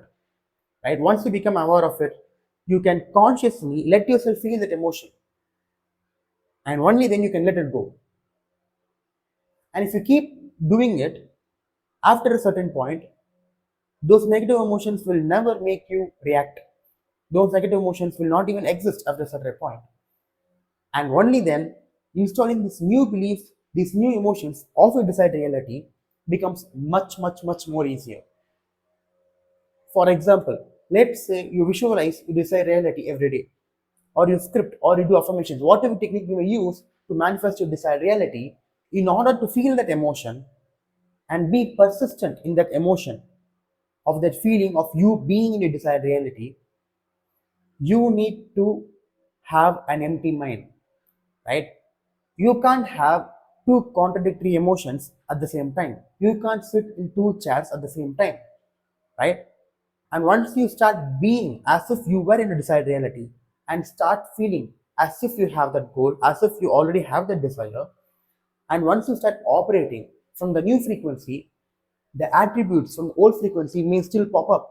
Those old emotions may still pop up, right? So on one side, you visualize, you script, you affirm of your new desired reality, but on the other side, you need to keep continuously letting go of those old emotions, right? It's a balancing act. If you stop letting go, then that means how much ever you visualize, how much ever you affirm, how much ever you script, that desired reality will never manifest in your life. Because these old emotions, these old beliefs are still dominant within your mind. And the reason they're dominant is because you're not letting go of it. You're not consciously working on those old emotions. So let me give you some physical and mental practices that you can do in order to release those negative emotions, right? And this technique works for beliefs as well, because what is a belief? A belief is nothing but an emotion that keeps on getting repeated consistently, right? So let's say you have a business and you're not successful with it, right? You keep trying and that doesn't lead to anywhere and you feel like a failure. Now you don't let go of it, and say, instead of letting yourself feel like a failure, instead of letting yourself feel it and dissipate and let it dissipate, you keep working, you keep hustling, you keep searching new emotion, you keep searching new solutions in order for you to succeed in business. And because you get distracted, that feeling like a failure gets suppressed within your mind. And because it gets suppressed, every day you feel like a failure. Because it keeps getting repeated. Whatever gets imprinted within your subconscious mind, it will get repeated every day. And since that emotion gets repeated every day, that forms a new belief that I am not successful in entrepreneurship, right? Beliefs are just emotions in disguise. So when you continuously let go, you work on your emotions and your beliefs simultaneously. So let me give you some practices, right? So the first practice is you just sitting in silence and doing nothing. And when you do nothing, those suppressed emotions and beliefs will pop up. And when you do that for consistent amount of time, all your old beliefs and emotions would have worked its way out of your system, right? So the first practice is just sitting in silence and just staring at a wall or just closing your eyes and just meditating, right? You can literally at this moment pause this video, close your eyes and just do nothing, and you can see these negative emotions pop up slowly. And all you have to do is confront it, acknowledge it, and just let it go. And how do you let it go? Just let yourself feel that emotion completely. Allow yourself to feel the emotion completely, and the emotion will naturally dissipate away. And the next practice that you can do is taking a time out. If you have been working hard, if you have been working consistently on something, but that doesn't lead to anywhere, then that means you need to take a time out, because there might be some suppressed negative emotions that are ruining your manifestations, right? So let your mind wander. Stop working, take a time out, take a break, take a retreat, and let your mind wander. But for your mind to wander itself, you need to stop stimulating your mind. So in this break, you should not consume any content, you should not consume any information. You should not stimulate your mind, you should not get distracted. And that just means you sitting with yourself and just letting your mind wander. And let your mind wander. Because we don't allow our mind to wander itself. Because it is very uncomfortable for us to just be without any stimulation. We always want to be distracted because it is very uncomfortable for us to deal with our emotions. Feeling like a failure, feeling doubt within ourselves, all these negative emotions, it is very uncomfortable to face it, right? But only when you confront it, those emotions will get discharged and it will go away. You fully feeling that emotion for just one time will discharge the emotion so much that it will never get repeated again in your life. But since you don't confront it, that emotion keeps get running in the background, and that rules your life, and you call it fate. You say I'm unlucky, but in the background, it is your emotions that makes you unlucky. And the next best technique that I use personally is just writing down all my negative thoughts and emotions that I feel in my journal, right? And I write a lengthy confession. I allow myself to feel that way, and I write a lengthy confession that I forgive myself, I let myself feel those emotions, and I just write it down of what emotions I feel, and then I just tear that paper and I burn it. Physically writing down your emotions and feelings on a paper, right, without any judgment, without any labeling, right? And even if you feel like you should not feel those emotions, forgive yourself for feeling those emotions, and write everything I said on a piece of paper, and then physically burn it. When you physically burn it, then that triggers to your mind that you are letting go of those emotions and thoughts. It's a very powerful technique that you can use. Whenever you're facing a negative emotion or a negative thought, or whenever you're feeling demotivated, just write down all those negative emotions and feelings and just burn that paper. It is as simple as that. You will feel tremendously more better when you do this. And whenever you feel an emotion, stop judging it. Stop trying to find a logical reason for feeling that emotion. Emotions are never logical. There need not be a logical explanation on why you feel how you feel. Right? So stop figuring out the why. Right? You might be successful in all endeavors of life, but that doesn't mean you can never feel like a failure. You can be this confident version of yourself, but that doesn't mean that you'll never feel doubt. Right? You can never ever completely get rid of these negative emotions, because, as I have said in my previous video, these emotions serve as navigational tools. Check out my other video for more in-depth explanation. So you can never ever get rid of these negative emotions because they serve as a navigational system for your life. Right? You can't jump off a cliff because your emotions will tell you that it's a dangerous thing to jump off a cliff. right? You can just stick your hand into a fire because your emotions will protect you. All these emotions are just protective mechanisms in place for your survival. But more times than not, it is detrimental to us rather than being helpful for us. So you can't just get rid of these emotions. All you can do is just let yourself feel and just let it go.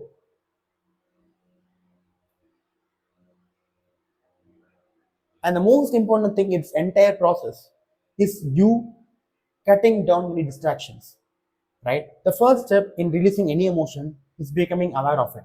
But most people are not even aware of their emotions. It's because they are so distracted, they are so stimulated that they can never ever be aware of those emotions that are ruling their life. So stop consuming this brain rot content. Stop consuming unnecessary stuff because your mental diet directly corresponds to whatever emotions you feel every day. If you consume content that encourages lack, hate, anger, shame, guilt, if you keep consuming the content that encourages these negative emotions, then your mind becomes a breeding place for these emotions. Because the content that you see, it is the thing that is running in your mind, right? So if you keep consuming content that encourages these kinds of emotions, then how much ever you let go of these emotions, the emotions will keep popping up because the visual stimuli that you see, that you consume, is literally filled with these kinds of emotions. So the mental diet plays a huge part in what emotions you feel every day. Start consuming empowering content. Start consuming content that makes you more intelligent, that makes you more smart, right? Instead of just watching the news, watching brain rot content, consuming short form content, like all of these content that these kids and these people consume to every day, it is so dangerous. Like I can't even begin to stress the importance of you consuming the content that is relevant to you, right? The content that you're watching right now, it is not brain rot content. I don't use flashy edits. I don't talk about things that encourage these negative emotions. This is a video about you improving your life, right? So start consuming videos like this. Stop scrolling. Stop doom scrolling away your life. So the mental diet plays an important role. So be aware of what content you consume on the internet. And this same thing applies to people as well. Start being aware of which people you choose to hang out with. Or those people keeps on complaining about their life.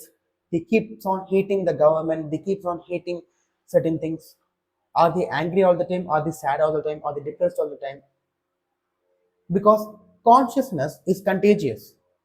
Frequency is contagious. If you keep hanging on with people with low vibration, you will get affected by the frequency of the people around you. You're the summation of the five people that you hang out around with. So be very much careful with which people you hang out with, right? And the one thing I forgot to talk about was this manifestation space is filled with toxic positivity. This video is completely against toxic positivity, right? You can't be positive all the time. No human being can be positive all the time. Unless you are a very enlightened being, you can't be positive all the time, right? If you force yourself to be positive, then that is suppressing your emotions, right? You forcing yourself, you not allowing yourself to feel those negative emotions like anger, hate, guilt, shame, and forcing yourself to be positive, it is precisely why you never let go of these emotions. You can't force your way out of negativity, right? The only way through negativity is confronting it, right? If you don't confront it and you suppress it and force yourself to be positive, that is not positivity at all. Real positivity is you letting go of those negative emotions and letting yourself feel positive in a more natural way. So stop being positive in a toxic way. Stop doing that. If you feel negative, let it be. It's not the end of the world, right? Allow yourself to feel negative. Allow yourself to feel negative way. Allow yourself to feel those negative emotions. Why not? You are just a human being. You are just human. You are allowed to feel that way. What's wrong is you dwelling in the negativity and being stuck with it.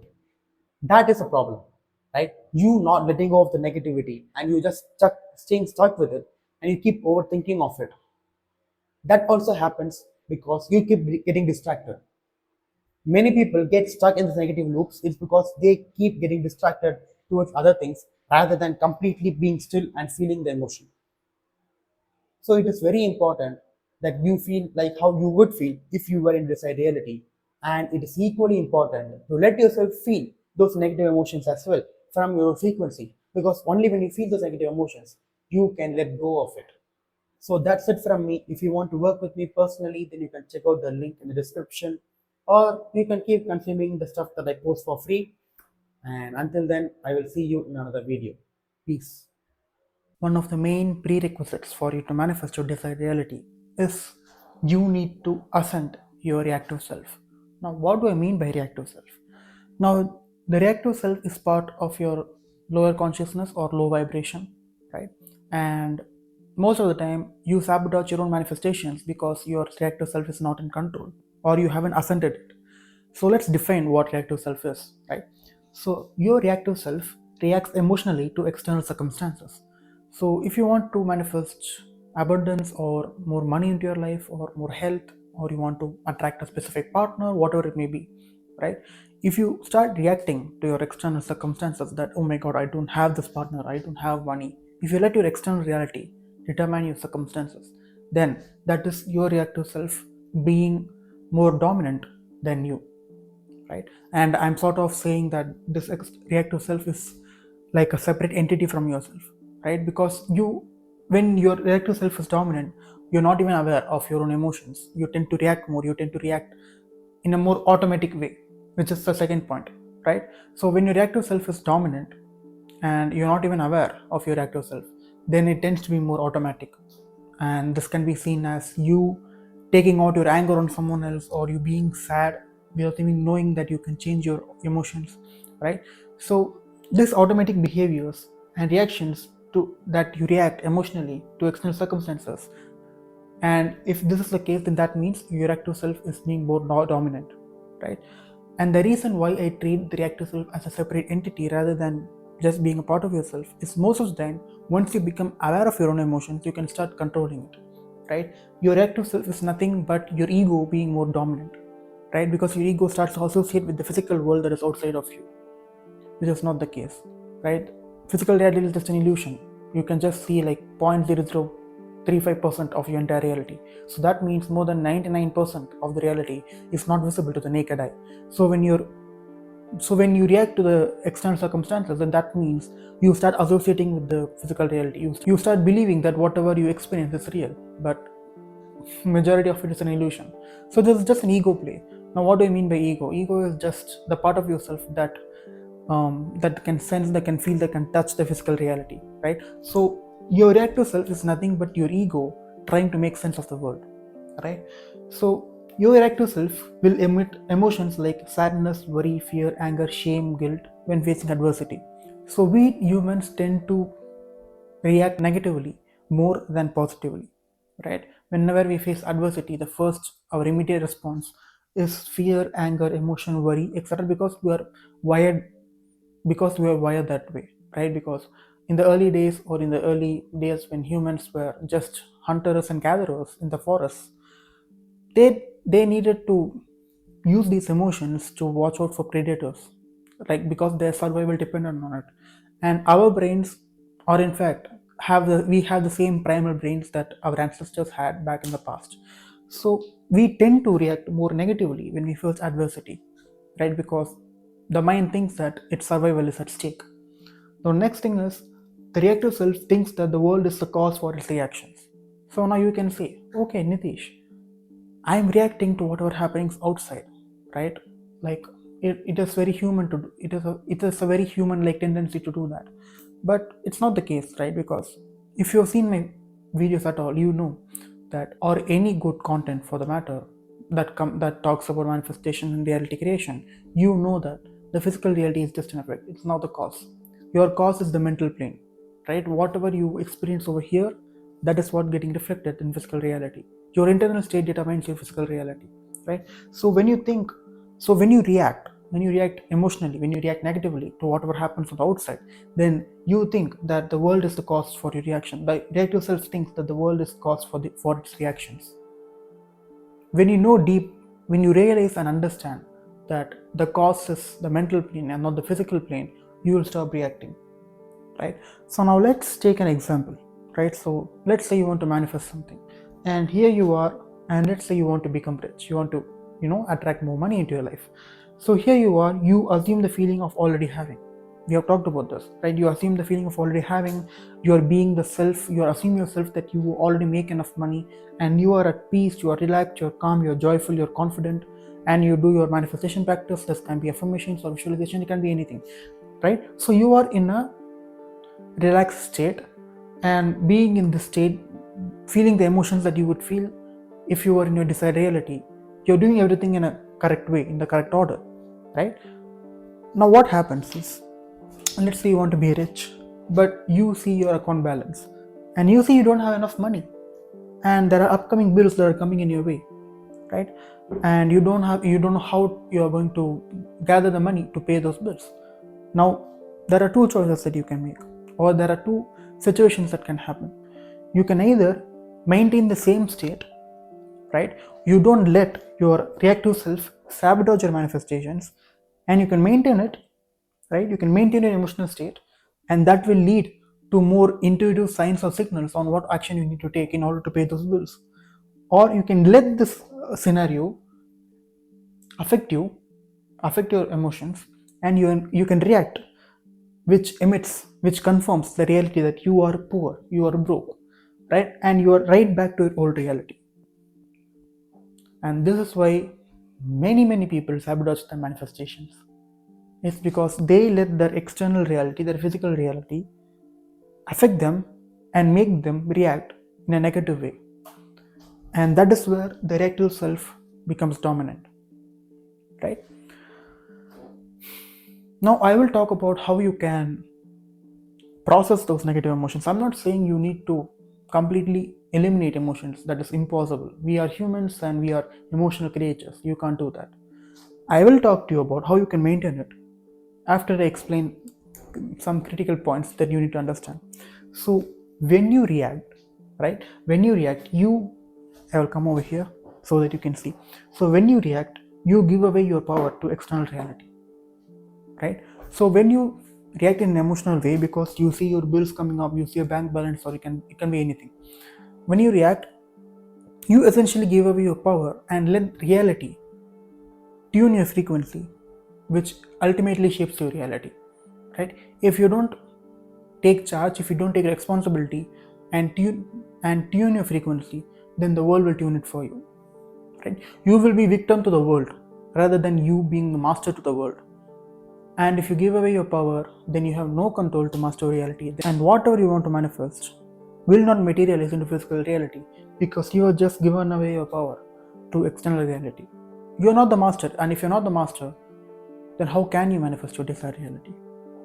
And the second point is, when you react negatively, you resonate with the old frequency, right? When you start doing these manifestation practices, which I talk about in my other videos, when you start doing it, and if you don't maintain it, right? If you don't maintain it and you react, then that means you resonate with the old frequency. You still believe that you are poor. You still believe you are still being the version of you in your old reality, right? The secret to manifesting anything you want is being the version of you who will be in your desired reality in the present moment. If you're not being your highest self, if you're not being your ideal self in the present moment, then that means you are still stuck in your old reality. And the universe will take it as a signal, and it will reflect back, and it will put you in a reality where you still want enough money, but since you're reacting, you will not have enough money, you will not have enough abundance. And you can extrapolate this to anything you want. If you want more health, if you want a relationship, it can be anything. If you want a house, if you want a car, if you react in a negative way, you resonate with your old frequency. And if you resonate with your old frequency, then that means you agree with your old frequency, and that means you will be put back in your old reality. Your reality will not change. Right? So, what can you do? What can you do to ascend the reactive self? And that is, you can shift from your reactive self to your responsive self. What do I mean by that? Emotional control is very important when it comes to reality creation and manifestation. And if you're reactive, then not only from a manifestation perspective, your general life itself will be harder. Relationships will be hard to maintain, friendships will be hard to maintain, because if you keep reacting in a negative way and allowing the external reality determine your circumstances, then people will not trust you, right? They will think that you are an emotionally immature person, and your relationships will take a hit, which will affect your emotions more.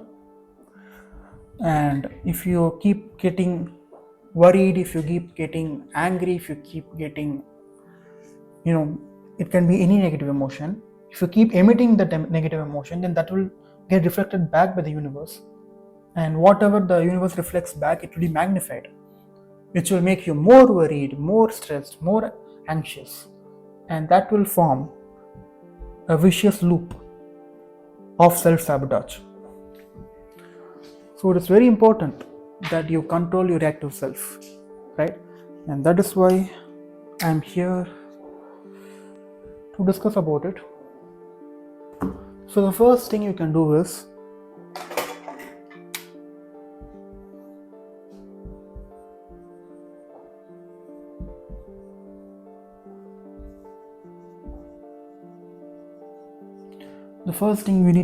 raise your awareness. If you're living like an NPC, if you're living your life in autopilot, and if you're not even aware of what emotions you face every day, how you react, if you're not in control, then that means you don't have enough awareness, right? So the best way to raise your awareness is just meditate, right? Sit down, close your eyes, just watch your breath for 15 minutes every day and gradually improve upon it. And initially it will be hard, but the more you do it, the better you become at it. And this has a plethora amount of benefits. But from a manifestation and reality creation perspective, you becoming more aware, of your emotions and being in control of it, right? Because once you are aware, like, let's say there's a situation that triggers you and some negative emotion is popping up. First, you need to be aware that there's an emotion inside you, right? You need to be in a state of awareness where you can take a step back and realize that, okay, I'm angry, or okay, I'm anxious, or okay, I'm sad, right? You need to become aware of whatever you're feeling during those negative times. And the best way to do it is to raise your awareness, and the best way to raise your awareness is to meditate. Don't overcomplicate anything, right? Just sit down, close your eyes, and follow your breath. It is as simple as that. There's no need to complicate anything, right?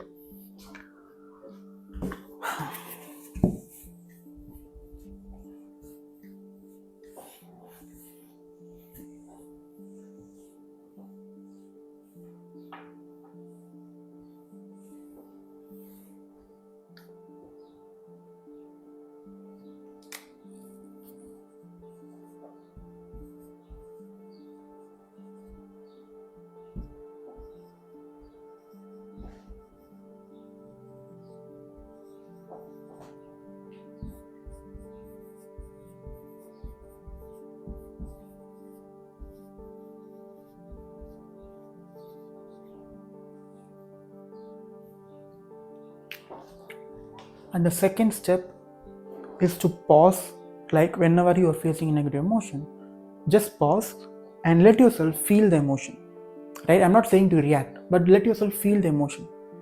What you resist will persist. So if you resist that emotion, if you try to suppress down that emotion, then that is very dangerous, because when you suppress down the emotion, then that emotion gets stored in your subconscious mind. And since your subconscious mind shapes your reality, if you're worried and if you suppress it and that gets stored in your subconscious mind, then you will be in situations where it makes you more worried, right? Let's not do that. let yourself feel that emotion, right? Instead of reacting. So let's say I have a bill that is coming up. Instead, now I notice that there's a negative. Let's say I'm worried. I notice that I'm worried. I pause. I don't make any decisions. I don't take any action. I just sit and I just let myself feel that emotion. Let myself feel that I'm worried, right? I tell to myself, okay, I'm worried.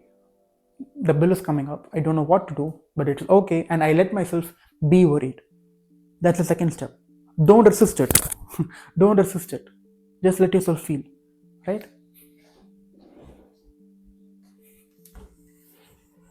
And once you let yourself feel that emotion, after some time, this can be even in a couple of minutes or even an hour, how much ever time it takes. Once you let yourself feel that emotion, it will gradually go away, right? The emotions, all emotions are temporary, right? The more you let yourself feel that emotion, the more gradually it will get released and it will move on, right? And the next step and the final step is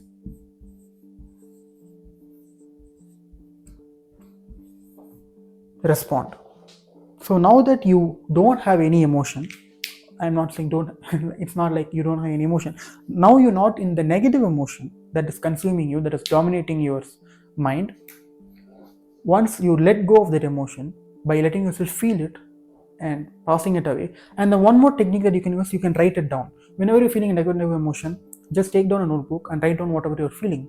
Because once you let those thoughts, those emotionally charged thoughts, written in a notebook, that becomes so much easier for you to let go, right? So writing is another good technique that I use and I recommend it to you as well. So whenever you're facing a negative emotion, just write down whatever you feel. Just write down whatever that comes to your mind, and you'll feel better, significantly more better. You will feel significantly more better, right? So the last step is to respond. Now you don't have any negative emotion that is holding you back. Now you can clearly think on um, what you can do. And now since you're maintaining the state, like once you let go, let me give you, once you let go, you become neutral, right? You are in a neutral state. Now what you can do is focus.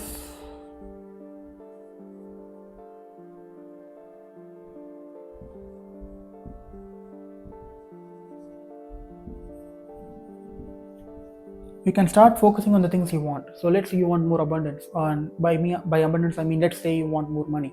You can start focusing on the things that you want. So right, so whatever makes you happy, whatever makes you feel bliss, feel relaxed, you can do that. This can be, if you want to play some games, go ahead and do it.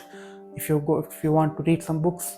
But the trick here is you have to let go first, and then you can start doing the things that relax you or focus on the things that you want, that makes you feel more abundant, makes you feel more relaxed or rich, or it can be anything. It can be any positive emotion. Anything that you do or that you see or that you consume, it can be content as well. Anything that you do that makes you get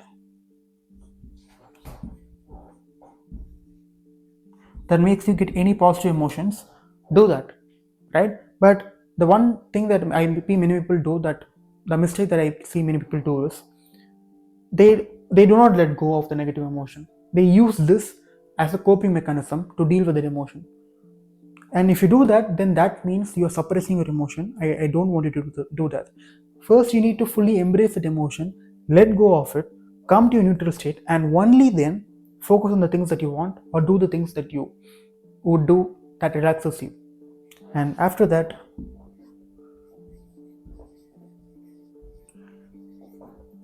you can respond to the situation, right? So let's say there are some bills coming up. First, feel the emotions that you would feel. Let's say if you're worried, feel that emotion, let go of it, come to a neutral state, do something that relaxes you, or focus on the things that you want. So let's say you want to make $10,000 or $20,000 per month. Imagine yourself in that scenario where you're making $20,000 per month, and mentally spend that like enjoy your life mentally, right? Imagine yourself telling your mom or dad or your wife that you have become a huge business success and you're making this much of money, and live your life mentally, enjoy your life mentally. Imagine yourself being financially free. And once you do that, once you have raised your vibration and you are filled with positive emotions, and then you can respond appropriately. Because in that state, in that positive state,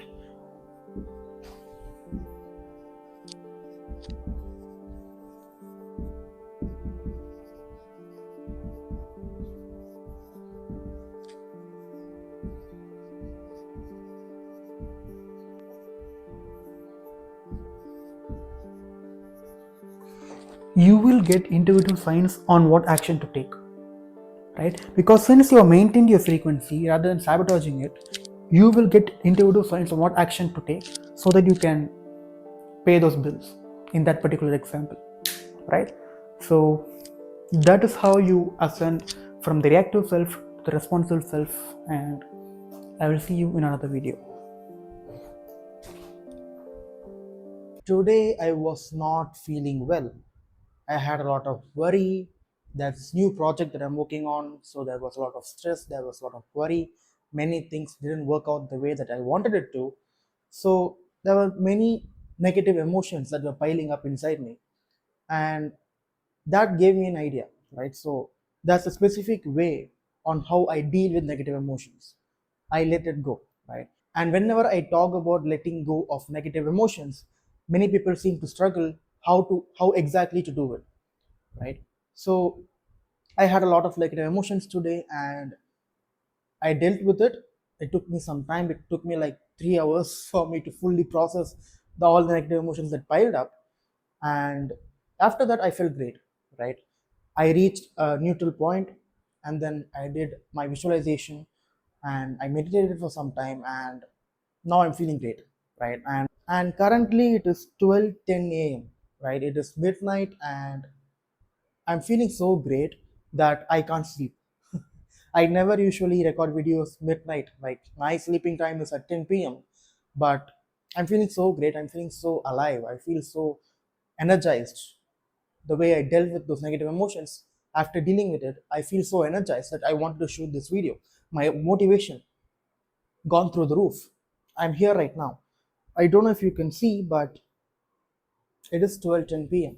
I mean, it is 12:10 a.m. I always mess up the PM and AM stuff with time, but so it is 12:10 a.m. It is midnight, and I'm still here, motivated, energized, but I was not feeling great in the morning. So here's exactly how I dealt with it, right? I will tell you the exact process on how you can let go of any negative emotion that you are feeling in 5 minutes, right? It might take some more time, but usually all negative emotions, it can be dealt with, it can be let go within 5 minutes or even less, right? So the first step is to let it come up. You need to let the negative emotion come up. For it, you need to be aware, right? You can't be distracted all the time, you can't be glued to your screens all the time, right? So when a negative emotion comes up, you need to be aware of it, right? You need to be aware of it and let it come up. You need to know what emotion you're feeling, whether it is stress, whether it is worry, whether it is anger, whether it's envy, whatever negative emotion it might be, right? And once you let it come up, you should not judge it, right? You should not judge why I'm feeling this way. I shouldn't feel this way. Don't judge that emotion, and don't feel bad about feeling bad, right? Because if you're feeling bad about having the negative emotion internally, then you're worsening things, right? You're doubling down on the negative emotions. You're doubling up, like you're increasing the amount of negativity that you're facing right now, right? So if you're facing anger and you feel guilty about facing that anger, then that creates a negative spiral, and it will be very difficult for it to come out of, right? Even I do it sometimes, and that will take even more hours, even more days for you to fully come out of that negative spiral, right? So don't do it. Don't judge the negative emotion, don't label it. Just feel the emotion, just feel the sensation that is coming up. I will tell you the exact process, right? So once you don't judge and you don't feel bad and let it come up, you feel it completely, right? You let yourself feel it completely. You don't resist it. You you never resist it, right? If you resist that emotion, it will persist, and whatever you resist will persist in life. So when there's the negative emotion that is piling up inside you, you should let yourself feel it. I'm not saying you should react to it, right? So if I'm feeling anger, I'm not going to lash out on someone. That is not me letting myself feel it, right? You sit at a place, at a comfortable position, and you let yourself feel it, right? You don't react, you just monitor what's happening on the inside, right? And once you feel it completely, you should not hasten the process. So you should not be like, oh my god, when this anger will go? Oh my god, I need to feel well immediately. It doesn't work that way. The amount of time it will take for a particular emotion to be processed and let go, it depends on how much suppressed emotion there is within your system, right? If it's just a regular emotion that comes and goes, then it will take like 5 to 10 minutes. But if it's a deep suppressed emotion that is associated with a belief, then it might take a few hours or even few days, right? So don't hasten the process, right? So for example, if you're feeling anger and you let yourself feel it completely, and you do this entire process correctly, and you let go of it, and you reach a neutral point, and then you feel great. But again, if that same anger comes again tomorrow, you should repeat this process, because even though you feel great at this present moment, that doesn't mean that the emotion that you let go of that will not come tomorrow. Sometimes the same emotion that you let go of today, it can come back, right? So the more that particular negative emotion comes back, the more you have to let go of, right? The more it comes back, the more you let go of. You keep letting go of it instead of shifting it and turning it into a negative spiral, and you are in a worse state. You should not be in a worsened state, right? If there's a negative emotion, it's very easy to deal with it. So don't make it overcomplicated. The moment you start feeling bad, the moment you start feeling guilty about having the negative emotion, that worsens things, right? So don't worsen situation for yourself. Don't complicate it. Don't judge it. Just let it come up and let yourself feel it completely, and don't hasten the process. And then close your eyes and feel the sensation in your body. Whatever label you give to your emotion that you're feeling, it is a physical sensation within your body. You might feel it where your heart is, or you might feel it where your stomach is, or you might feel it at anywhere else in your body, right? The physical sensations, mostly it's the same. The only thing that differs when it comes to emotions is the label we give it, right? So if you think that I am facing anger, I am feeling angry, I'm feeling envy, whatever emotion you're feeling, it can directly correspond to a physical sensation within you, right? So look for it, close your eyes and monitor your whole body, and exactly pinpoint where that energy is stored, right? You can feel it internally. So close your eyes and feel the sensation in your body. Find where it is, and let yourself feel that sensation. Monitor it. Look where the sensation goes. And and more aware you become of that particular sensation, the more easier it will be to let go, right? And once you have closed your eyes and felt the sensation in your body, you will feel better, right? Let yourself close your eyes and feel that particular sensation. Monitor it as long as it takes, and you can even do it without closing your eyes, but I recommend closing your eyes, right? And naturally you can see that particular energy will start dissipating across your whole body. That concentrated ball of energy will get dissipated, it will be let go of, right? So monitor it and you will start feeling better, and you can easily let go of that emotion. And once you let go of that emotion, you will be at a neutral state. You won't necessarily feel happy or joy, but you won't also necessarily feel bad, like being sad or being depressed, being stressed or worry. You will be in a neutral state, right? So once you have attained the neutral state, then you can do a visualization or scripting or any technique you use. So any technique that you use to manifest your desires, it can be scripting, it can be visualization, it can be affirmations, it can be anything, right? Do it. But you should only do it after you come to a neutral point. When you start to do those routines, if you start to do those manifestation practices while keeping that negative emotion held inside you without going through this process, then you will be forcing it. And if you force it, that indicates a lack thinking, that indicates that you're not in abundance frequency, you are not in the right place. You can't feel bad and good at the same time. If you're already feeling bad, if you're already going through some negative emotion, You can't force positivity into it. Just think positive doesn't work, right? So you have to go through this entire process and reach a neutral state, and only then you do any technique, or you can simply meditate, right? Or you can simply meditate, just follow your breath, and whenever your mind wanders, let it come back. And this need not be a manifestation practice. This can be you going to the gym. This can be you doing something productive. This can be you working on your business. Because once you do those physical actions, you might feel accomplished. You will feel great. So what I did today was I did a meditation practice, I did a visualization session, and then I started my work, right? And fortunately, that work went great. It went smoothly. I was in complete flow, and I completed the task, and I completed the tasks way much more faster than I anticipated. It was because I let go of the negative emotion, I reached a positive state, and then attaining the flow state was very easy for me. And when you are in the flow state, then work feels effortless, right?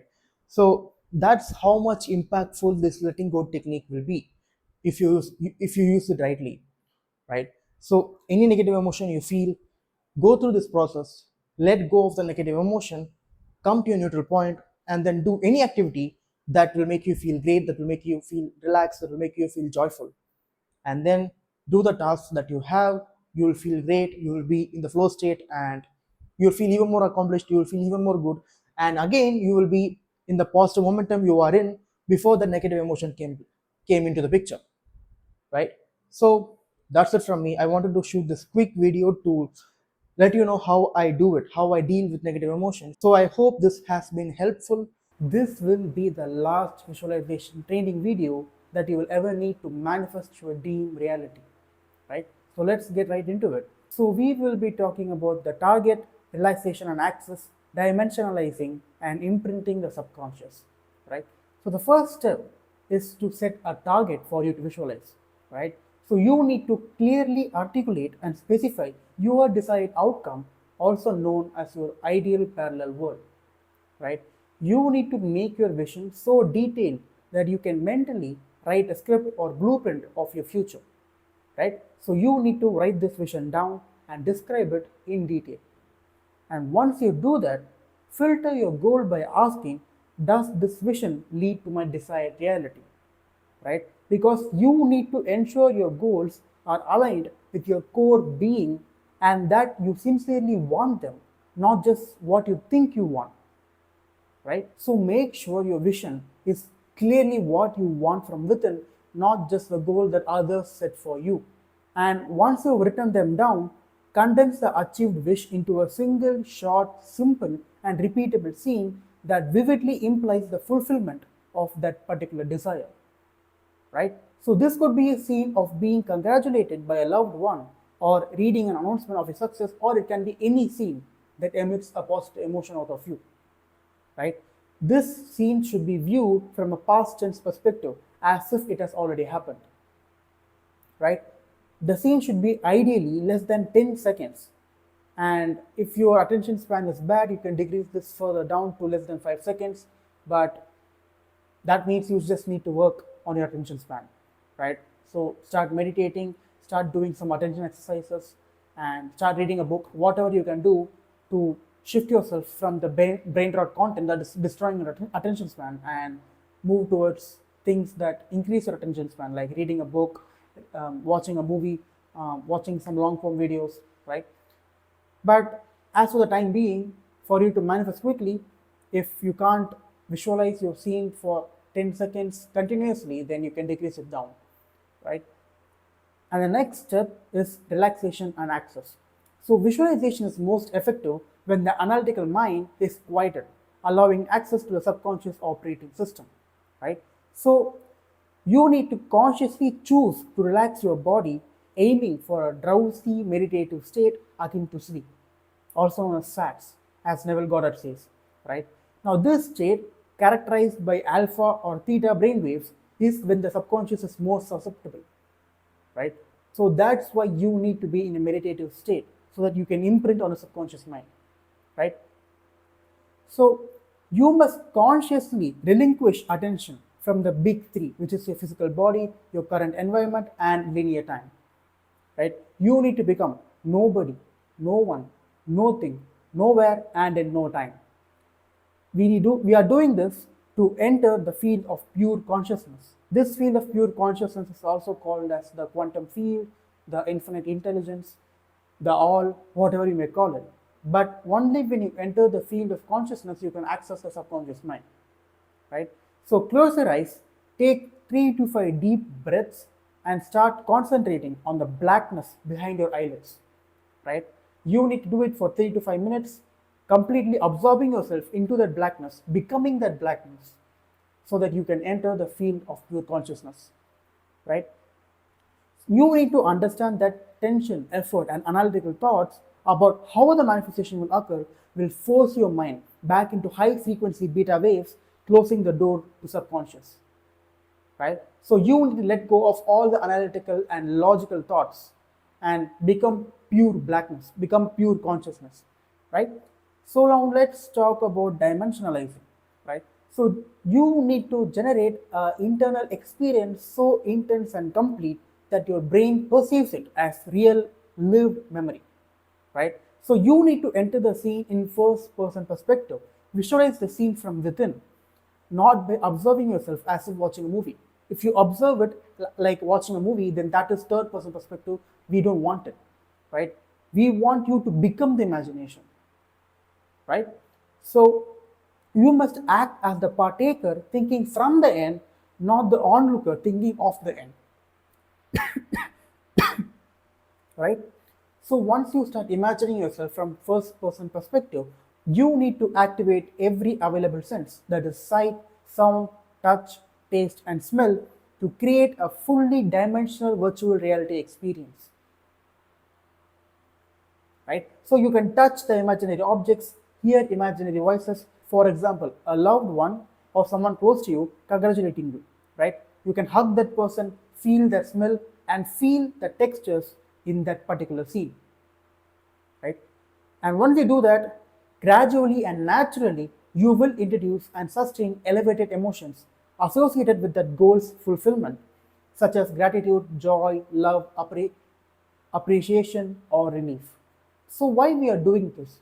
It is because emotions act as the magnetic charge that activates the thought, which is an electrical charge, creating a more powerful and coherent electromagnetic signal to the universe, right? So you need to cultivate the feeling that the goal is already accomplished in the present moment, right? And once you do that, you need to feel the emotion of gratitude, because this emotion is especially powerful because it is the emotional signature of something already having been received, right? You can only feel grateful for the things you receive. You can only feel grateful for the things you already have, right?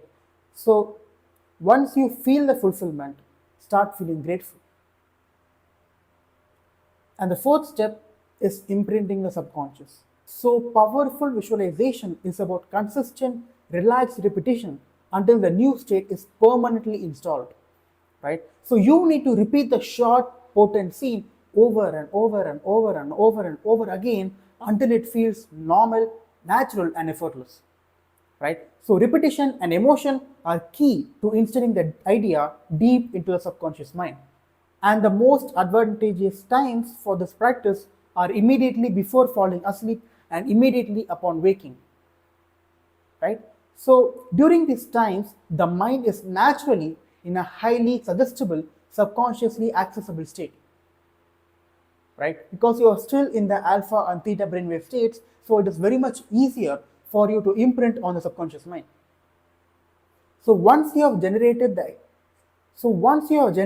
intense, fulfilled emotion and the mental picture that feels real, surrender the vision to the universal consciousness or infinite intelligence. So once you decide that you will have that desire, and imagine that you already had that desire, create that emotional experience, your job is done. You need to let go of it and let God or universe or infinite intelligence take care of the job. It's not your job in finding a way to bringing that particular reality to the present moment. That's not your job, right? Your job is simply believe and have faith, have conviction that this is already done. You have already received that desire, right? Now it is just a matter of time that that frequency gets materialized into physical reality. So this letting go means releasing the need to control the outcome, means, time or location, and simply allowing the universe to orchestrate the how. It's not your job figuring out how it will manifest, right? It's the universe job. So trust God and trust the universe that it will bring it to you. All the work that you need to do from now on after you've generated that experience is simply trust and have conviction that it has already happened, right? So after each visualization session, just say, thank you, universe, it is already done, right? I will repeat it again, repeat after me. Thank you, universe, it is already done. So whenever you have the thought about the desire not manifesting, just simply go back within and tell yourself, tell the universe that it is already done. Thank you, universe, right? So once you do that, take that feeling of gratefulness to sleep or throughout your day. So after each visualization practice that you do, take that feeling of gratefulness throughout your day, or if you're doing it before sleep, then take that feeling of gratefulness to your sleep as well, right? So yeah, after each session, carry the emotional. So yeah, after each session, carry the emotional state, which is the winner's frequency, into your day-to-day life. Right? Every thought, choice, and action must then proceed from the state of already having the wish fulfilled. But sometimes you may fall off, right? So when you do fall off or feel the pull of the old negative frequency, you must consciously return your attention to the fulfilled feeling again, right? The more you revert back to your frequency, the more you need to return back to the fulfilled feeling, right? So that's it. Visualization is such a powerful practice that everyone can do because imagination is such a great tool, man. It is really great, right? All good things that I have manifested for the past 2 years, if I have to contribute it to one single tool, that will be imagination, right? So it is very much important you understand how visualization works and how to do it properly. There are tons of resources on the internet, but if you're watching this video till now, then you have every single bit of information that you need to manifest your dream reality, right? So stop watching more videos, stop learning new things, and just implement every day, and just be aware of your thoughts, of your emotions that you feel, and you will manifest your dream reality, right? This single practice will put you in the right frequency. And if you are in the right frequency, you will get the mental nudges on what action to take. Just take those actions and you will have your desired reality in as soon as possible, right? The more properly you do it, the more dedicated and consistent you are in this practice, the more quicker your frequency gets materialized in physical reality. For a long amount of time, I could not achieve or manifest my goals. I would set a goal and I would work hard at it. I would take action every day. I would work for at least 6 to 8 hours per day. And even yet, I could not see any tangible progress in my goals. For example, 2 years back, I started a personal brand on Twitter and I had a different offer back then. And how much ever I tried, I could not land a single client in 6 months. And I didn't even grow that much. Like I followed literally everything that my mentor told me to do. And yet I could not see any results, even how much ever I tried. And this is one thing that I see many people who are going through the same thing as I did. Like they take action every day. They take action towards the goal that they want to achieve or towards the desire that they want to manifest. But even after how much ever action that they take, they can't achieve it. They can't make any progress on it. So today in this video, I'm going to discuss what I did and what you can do from learning what I did to break out of this cycle and start manifesting whatever you want, whatever desire you have effortlessly. And by the term effortlessly, I don't mean that you can't take action. I mean, you should take action. But let's talk about it. I will say the right way that you can take action. But before taking action, there's a series of steps that you need to do that will help you manifest anything significantly faster.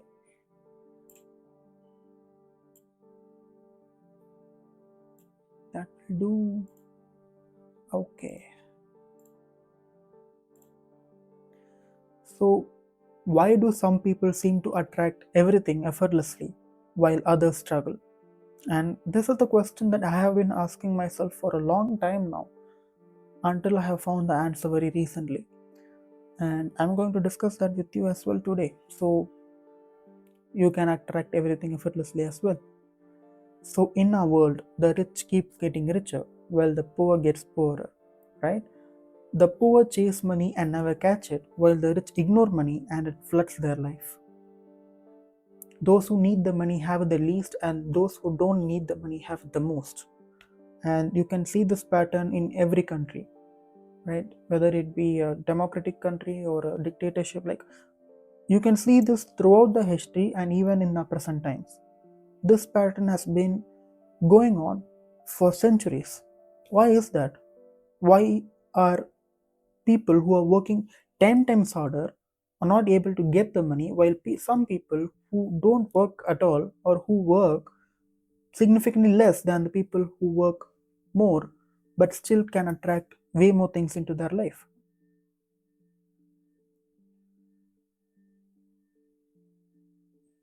That's the $1,000,000 question. And today you'll get the answer. So the thing is, you don't attract what you desperately want. You attract what you truly believe is already yours. So let's say you have born in a rich family, right? And you already possess generational wealth and you don't need to worry about money for the rest of your life.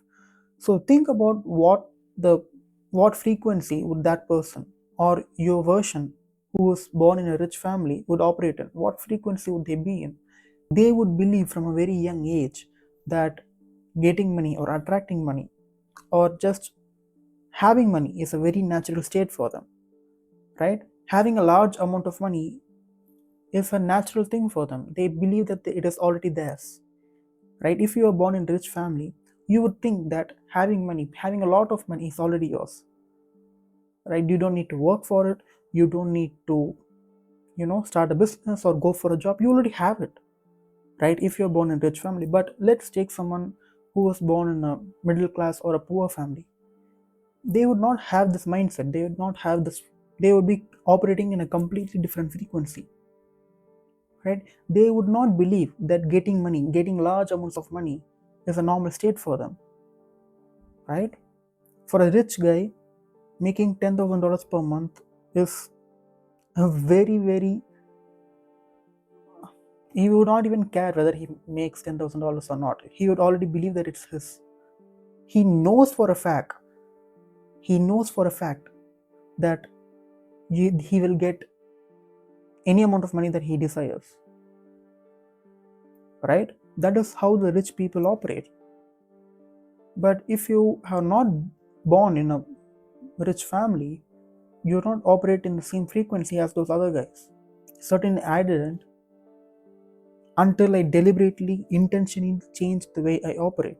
I worked on my frequency, and that's what you should do as well if you want to get rich or if you want to manifest anything. So, let's say you want to manifest a particular person into your life, right? If you desperately chase that person, if you desperately want that person to be into your life, that energy itself will repel that person away from you. We can see these internet horror stories of people desperately stalking people, chasing people, and girls don't want that. All these pickup artists say the same thing. All these alpha gurus, they know the fact that if you desperately chase someone, they will get repelled by it, right?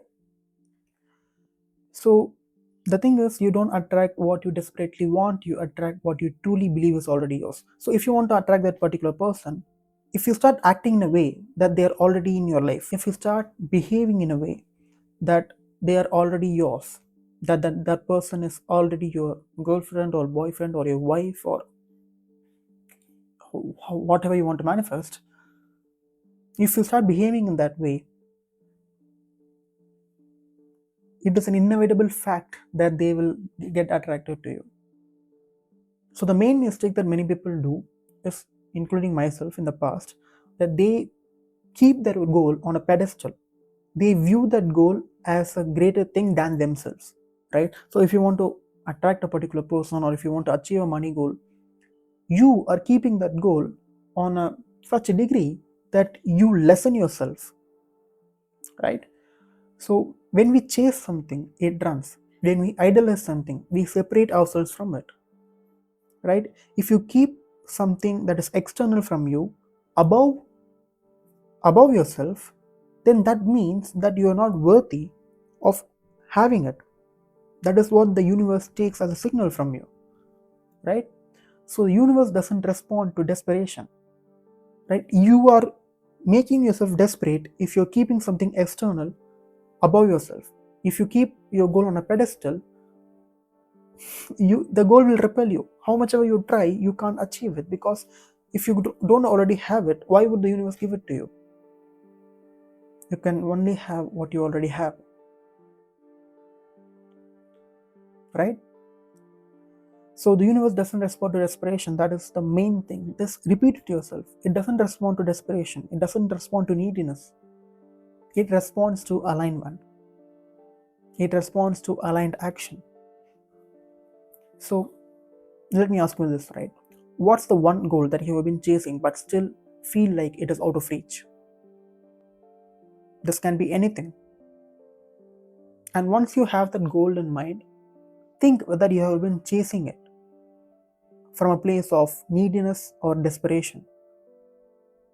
Have you been operating from a position where you think that if you don't take action, you'll never get what you want? And if you have been in that mind state, if you have been in that frequency, no matter how much ever you try, you will not manifest your desired goal. I'm just stating facts. So, what's the different approach, you may ask? So, what I'm saying to you is, you already are what you seek. So, if you already are what you seek, why are you working so hard that is something for something that is already yours? Right? So, the world is a part of you. You are part of a world. Everything is connected. The Kabbalion says that all is mind. The universe is single mind, and we are all connected to it. You, me, literally. Every single thing, every single state of matter, every single object is connected to us, right? All life is one, and there is nothing that is separate from you. Everything is united, everything is one, and that includes any circumstance that you may desire, because it is a part of you. So, because it is a part of you, you don't achieve it or you don't manifest it, you just be it. So, Abraham Hicks says that things you want lightly come easily. He doesn't say that things you want desperately come easily. He says that things that you want lightly comes easily. And Andy Warhol says, as soon as you stop wanting something, you get it. You could have seen this throughout your life. The moment you stop wanting something, the moment you are done with it, it comes into your life. The moment you stop trying so hard, it effortlessly comes into your life. You could see this pattern throughout your life. You are not being aware of it. Just think about all the circumstances where you were just done with the problem or you stopped trying. You immediately got an intuitive signal on what to do next, or immediately got whatever you wanted in the first place. Right? The moment you stop texting to the person that you want to manifest into your life, she responds back or he responds back. That is the power of detachment. That is the power of not needing things. That is the power of being neutral irrespective of whatever happens in your life. And Neville Goddard says, you are already that which you want to be, and your refusal to believe this is the only reason you do not see it. I'm not saying this stuff. The greatest teachers are saying this.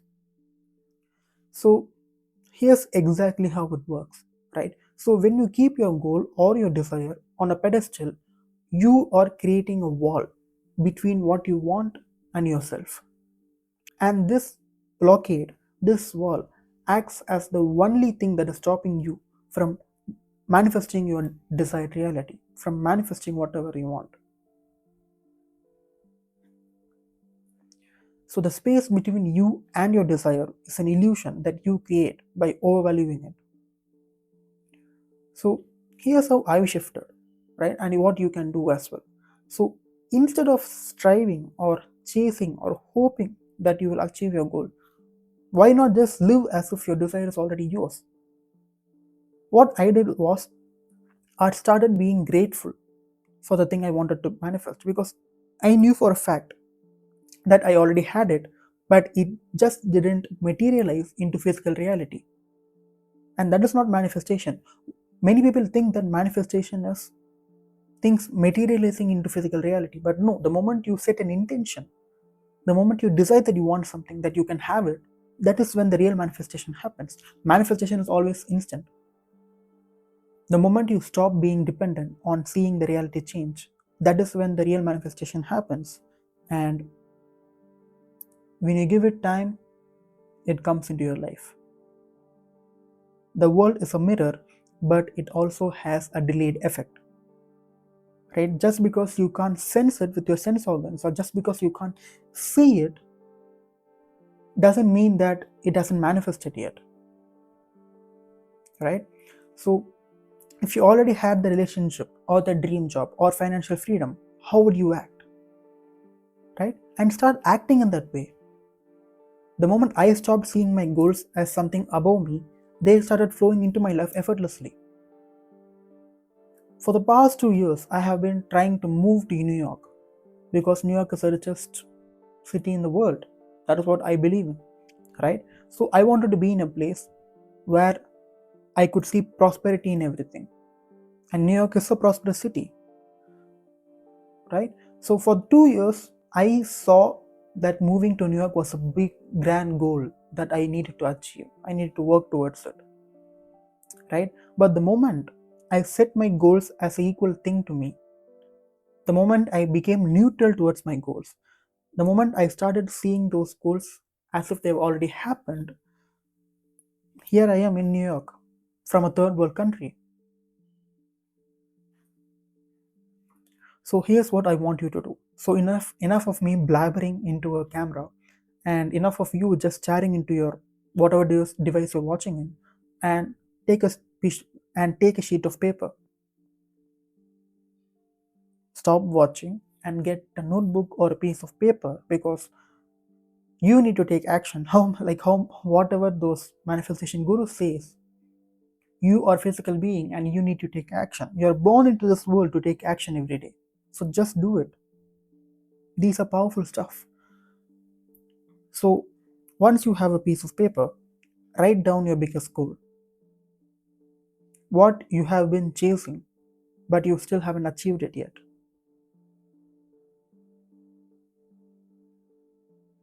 And once you have written that goal, now what we are going to do is remove that goal from the pedestal that you have been keeping it on. And how do we do that?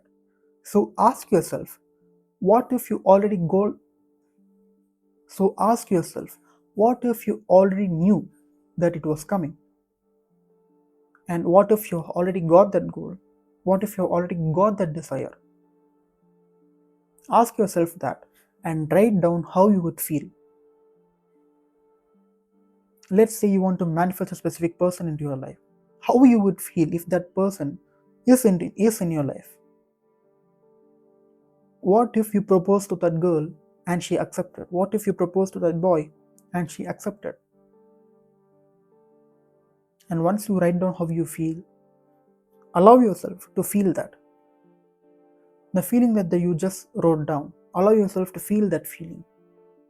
So if you want to get rich, or if let's say if you have a specific goal, let's say you want to make $10,000 per month, how you would feel if you were already making $10,000 per month? And allow yourself to feel that. So here's what I want you to try for the next 7 days. Stop chasing your goals. Stop being needy about your goals. Stop being dependent on action and start acting as if it's already done, right? And stop idealizing your goals. Recognize that your desires and goals as equal to you. They are equal to you. It's already done. You are a part of your goal as well, right? And detach from your goals emotionally, right? So instead of needing, practice knowing. So let's say I have the switch over here. I don't know if you can see it or not. I know for a fact that if I turn on the switch, the lights will be turned off. And that is conviction. I know for a fact that that is what will happen. So I want you to keep the same attitude towards your goals, right? And once you detach, once you stop idealizing, and once you stop chasing, just see what happens, right? And once you do this, keep a log of small wins and unexpected shifts, because your rational mind needs convincing as well, right? You can be pragmatic about it. You can still have doubts. So doubts may arise, doubts will arise in this process.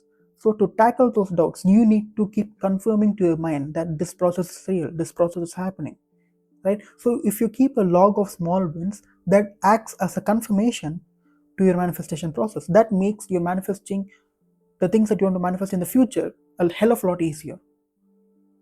In fact, I have a whole book of all the things that I have manifested in my life, and I use this book as a confirmation to the fact that what I'm doing works. And whenever I have doubts, I just go through the list and see what I've already manifested, and I'm being grateful about it.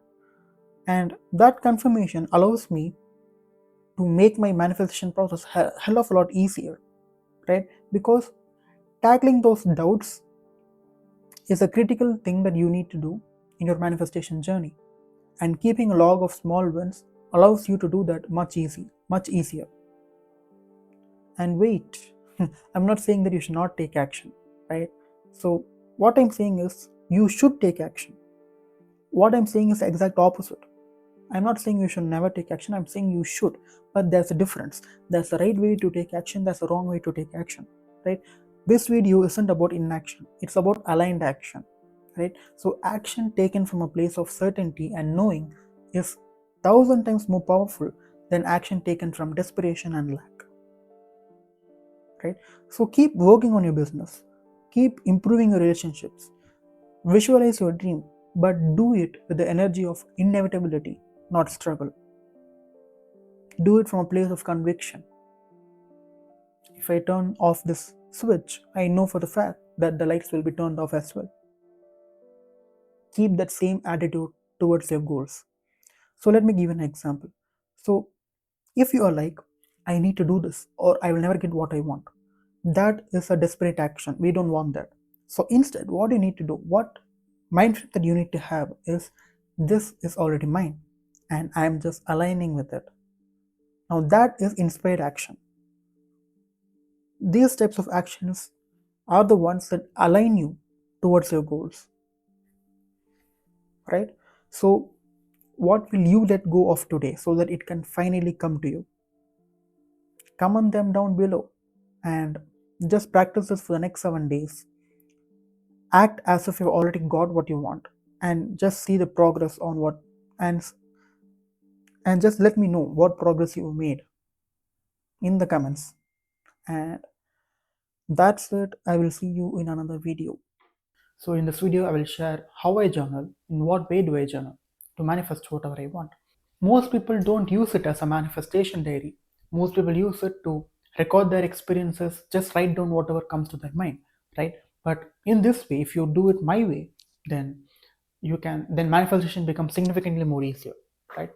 So why you should journal in the first place, right? So if you're a person who has never journaled in their life, the reason why you should start journaling is, first, it brings clarity, right? So many times you don't manifest what you want is because you are not clear on what you want, right? Your desire is not defined. You might have many desires, but the mind is a messy place. You need to bring those desires in a conscious way, and once you write that down, then you know what you want, right? being absolutely clear is very important when it comes to manifestation, because only when you know what you want, you can align your frequency to that desire, so that your desired reality will start getting materialized. And the next thing is journaling helps you to direct attention consciously. Now, many people are living in attention deficit state. Like we have all of these social media companies who are plaguing the planet by making people by affecting many people's attention spans, right? Like most people can't even focus for 5 minutes and meditate. Like even meditating for 5 minutes is very tough for majority of people on the planet. So what journaling helps you do is, once you start writing down about the things that you want, it helps you to direct your attention in a conscious way. And the more attention you put into something, the more it becomes a reality, right? For example, if you put your attention on various parts of your life where it represents lack, for example, if you're too focused on not having enough money, or if you're too focused on not not being able to afford to things. Now, since you are actively focusing on the scarcity part of your life, more scarcity will get present in your life. More There will be more scarcity in your life, because the more you put attention into something, the more it becomes a reality, right? So the next part is journaling cultivates the feeling of having. Now, once we start going through on how you can use journaling to manifest your desires, this will help you to cultivate a feeling of having. Now, in my past videos, I have talked about the feeling of wanting and the feeling of having, right? When you want money, you're being desperate, you're being needy. But once you attain that state of having, right? When you have the feeling of already having enough money, then more money starts to being present in your life. More money, you will start attracting more money very easily. You will start having more sales in your business, or you will get a promotion in your job, whatever it may be. Once you attain that state of having instead of wanting, then having more things, materializing more desires becomes significantly more easier, right? Now, the next thing is journaling helps process and release resistance and emotions. Now, you may have unprocessed resistance or emotions or even trauma in your life, right? And these unconscious emotions are ruling your life because they haven't processed. You have, in some point in your life, you have suppressed those emotions into your subconscious, right? So, for you to process those emotions that have been stored into your subconscious, you need to bring them out. You need to become conscious of it, right?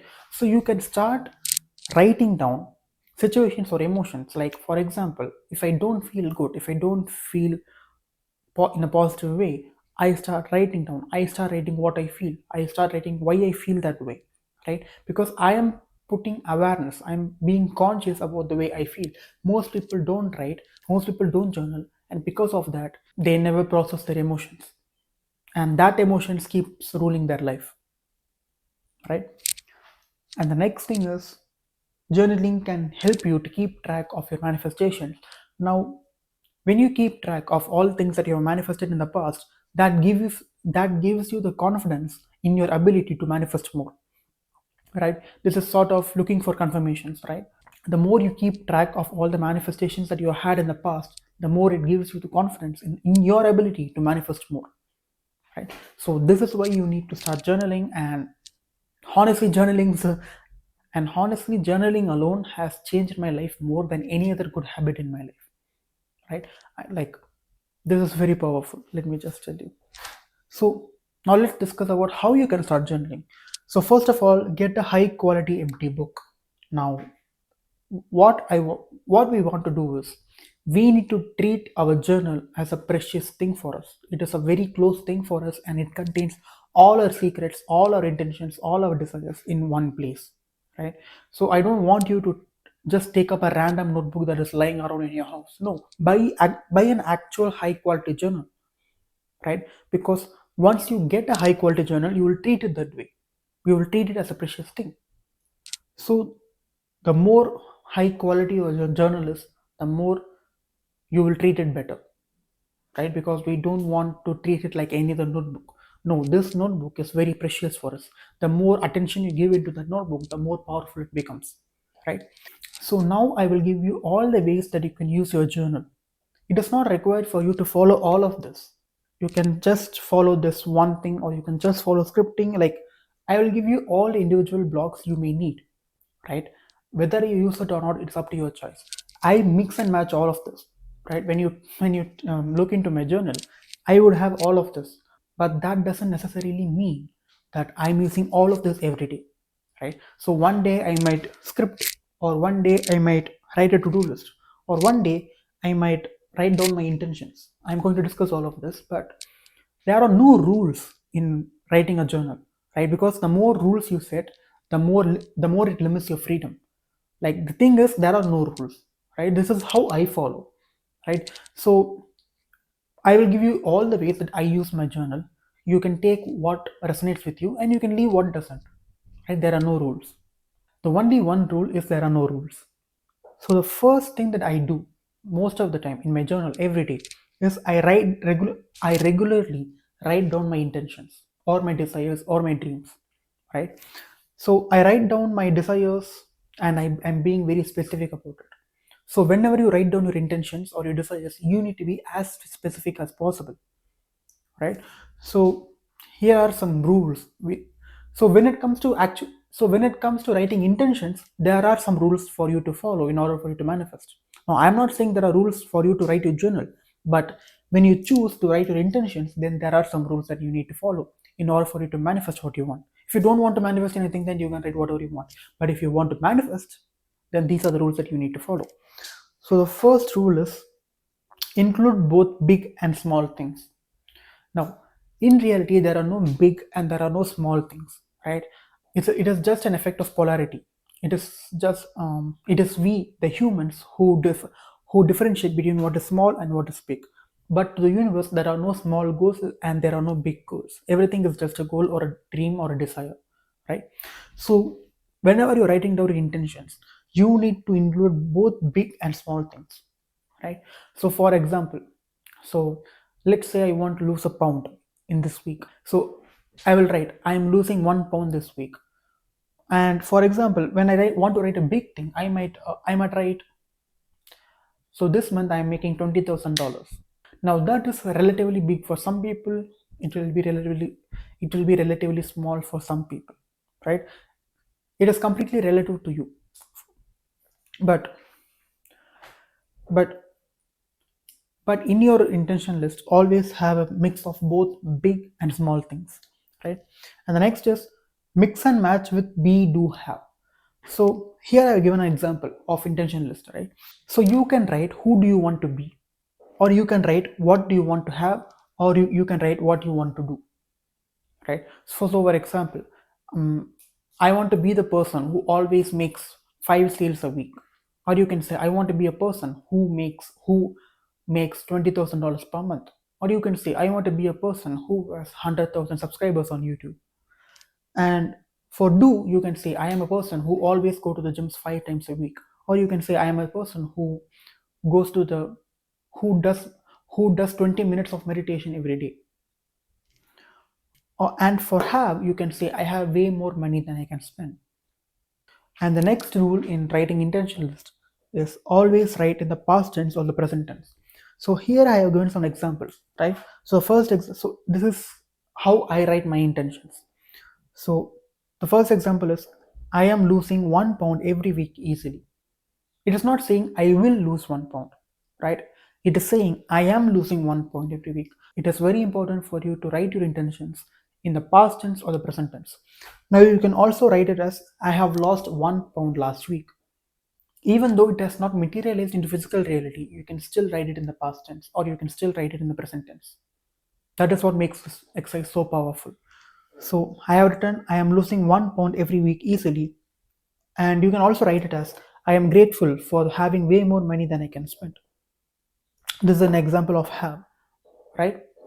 And I also written I am recording one video every day consistently. I am recording one video every day consistently. Now this is an example of do. This is how you write your intention list. And it doesn't matter what you write, and your intention list will change every day. So it just matters on how you feel, right? But what I recommend is having the same intentions for a week or for a month until they materialize into physical reality, right? And once you have written down your intentions, it is always better. I mean, you need not do it every day, but if you do it every day, it is very powerful. Which is feel the emotion behind each intention. So if I am losing 1 pound every week easily, I will feel that way, right? I will feel the emotion that is behind that intention. So you might write, okay, I'm making $10,000 this month. Now what I want you to do is I want you to feel on how you would feel if that intention became materialized into physical reality, right? Once you start feeling the emotions behind those intentions, and that is what makes this exercise way more powerful. And you need not do this every day, but doing it frequently makes it significantly more powerful, right? Now this is how you write intention list, right? Always write it in the present tense or in the past tense. Never write it in the future tense. Never write it like I will try to achieve it, I will achieve it, I hope I achieve it, I will maybe achieve it. No, you either write it in the past tense or you write it in the present tense. I am making this much amount of money, I am losing this much amount of weight, I have a girlfriend who loves me dearly. Those are like some examples, right? Now, the next way you can use your journal is scripting. Now, this also I do maybe once or twice a week, and this is also a very powerful exercise. So, in this exercise, what you do is you create a scene of your desired reality. So, in this exercise, you write scripts of scenes that you would like to experience in physical reality, but you write it in a way as if they have already happened, right? So you will have an ideal desired reality, right? So you create individual scenes in that desired reality and you write it down as if they've already happened. This can be a conversation, this can be a specific scene, this can be literally anything, this can be literally anything, any scene from your life. And the more details you add into that scripting session, the more powerful it becomes, the more powerful your emotions are. Because when you write it in a way that is as much details as possible, then emotion starts coming up. And these are the emotions that you would feel if you were in your desired reality. Right? So the easiest way for you to bring those emotions to feel the way that you would feel if you were in a desired reality is through scripting. Right? So when you describe a scene as if it has already happened and it is a scene from your desired reality, then you start feeling the emotions you would feel as if you were in your desired reality. And that makes manifesting significantly more easier. And the next way you can use your journal is awareness or reflections or grateful or being grateful list, right? So in this exercise, you're just recording the experiences that you're having in life. You're just being aware of it, right? You can just write whatever comes to mind. That is essentially what awareness is. And you can reflect back on past events. You can write it out how it could have happened, right? Which is also similar for life rewrites, which I will explain a little further in the video. And you can also write things you're grateful for, right? Because in another video I have explained on how being grateful can lead you to your desired reality. And to give you a spoiler, now I will condense it down because I have so little time now. So when you feel grateful for the things you have, you switch from the wanting state to the having state, right? So once you switch to the having state, you embody the feeling of having instead of wanting. So when you have things, you're not needy, you're not desperate, and that makes attracting your desired reality significantly more easier. So you can create list of things you are grateful for, you can reflect on past events, or you can just write whatever comes to your mind just to clear out your mind, right? And the next way you can use your journal is confessions. Now this is very powerful. So when you have something that you feel guilty for or you feel shameful for, so this can be a bad behavior, a bad habit, this can be a self-sabotaging behavior, or you might hurt someone, whatever it may be, for whatever incident or situation or issue that you may have that you feel guilty or shameful for, you can write it down as confessions, right? You can write it down what you feel guilty for, what you feel shameful for doing. Because once you write it down, your level of shame decreases, your level of guilt decreases. You are asking forgiveness to God. This is essentially what confession says. You are asking for forgiveness and you are saying, I will do better.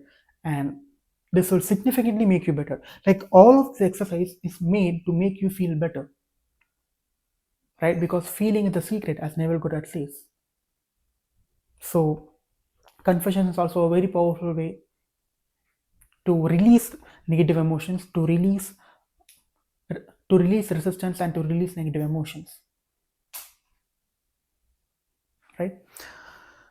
And the next is self-explanatory. You can use your journal to write to-do lists, but the caveat here is you should not do it from a place of worry or stress. These to-do lists can be done at any time. Don't pressurize yourself to complete this to-do list. So, like whenever I create a to-do list, I just want to know what tasks are left for me to do. I'm not doing it from a place of scarcity or stress. Right? I just want to know what tasks are left, and that is why I create to-do list in my journal. And finally, you can rewrite your life. So what do I mean by that? So in the past, you may have certain events or circumstances which were not up to your liking, or which didn't go as planned, or it didn't go as you expected, right? And that might create negative emotions even if you think right now. And this can also include painful incidents in the past or traumatic incidents in the past. So what you can do is you can start rewriting whatever happened in a way that is likable to you, that is desirable to you, right? So for example, if you and a dear friend of yours had a fight yesterday, you can rewrite as if you and your friend didn't have that fight and just had a good time, and that will create ripple effects in your present reality. How? Just test it and find it out. Whatever circumstances or events that may have happened in the past that didn't go as per your liking, and even now if you feel about those events, when you feel negative emotions, then this is a powerful tool that you can use. And if you rewrite that event exactly the way that you would have wanted it to go, then that will have ripple effects in your present reality. And this is how you also release negative emotions that are associated with those past events. So this is also a very powerful releasing technique, but also to create your desired reality in the future as well. So this is how I use my journal. I mix and match all of this. So whenever I feel like writing an intention list, I will do so. Whenever I feel like scripting, I will do so. Or whenever I feel like just writing out a confession on a behavior or a habit that I feel guilty for, I will use confessions to release my negative emotions. So I have given you all the tools you will need in your journaling journey, right? It is up to you what to take and what to leave. You can use all of this, you can mix match it, or you can just use one technique, but do it in a consistent way for it to have effect, right? By the end of the day, whatever tool you use from here, it is always better. Your life is always better once you start journaling.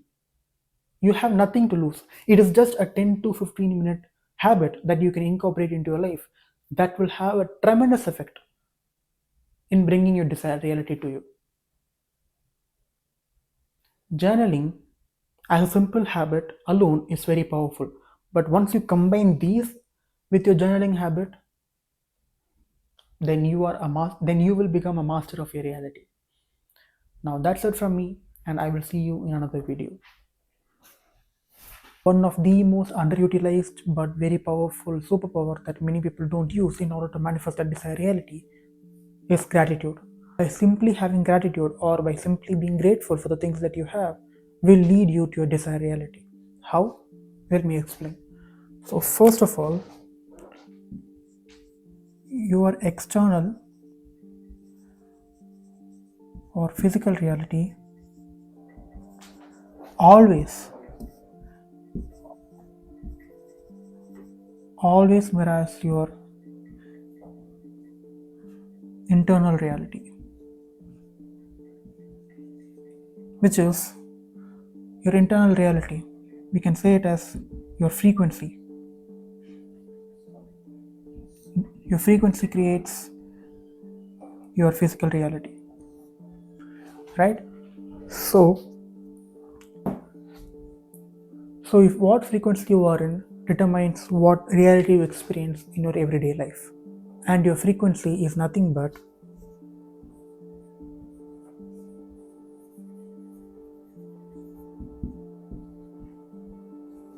your vibrational state. And your vibrational state is determined by what emotions you experience or what emotional state you are in every day, right? So for you to experience your desired reality, you need to change your frequency. If you need to change your frequency, then you need to change your vibrational state. And the only way you can change your vibrational state is emotions. And when we talk about emotions, there are low vibrational states and there are high vibrational states. So emotions like anger, worry, sadness, guilt, shame, these emotions are low vibrational states or low vibration emotions. And there are high vibration emotions such as love, bliss, joyful, acceptance, willingness. But one of the most powerful emotions that you can have, that you can experience every day, is gratitude or just feeling grateful. And I will explain why that is the case.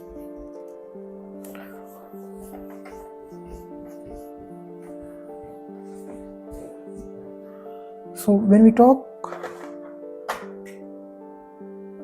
let me use blue. So when we talk about gratitude,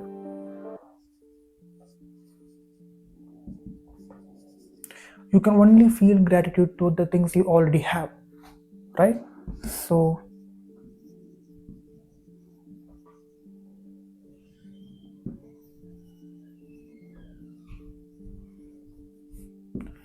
and this is how 99% of the world operates. Right? They think that you can only feel grateful for the things you have, or the things you own, right? But if you improve it, if you go one step further, then you can start feeling grateful for your desired reality.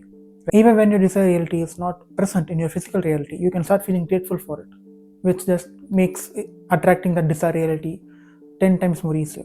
But let's not go there. That is not the scope of this video.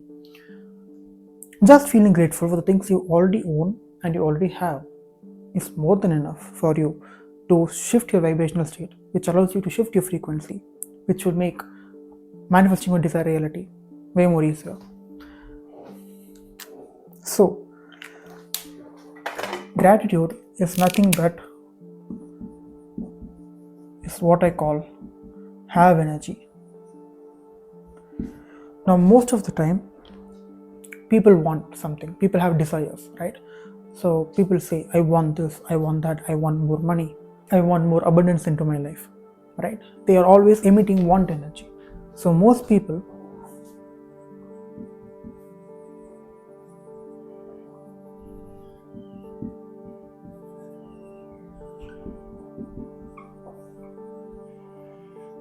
emit want energy, and this want energy is desperate, needy, and enforces lack, right? So when you emit want energy, and if you're emitting want energy, that means you're desperate, you're needy, and you're emitting lack to the universe will reflect it back to you, right? So instead of emitting want energy, if you start emitting gratitude as your vibration, then that means you're emitting having energy.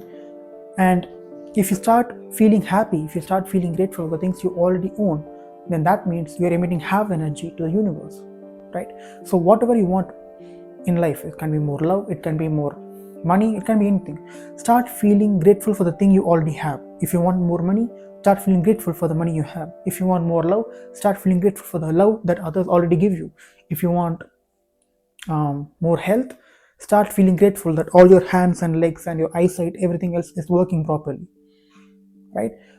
Feeling grateful for the things you already have will result in having more of it, because since the universe is a mirror and it always reflects whatever you're emitting as your vibrational state, the another principle is whatever the universe reflects back, it always magnifies it.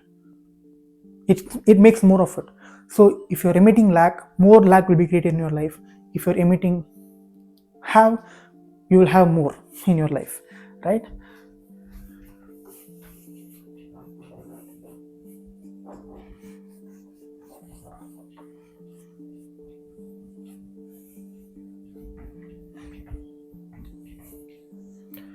So define what you want. So first of all,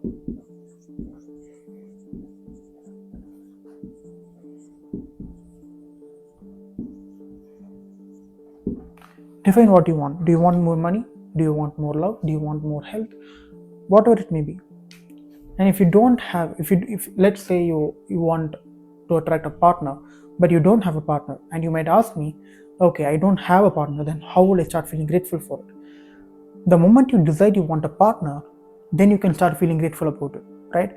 This goes to praying as well. When you pray for something, when you pray to God that I need this or I need that, the moment you finish your prayer, start feeling grateful about it, because it is already coming, it is already in its way. Start feeling grateful that your desired reality is already on its way, right?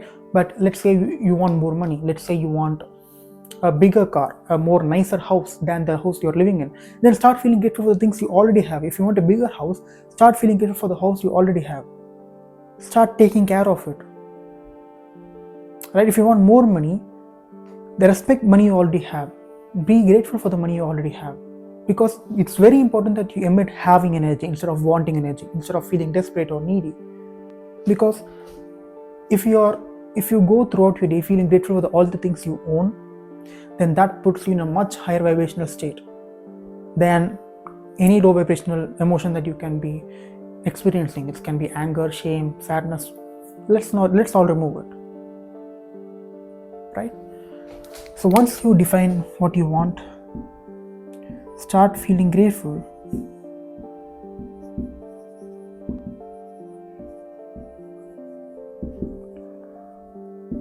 for the things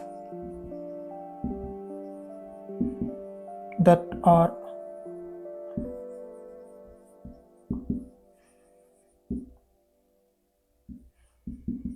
with what you want.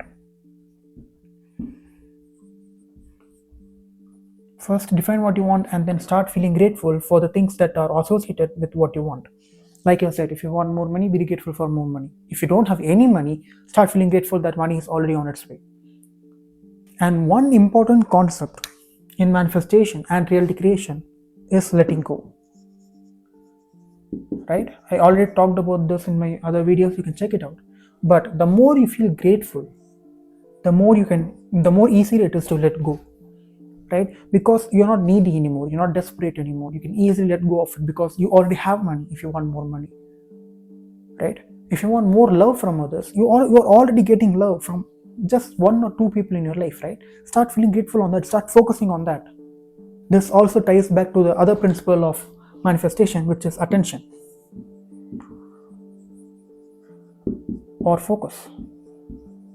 If you keep focusing, if you keep putting your attention on things you already have and feeling grateful for it, which is a high vibrational state, which is a high vibrational emotion, you feel happy, you feel joy, you feel at peace for the things you already own, then the attention and focus that you put on it, it will grow, right? So if you put your focus on lack of money, that you're not having enough money, then more lack will be created, more bills will come up unexpectedly, some unexpected expenses may come up, which creates more lack. But if you focus on having money, on feeling grateful for money, then that will inevitably result in having way more money than you initially had. I hope you get my point, right? So you put more attention to the things you already own, which makes manifesting a desire significantly easier when you have gratitude, and letting go becomes much easier when you have gratitude, because letting go is harder when you're desperate, when you want something and you think that you don't have it. But since you're emitting gratitude, you already have that thing. Now if you already have that thing, then letting go becomes much easier, and if letting go becomes much easier, then attracting what you want becomes significantly more easier. And manifestation as itself is a easy job for you. That is why I said it is the most powerful superpower that you can use.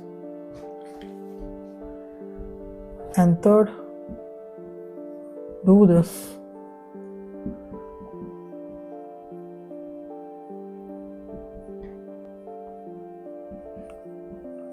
in a consistent basis. You need to be consistent in what vibrational state you're emitting, right? You can't be like, okay, I felt grateful yesterday, where is my desired reality? No, it doesn't work that way. You need to emit your vibrational state for a prolonged amount of time in order for your physical reality to start changing, right? So you need to do in the consistent way. This is not a manifestation technique, this is a way of life. From this day, after you watch this video, till the day you die, start feeling grateful for everything you have, and just start seeing life change.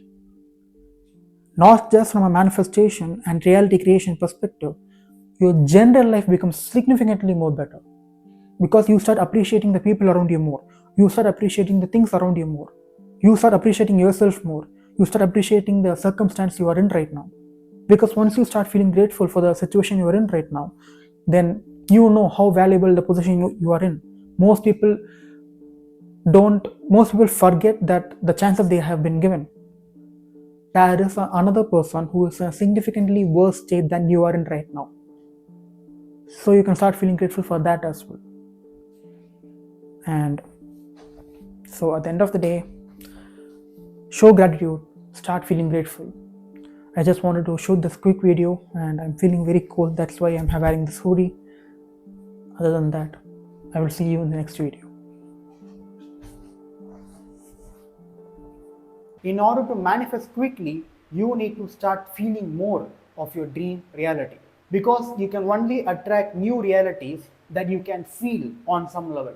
Think of all the goals you have achieved in your life. Before achieving those goals, you must have felt the emotions of how you would feel if you achieve those goals before you actually achieve them. Right? So you must feel whatever goal you have on some level in order to manifest that goal into reality. Any reality that you wish to manifest, it has a certain vibe and mood to it, which you need to capture it in order to manifest it in your dream reality. If you can't catch the feeling of the new reality, then how much ever you try, how much ever you work hard, how much ever you take action, manifesting that particular reality will be a struggle for you. You might ask why? Because when you think about it, like energies attract like energies. So, what that means is you must be energetically aligned with your dream reality, with your desires. If you're not, then you're misaligned, and of course, you will have a hard time in attracting that new reality to you and physicalize it and materialize it into physical form. So in this video, I am going to share 3 ways on how you can feel more deeply of your new reality so that you can manifest more quickly. The first method to feel more is to have specific goals and desires. If I ask you what your goal is, and if you tell me, I want to get rich, I want to get successful, I want to have more love into my life. If you tell me these goals, which sounds vague and generic, then I won't remember it. If you ask me on some other day on what your goals were, I wouldn't remember it. Because the goals you set, for example, I want to become rich or I want to become successful, they are vague and generic, right? So if I can't remember it, then of course your subconscious will also not remember it. To imprint on your subconscious mind, to make your subconscious mind believe in the goals that you set. In order for the subconscious mind to do the work for you, then you need to get as specific as possible when it comes to goals and dreams, right? So instead of saying I want to get rich or I want to get successful, you can say. So what example can I say? So for example, I can say I want to build a lawn moving business and take it to 6 figures per month. Now that goal seems way more tangible, real, and specific, right? Now since the goal is very specific, your subconscious can easily get imprinted. Your subconscious mind can believe that you can actually attain that goal. It is specific. So you can start feeling those emotions more. I want to become successful. What kind of emotions can you feel? Because it is too vague. Being successful is a too vague for a goal. But if it's something specific, let's say I want to build a YouTube channel and I want to get that YouTube channel to a million, and I want to get that YouTube channel to a million followers, a million subscribers. And once I do that, I will get brand collaborations, I'll get AdSense revenue and scale that revenue to at least $50,000 per month. Now, can you see how specific the goal is? So be as specific as possible in your goals and dreams so that you can feel those emotions more. Now, the next way to feel the emotions of your new reality more deeply on a physical gut level is to simply spend more time focusing on that new reality. So, for example, what you can do is you can take a piece of paper and draw an image that represents your dream reality. You can take an hour or even 2 hours and draw that specific reality as detailed as possible. You don't need to be an artist to do that.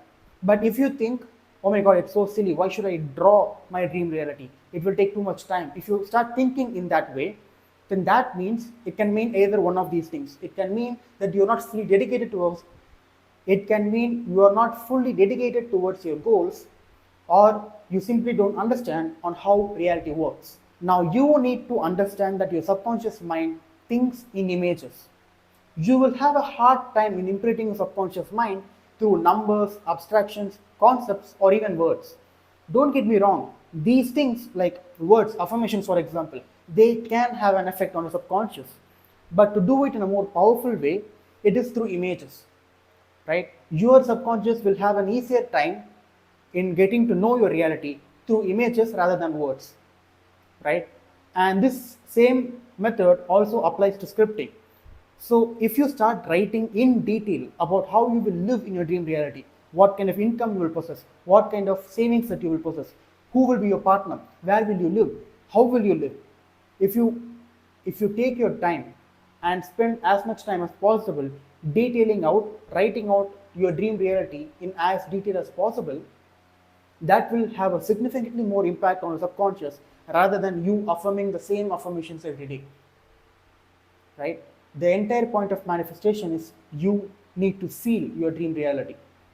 So drawing it out or writing it out, your dream reality in as detail as possible will make you feel that new reality more. These both methods is to make you focus on your dream reality more, right? It is fixing your attention instead of you focusing on your old reality more. By these methods we are making you to focus on your dream reality more, so that you can alter the frequency in a way that you're directly aligned with your dream reality. We are changing your frequency, we are changing your energy, we are changing your vibration through you drawing it out or writing it out of your dream reality in as specifics as possible. So always remember, imagery and specificity always activates emotions. Be as specific as possible and draw it out. Think in images. You don't even need to draw it out, right? I mean, you can draw it out. It's a very potent method that you can use, but you can also start collecting images and videos that represent abundance and prosperity to you, right? For me, it is luxury resorts, going on vacations and spas and all those good stuff, right? So those things represent my dream reality. Now it may be different to you. So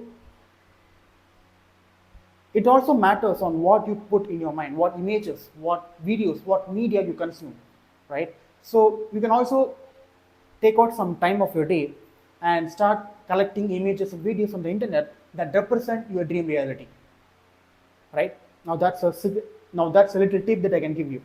Now the third and final method that I want to discuss in this video is also equally potent, which you can use to feel your dream reality more easily, is by bringing your goals into the present moment as close to you as possible, right? So what this means you actually going to the places where people who have already manifested what you want typically hang out, right? So when you hang out with in these places, when you hang out with the people who already has what you want, then you don't need to imagine it more often, right? There is no need for you to imagine it because you're literally surrounded by your dream reality. So if you start spending time with people who already has what you want, if you start hanging out in places that represents your dream reality, then you are filling your physical senses with your dream reality. So there is a must less need for you to imagine, and that will make you feel your dream reality way more than any other method that I have discussed in this video. If symbols, things, objects, and matter that is related to your manifestation is already present in your physical environment, then it is significantly more easier for you to manifest your dream reality because you don't need to depend on imagination a lot. For many people, imagining their dream reality as vividly as possible might seem like a hard thing to do, but any good thing takes time, takes effort for you to master. So don't neglect your imagination skills, do that, but also you directly and physically going to the places that represent your dream reality makes this process significantly more easier. Now, if you cannot do this method of you physically going to places, then of course you can use your imagination.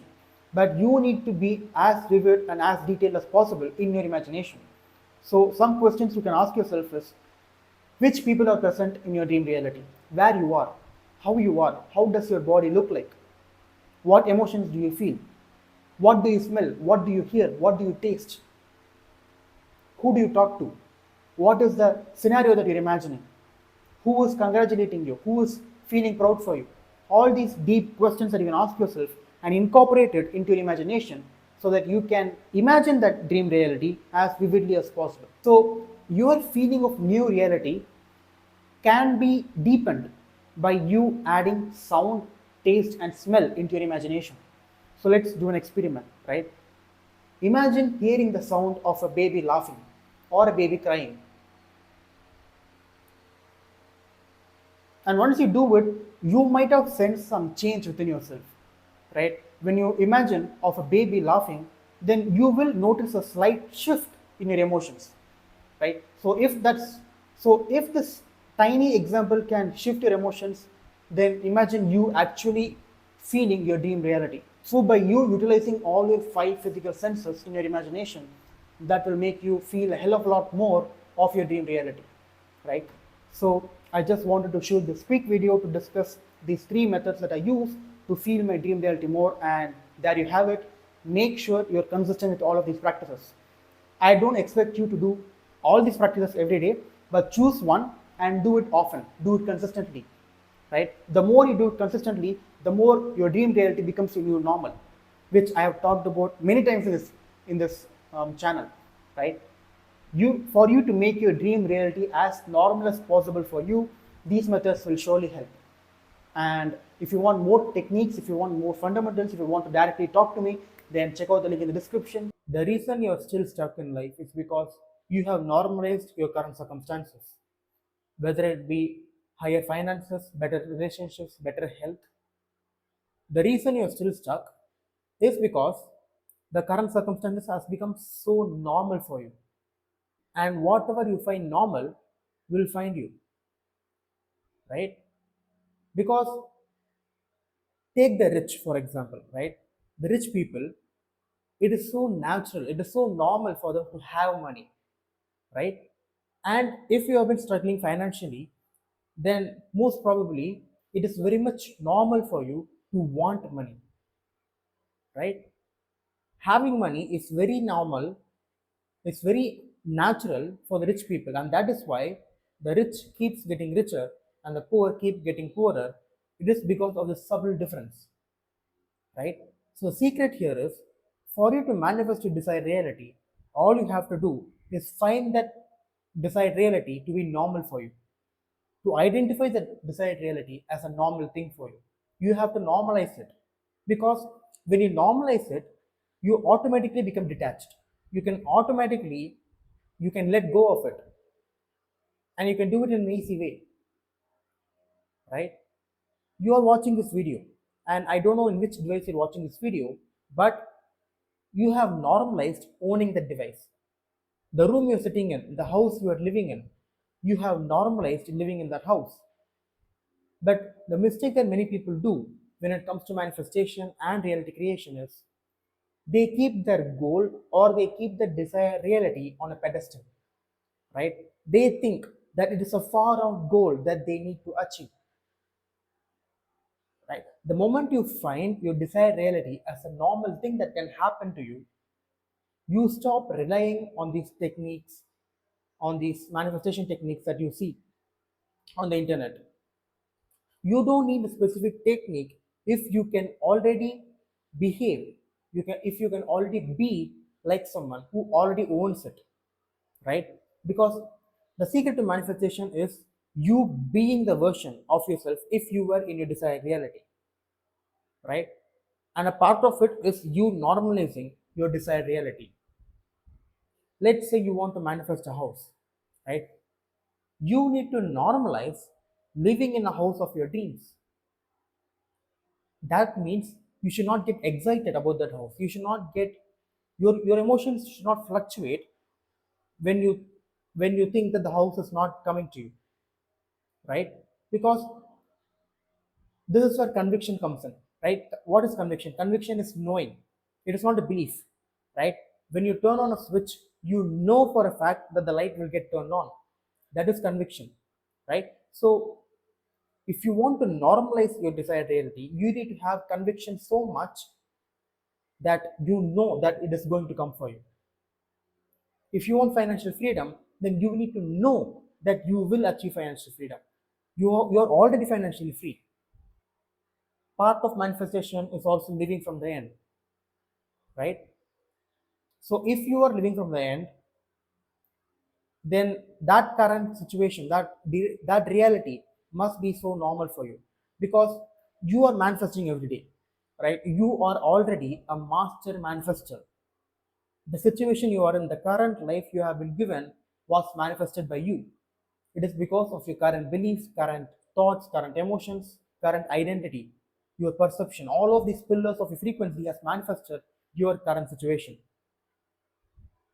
And living your current life is very normal for you, right? If you have been struggling financially, then not having money is a very normal thing for you. If you keep finding those kind of things as a normal thing for you, if you're normalizing your current life, then that means you are very much detached on it, right? You are very much detached on living your current life. You can easily let go of it, and automatically you are manifesting your current life. You will keep manifesting your current life because you have normalized your current life. And when you think about your desired reality, when you think about you wanting to be rich, that seems so far ahead of you. It is because you have normalized your current life. How can you normalize your desired reality as well as your current life? It is, you can't sit in two chairs at once, right? You can't do that. For a rich person, it is very much abnormal to live in a small house. It is very much abnormal for the rich person to not have money. So why not, if you want to be rich, why isn't you not having money is an abnormal thing for you? Why are you normalizing poverty? Why are you normalizing not having better relationships? The shirt you're wearing, the room you're in, the things you own, you're normalized owning those things, right? So if you want to manifest a certain thing or a desire, then you have to normalize that in order for it to enter your life.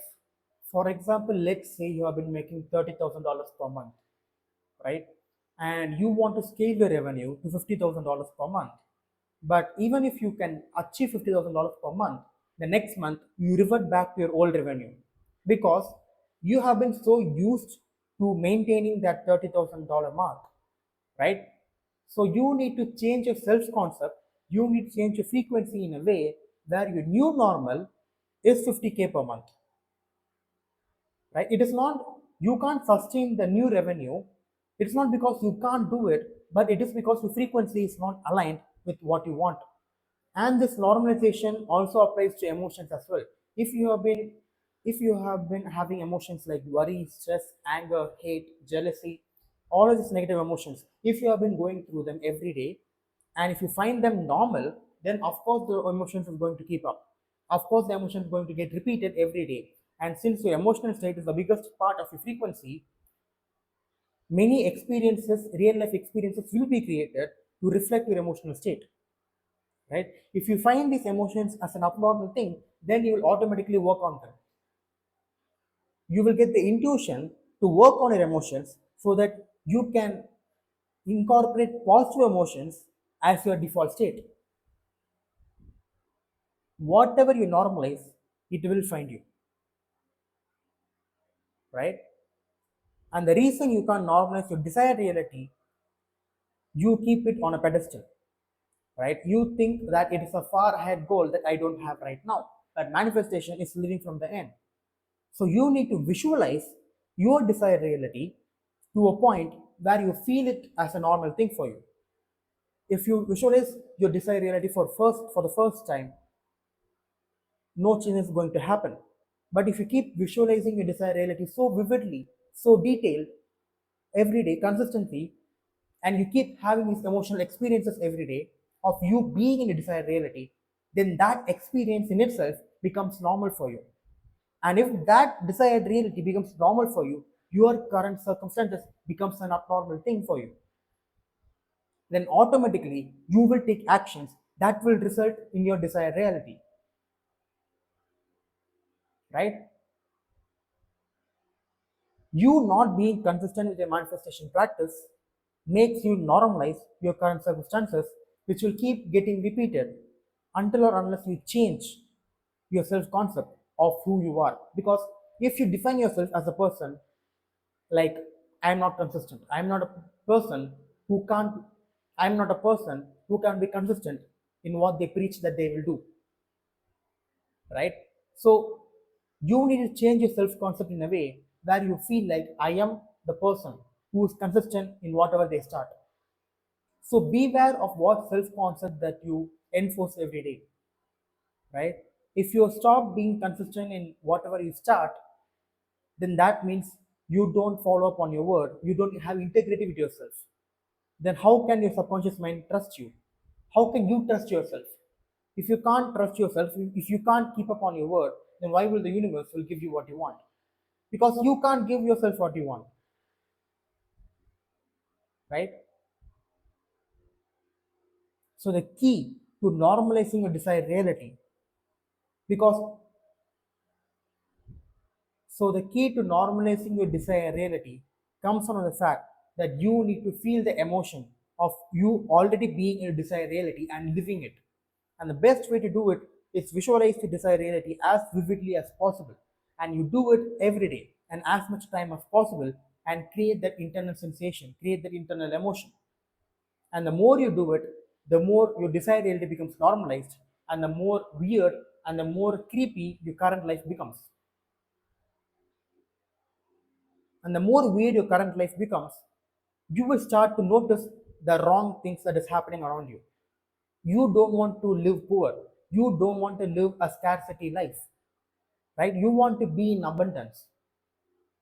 And the moment you normalize abundance, abundance will find its way to you.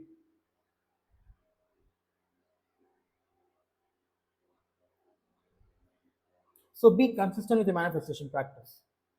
So be consistent with whatever things you start. Finish it, finish that project, finish that task, finish the to do list. Don't set a goal, don't set a task which you can't complete, which you can't come through. You need to follow up on every word you give to yourself and others as well. Because only when you do that, you can build self trust. And only when you build self trust, you will have the confidence in yourself that you will manifest your desired reality. There are multiple parts to this game, right? In terms of manifestation, there is letting go of your desired reality, because if you can't let go, then that means you keep it on a pedestal. And there is your emotional state, there is your identity, there is your attention, like because you need to take care of your attention, like that is for another video.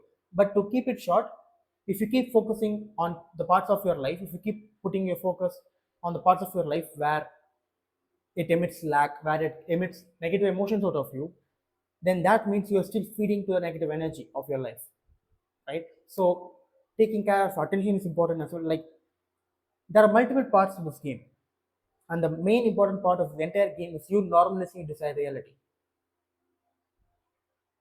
right? You can't let your desired reality fluctuate your emotions, because you don't let your current life fluctuate your emotions. You not having money is a very normalized thing for you if you're struggling for money, of course. Or if you want better relationships and you don't take a single step to change that frequency in order to get better relationships, you don't do that because having worse relationships is a normal thing for you. So start taking responsibility, start finding out why you are where you are. If you feel stuck, if you feel you're not making any progress, if you feel you're not living up to your potential, then check whether your current life seems normal for you or not.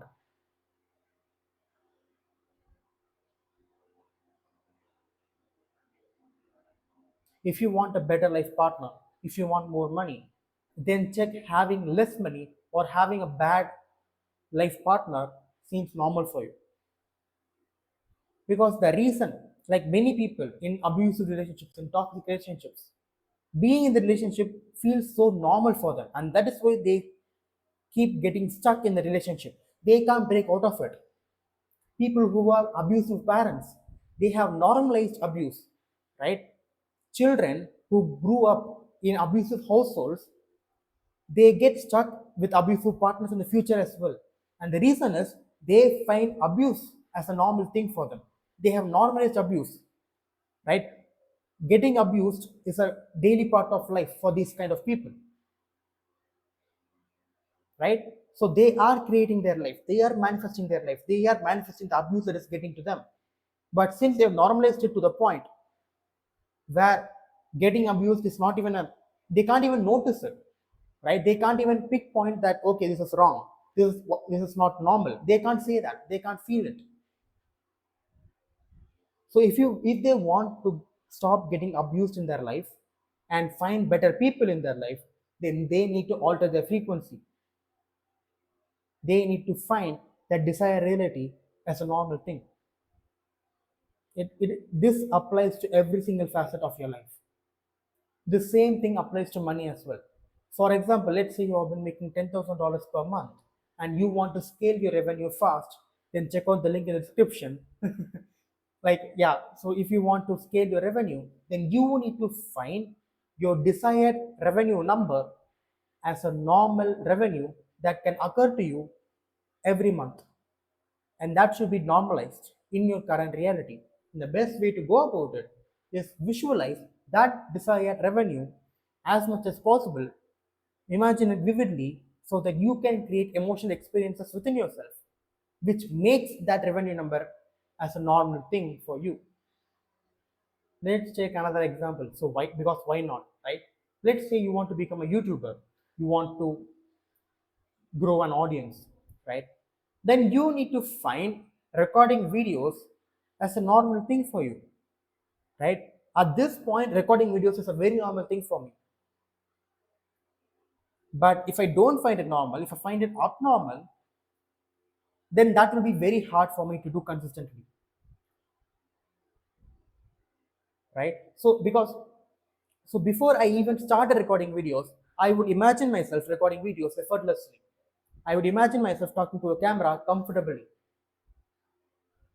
And because I did that, because I created this emotional experience within myself of me being a YouTube creator, when I actually sat down to record a video, I can do it easily,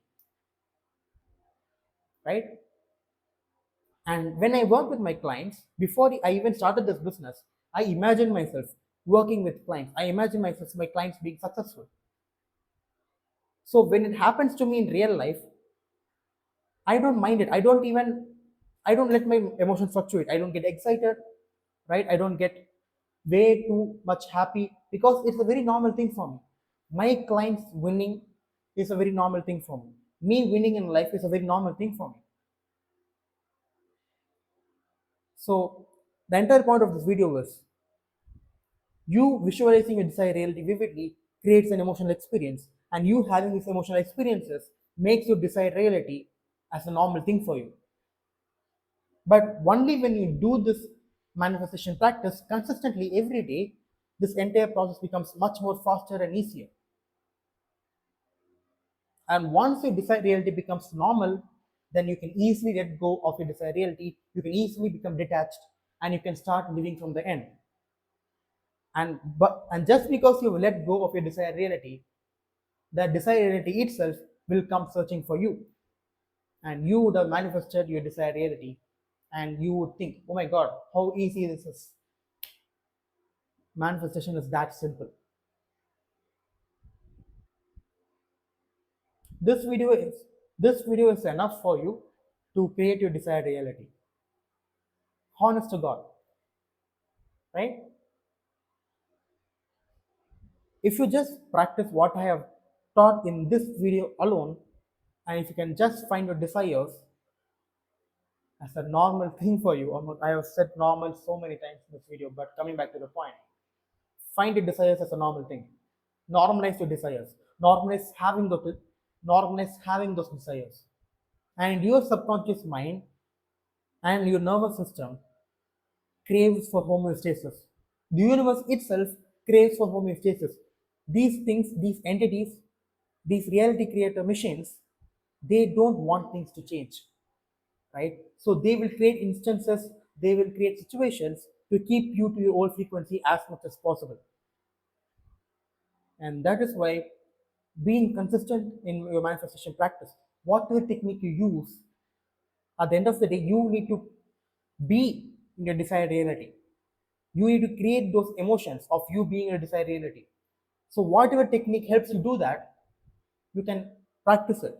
But consistency is what matters over here, right?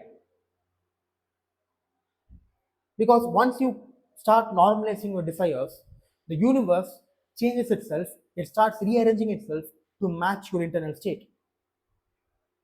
If you have been wanting money all your life, right, then that means you have normalized not having money. So when you visualize yourself having way much more money in a consistent basis, then that means you have normalized having money. And when you're normalized having money, then your internal state in itself means then you become a person who has money, right? And since you are emitted this much emotional energy of you having money because you have been visualizing, you have changed your frequency. And once you have changed your frequency, the universe itself rearranges your entire reality to match your internal state. So that's it from me. If you want to work with me personally, then check out the link in the description, or else you can keep consuming this free stuff. And I will see you